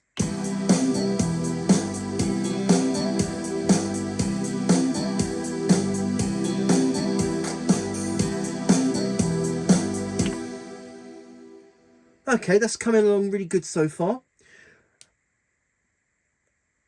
That's all I'm going to do, because chord 2, phrase 1, phrase 2, I'm going to show you something else soon. I'm going to show you the assembly in which we can add parts from different styles. I won't do that yet, but I will show it to you very soon. I'm now going to record. Let's go back to the basic. And now this time we're going to select fill-in A. So now we're going to record something for the fill-in A. So I'm going to go ahead and select my sound. Let's see, I chose that one, didn't I? And maybe do something like this.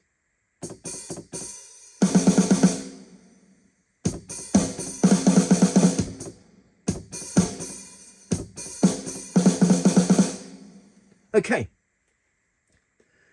So I'm just going to do this first, just to make things easier.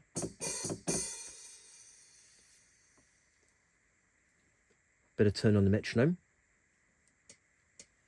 Okay, and now the keyboard waits for us to play.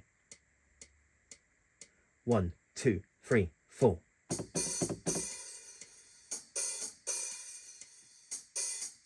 I'm going to go ahead and quantize that.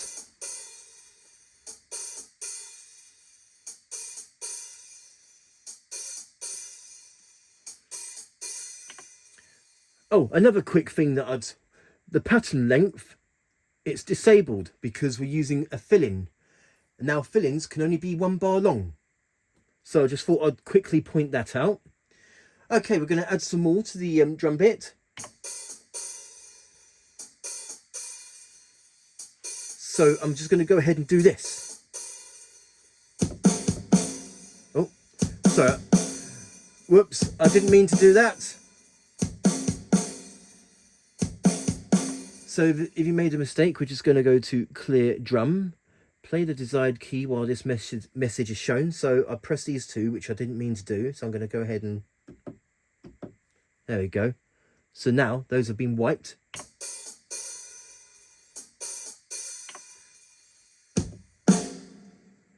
This is something that I wanted to do.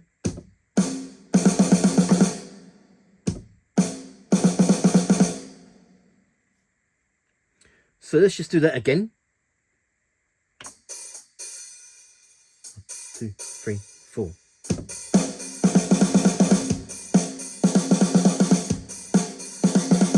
I'm going to quantize that.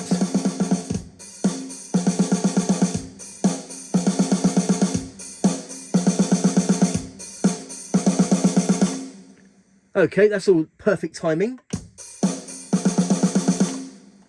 As our filling.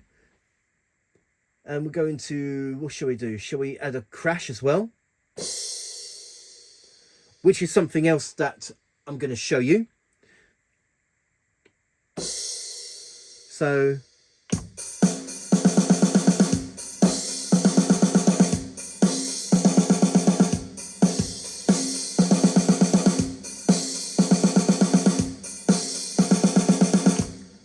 now, with a lot of these built-in styles, there's a sort of a crash cymbal at the end of a filling. Now, the easiest way to do this, to add a crash cymbal to the end of your filling, we are going to go ahead and we're going to go to step edit.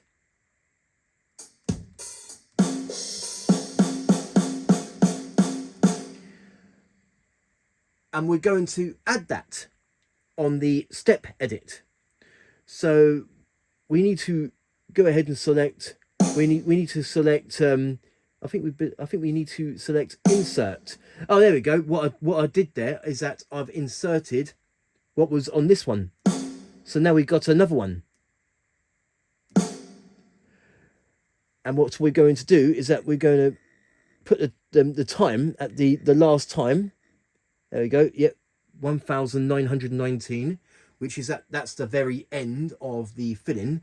And then we're going to go ahead, and here's the notes.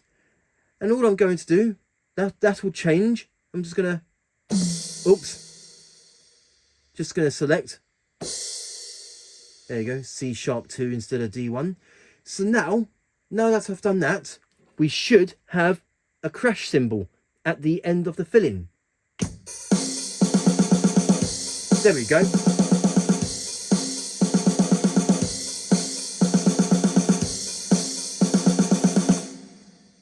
So upon doing that, I've added a crash cymbal at the end of the filling, because you get that on a lot of the built-in styles. Rhythm 1. Let's see, we used real drum kit. Let's see if we can add any little bits on here. Let's see here. I'm just going to go mess around with the drum sound.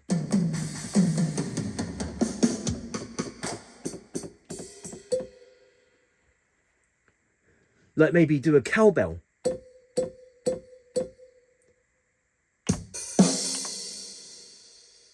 Okay, now the keyboard waits for us.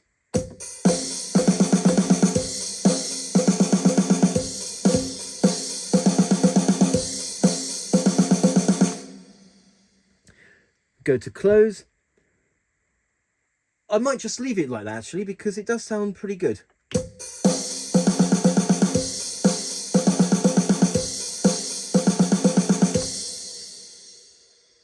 And we got the ambience. Let's see if it makes a difference. So I'm going to go back to the section fill-in. I'm going to go back to A.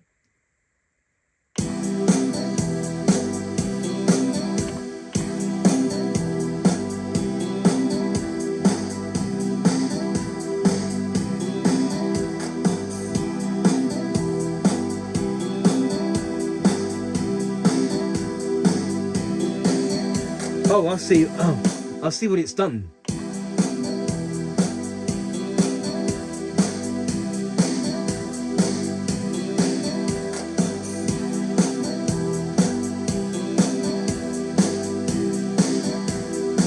Okay, it just changes the ambience. Okay, I'm going to leave it like that actually, because it's pretty useful to know. Basic, we're going to go back to the fill-in A. So we got the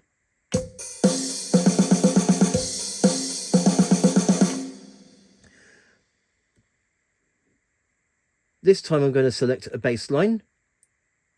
I'm going to go and select the bass that I've chosen before.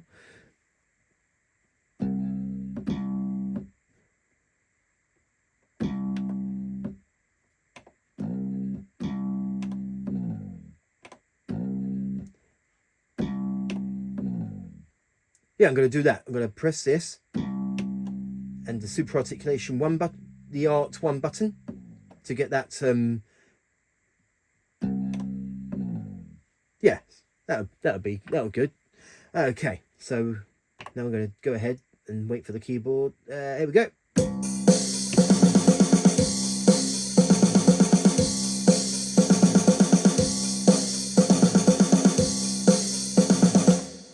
It's hard to tell, but if I turn these off, you'll get the.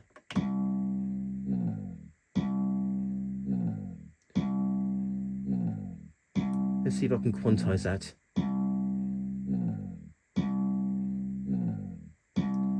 Okay.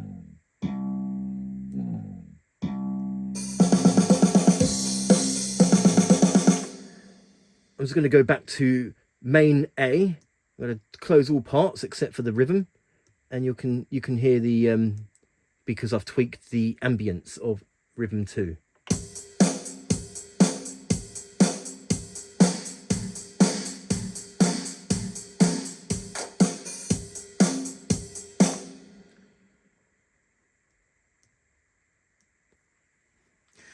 Okay, let's get back to fill-in A.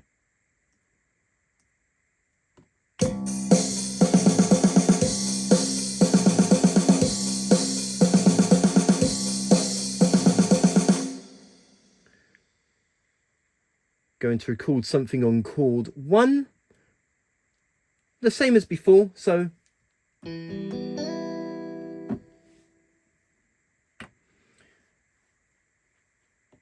press sync start. Now the keyboard waits for us to play.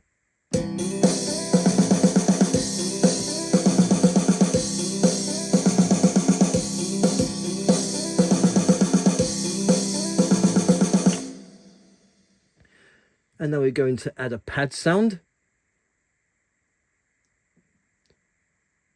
Same as before.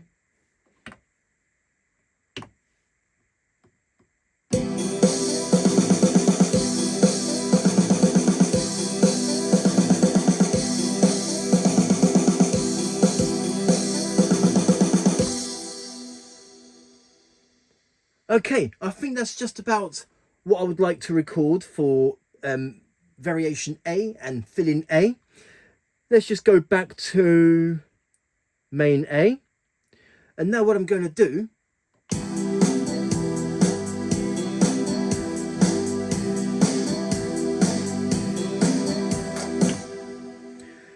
now this time I'm going to show you assembly, and this is where we can add parts from all of the styles. So all of the built-in styles or any other user styles, we can add parts. It's called style assembly, in which we can add parts from the styles. So let's see here. We're going to tap that, and we're going to select one of the built-in styles. It doesn't really matter which one.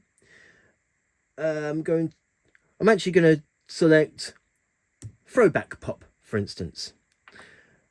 And I want to select main D, main variation D, and we're going to select, let's see, is chord 2 right? Let's see. We need to turn that on. Oh, I don't think we can.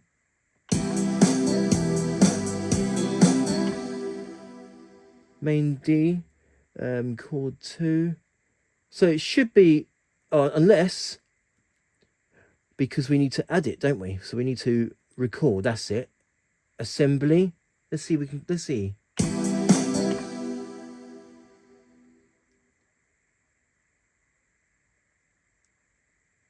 Let's try another style. For now, let's just turn all other parts on, well, except for the bass.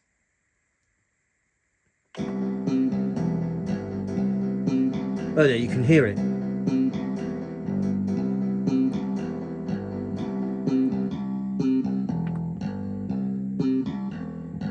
Let's try another one. How about phrase? There you go. Hopefully you can hear.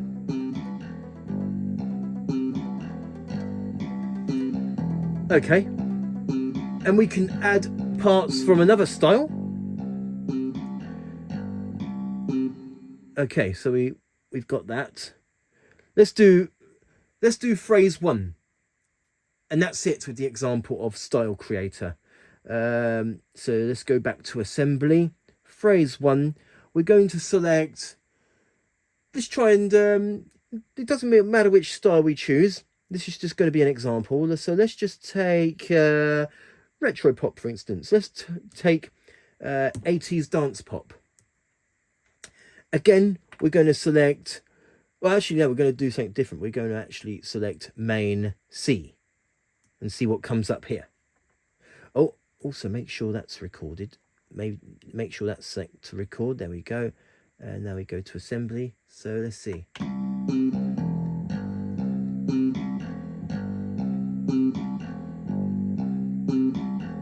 Okay, there's nothing in phrase 1 in main. Let's try D. Oh, there we go.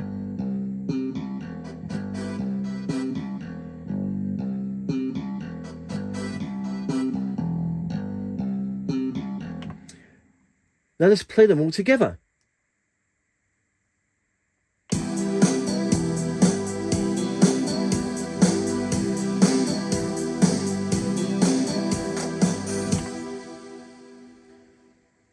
So that's our new style. Most of it is me recording like different parts of the new style, whilst a couple of them, like chord 2 and phrase 1, I've added parts from other styles. So it doesn't matter whether it be a user style or a built-in style. With the style assembly, you can add parts from different styles. Okay, so that's our style done. There's only variation A and fill-in A, but you can do intro 1, 2, 3, basically to make a complete new style with all parts. I've only did fill-in A and variation A as an example. Okay, and now we go to the slider assign, select style, and we can alter the volume of each part.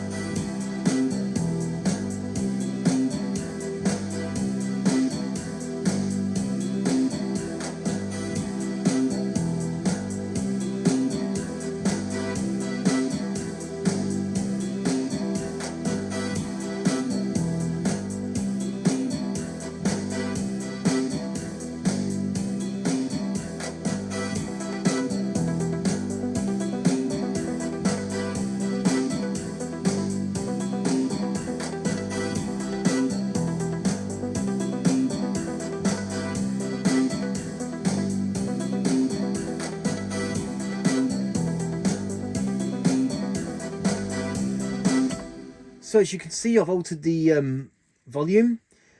We can do the same thing for fill-in A as fill-in A. Notice that they'll all be back to volume 100. So I'm just going to try and memorize. Let's see, 87 and 62. So we're going to change that.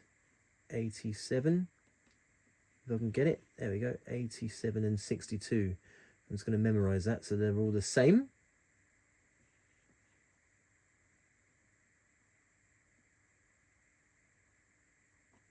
Main A, let's see, bass is 100, so that doesn't need to be changed.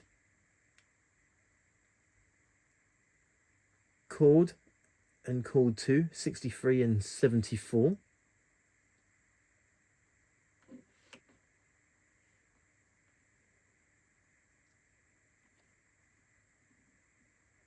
So what I'm doing now is that I'm altering the volume for each part that I've done. Pad is 54 and phrase is 102. But we haven't added a phrase for fill-in A, so we don't need to change that. 54. Okay.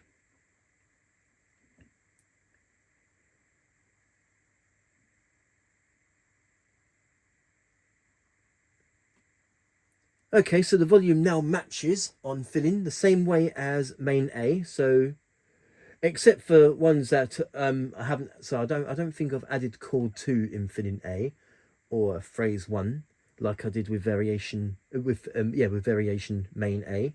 So I don't really need to change that.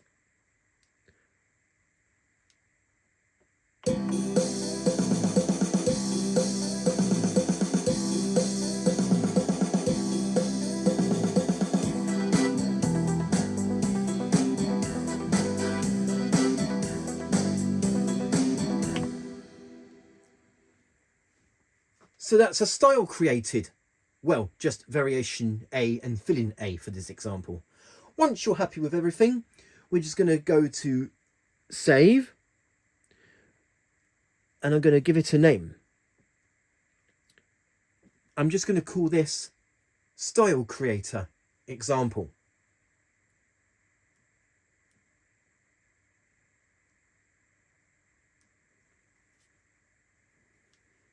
Okay. And that is our custom style saved and created.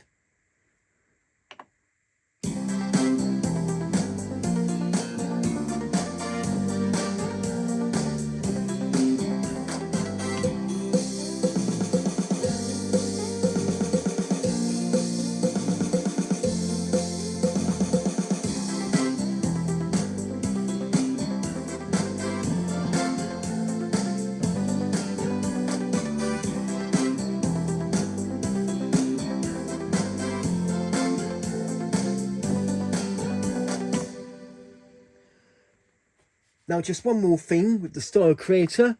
I know I showed this to you previous earlier on this video, but we can also add insertion effects to our style.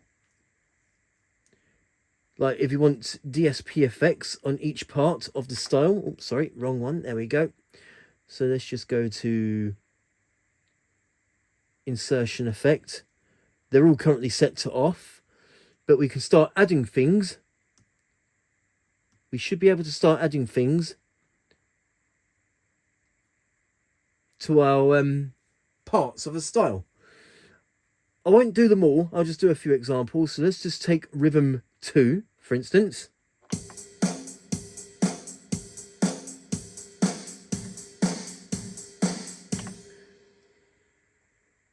Let's maybe add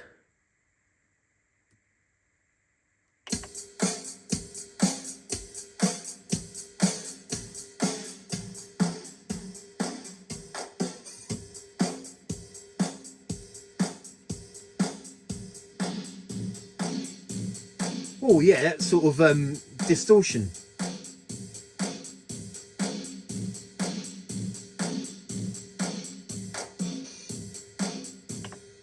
Okay, I'll leave it at that. And this one we're going to select, let's see here. Oh, there we go. Rhythm 1, and we're going to select something different.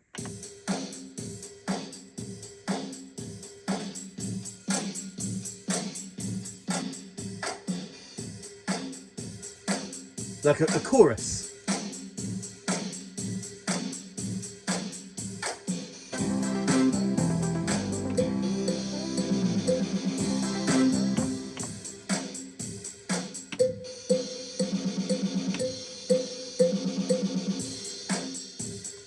Notice that it sounds different because I've added some effects.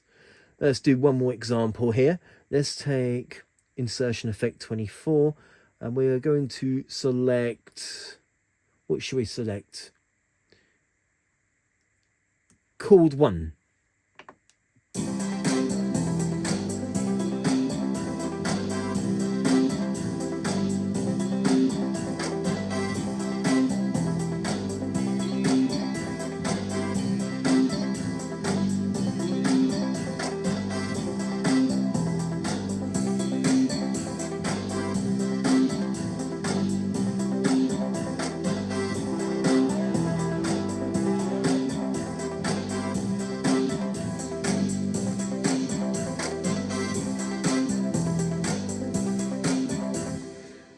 Though I am going to change the volume. I'm going to put it a bit higher.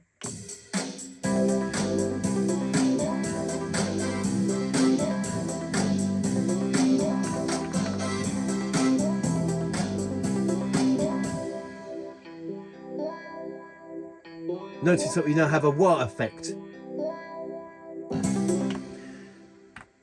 Now, in order to save the insertion effects, let's see here. We just go to Style Creator and don't do anything. We're just going to tap Save, and also I've altered the volume.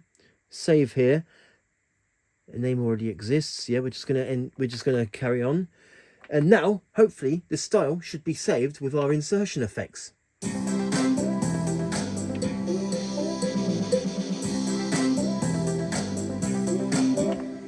So let me just select a built-in style, this one, and then go back to my user style.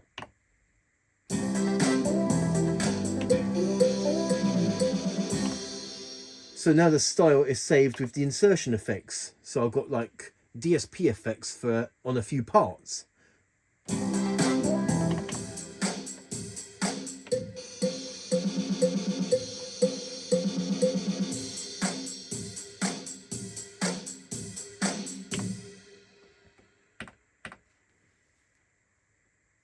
So there you go.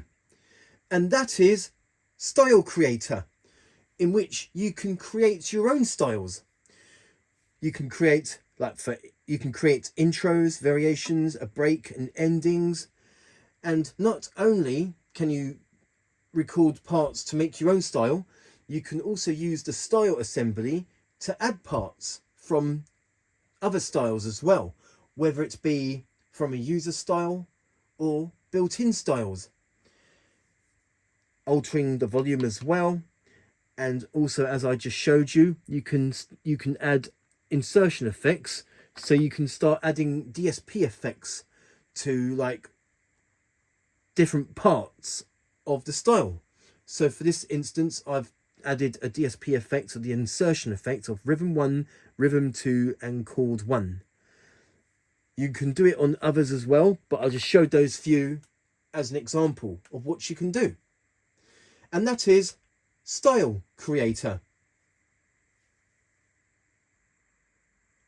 Okay, so now the last thing that I'm going to show you on the third and final part of the tutorial of the Yamaha Genos 2 keyboard, and that is how to install expansion packs. Now, there are many sounds and styles already built in on Genos 2, but if you want to expand your library of sounds and styles, there are loads of expansion packs available on the Yamaha website. So I will show it to you on how to install them. So first of all, what we need to do is that we need to go to the menu, gateway button, and then we go to menu 2, and then we select expansion. And then we select export instrument info. Okay. And there you go. The instrument info has been exported on a USB stick, in which we need to import it on Yamaha Expansion Manager, where we can select different expansion packs to install on Genos 2. Now, just a quick pointer. Is that the instrument info of this Genos 2, it will only work on this keyboard. So, for example, let's just say that this keyboard serial number is 1234. If I try to install expansion packs using this instrument info on, say, like a Genos 2, that serial number is 1232, then it will not work. So the instrument info will only work on this keyboard. So let's just say also that I exported instrument info from another Genos 2 and made a pack installation data with expansion packs, and I tried to install them on this one. Then that pack install data from another instrument will not work on this Genos 2. Hopefully that makes sense. So it's almost like as if the pack installation data has a serial number in which it will only work on one keyboard of the pack install data that it belongs to, or the instrument info that it belongs to. Okay, so now I'm going to direct you to my computer, in which I will have Yamaha Expansion Manager, and then we can select and export the instrument info on a USB stick, and then we can put the expansion packs on Genos 2. So now I'm going to direct you to my computer. One moment. Okay, so now that I've directed you to my computer, here we have Yamaha Expansion Manager, in which we can manage our expansion packs. But before we do that, we just need to go to the install target here.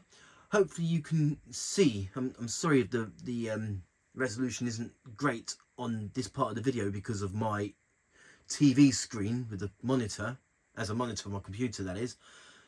But hopefully you can see everything. Okay, so yeah, before we manage expansion packs, we need to go to install target. We need to import our instrument info, which we did earlier on. So we just go to the USB, and here we have the Genos 2 instrument info, because we've exported the instrument info from Genos 2. So we just select that, and now it's importing the instrument information, and up there, here we have Genos 2. We just tap that. And then let's just go back to my packs, and I will show you how to add expansion packs onto Expansion Manager. Processing, please wait. Okay, this is where we can import packs. So if you want to add a new pack, we just tap, I'll show you again quickly. We just press this plus icon and go to import pack if you want to add packs onto Yamaha Expansion Manager. And now it's importing the pack data. Genos Complete Pack. Now what the Genos Complete Pack is, that it has the sounds and styles that were on Genos 1, not found in Genos 2.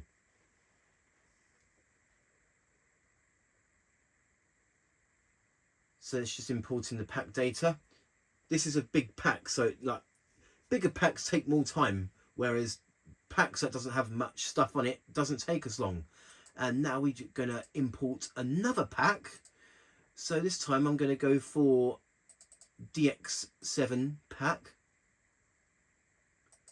Open that, and that will too be added onto Expansion Manager. I'm going to do one more.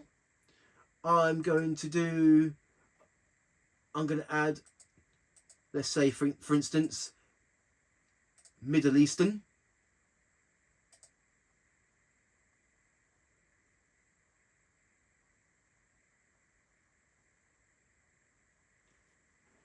It's now importing the pack data.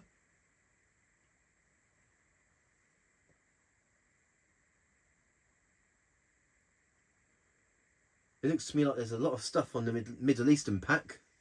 This is taking longer than usual.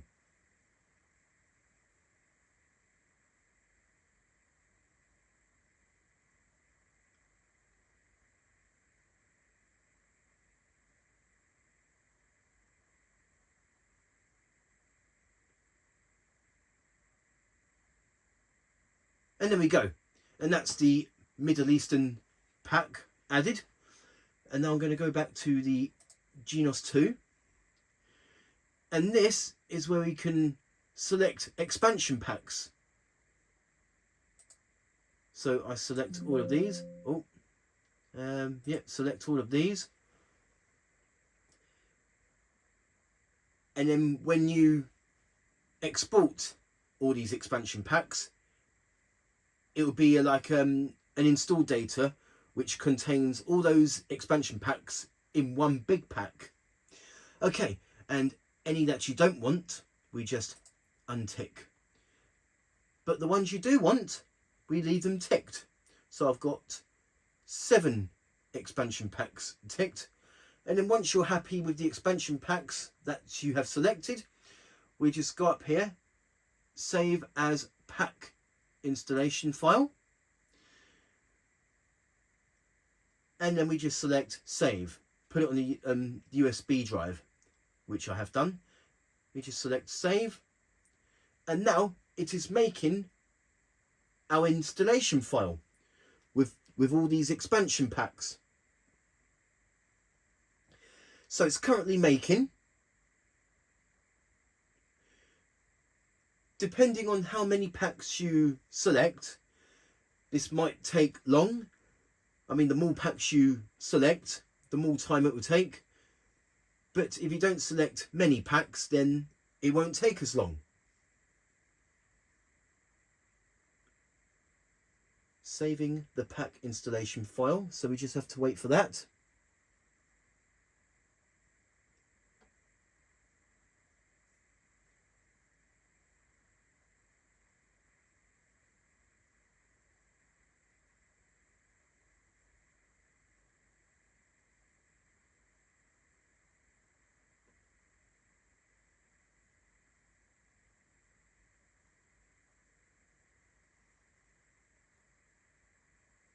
Okay, Genos 2 pack installation data.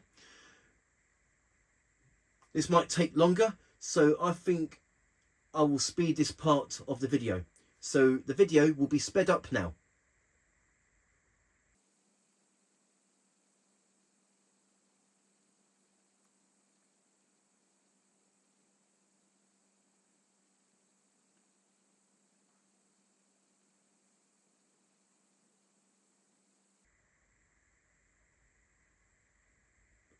Okay, so that's the installation file saved onto a USB stick.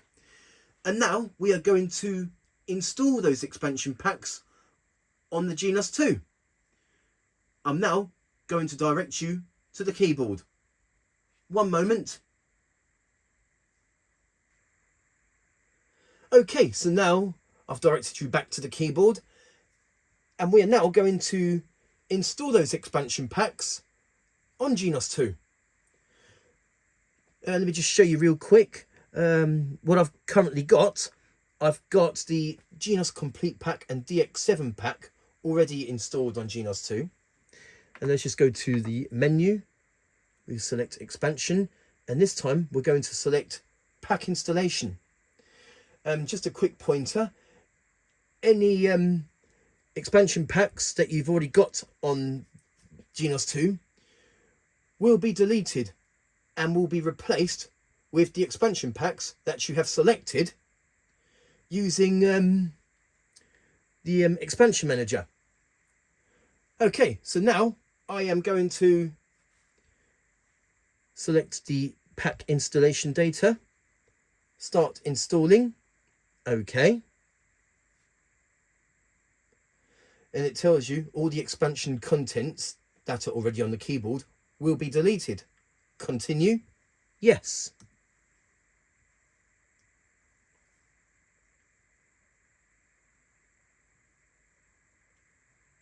Now formatting.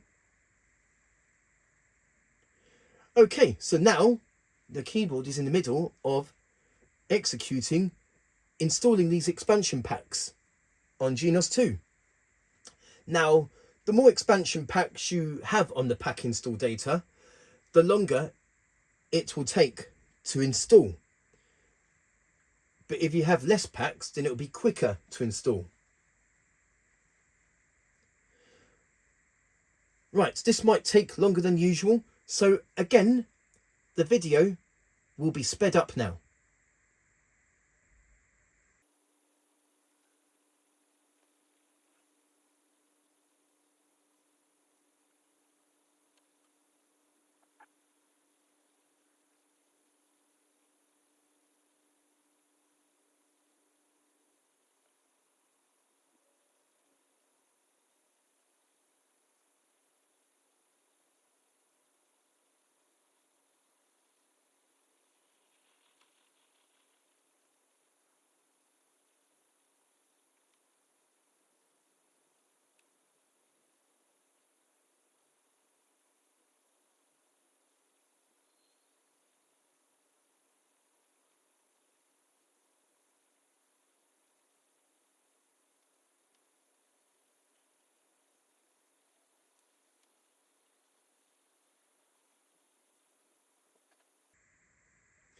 Okay, now the installation has been completed. It did take longer than usual, but since I've sped up the video, it was a lot faster. But in real time, it took longer. Okay, so it has been completed. The instrument will be restarted. So we just tap OK. And the keyboard resets itself.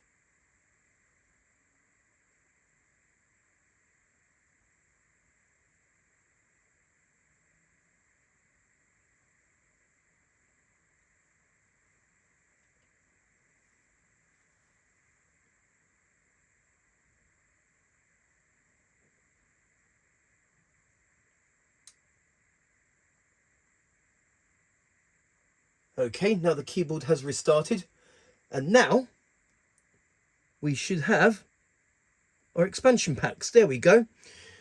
We did have the Genos Complete Pack and DX7 pack, but since I have added them on this pack install data, so that they were installed again, along with 5 others. So what have we got here? We have Vintage Synth, Vintage Keys, Eurodance, Entertainer, Choir and Vocals, Genos Complete Pack and DX7 pack. And now we can go through the sounds. We've got some sounds here. Eurodance, yeah, we've got the sounds. Genos Complete Pack, sounds there. Same thing goes to the styles. Expansion, got those, so the Vintage Synth, Eurodance, Entertainer. There's no styles in DX7 pack. So there you go. And that is how you install expansion packs. And it is now the end of the tutorials of the Yamaha Genos 2 keyboard. Now, I must apologise due to the fact that this video is super long. But I have gone through more in depth of each functions of the Genos 2, including my first and second video as well. I have gone through even more in depth with the functions of Genos 2 compared to other keyboards such as the original Genos and the PSR-SX900. Hence why this video is long, because I have gone through more in depth of the functions. I've even showed even the small details of every function that I have shown, which is something that I haven't really done before until now. So I've gone through in depth with each function, such as the vocal harmony or the voice edit, multipad creator, etc. And I haven't rushed about with these functions. The thing is that if you rush in a tutorial video, it will leave people with more questions than answers. So once again, I do apologise that this video is very long. It is the longest video that I have done on YouTube so far. But I also hope that this video is still helpful, despite the fact that it's long, and that I've gone through the small details and every function so that you can get to know a lot more about Genos 2. Okay, so this is now the end of the third and final part of the Yamaha Genos 2 tutorial videos. I hope you have enjoyed this video and that you have found this tutorial video useful, as well as my other videos as well of my tutorials. So please do write back to me and tell me what you think. Thank you very much for watching, and stay tuned for the next video, in which will be the first video in showing the preset voices.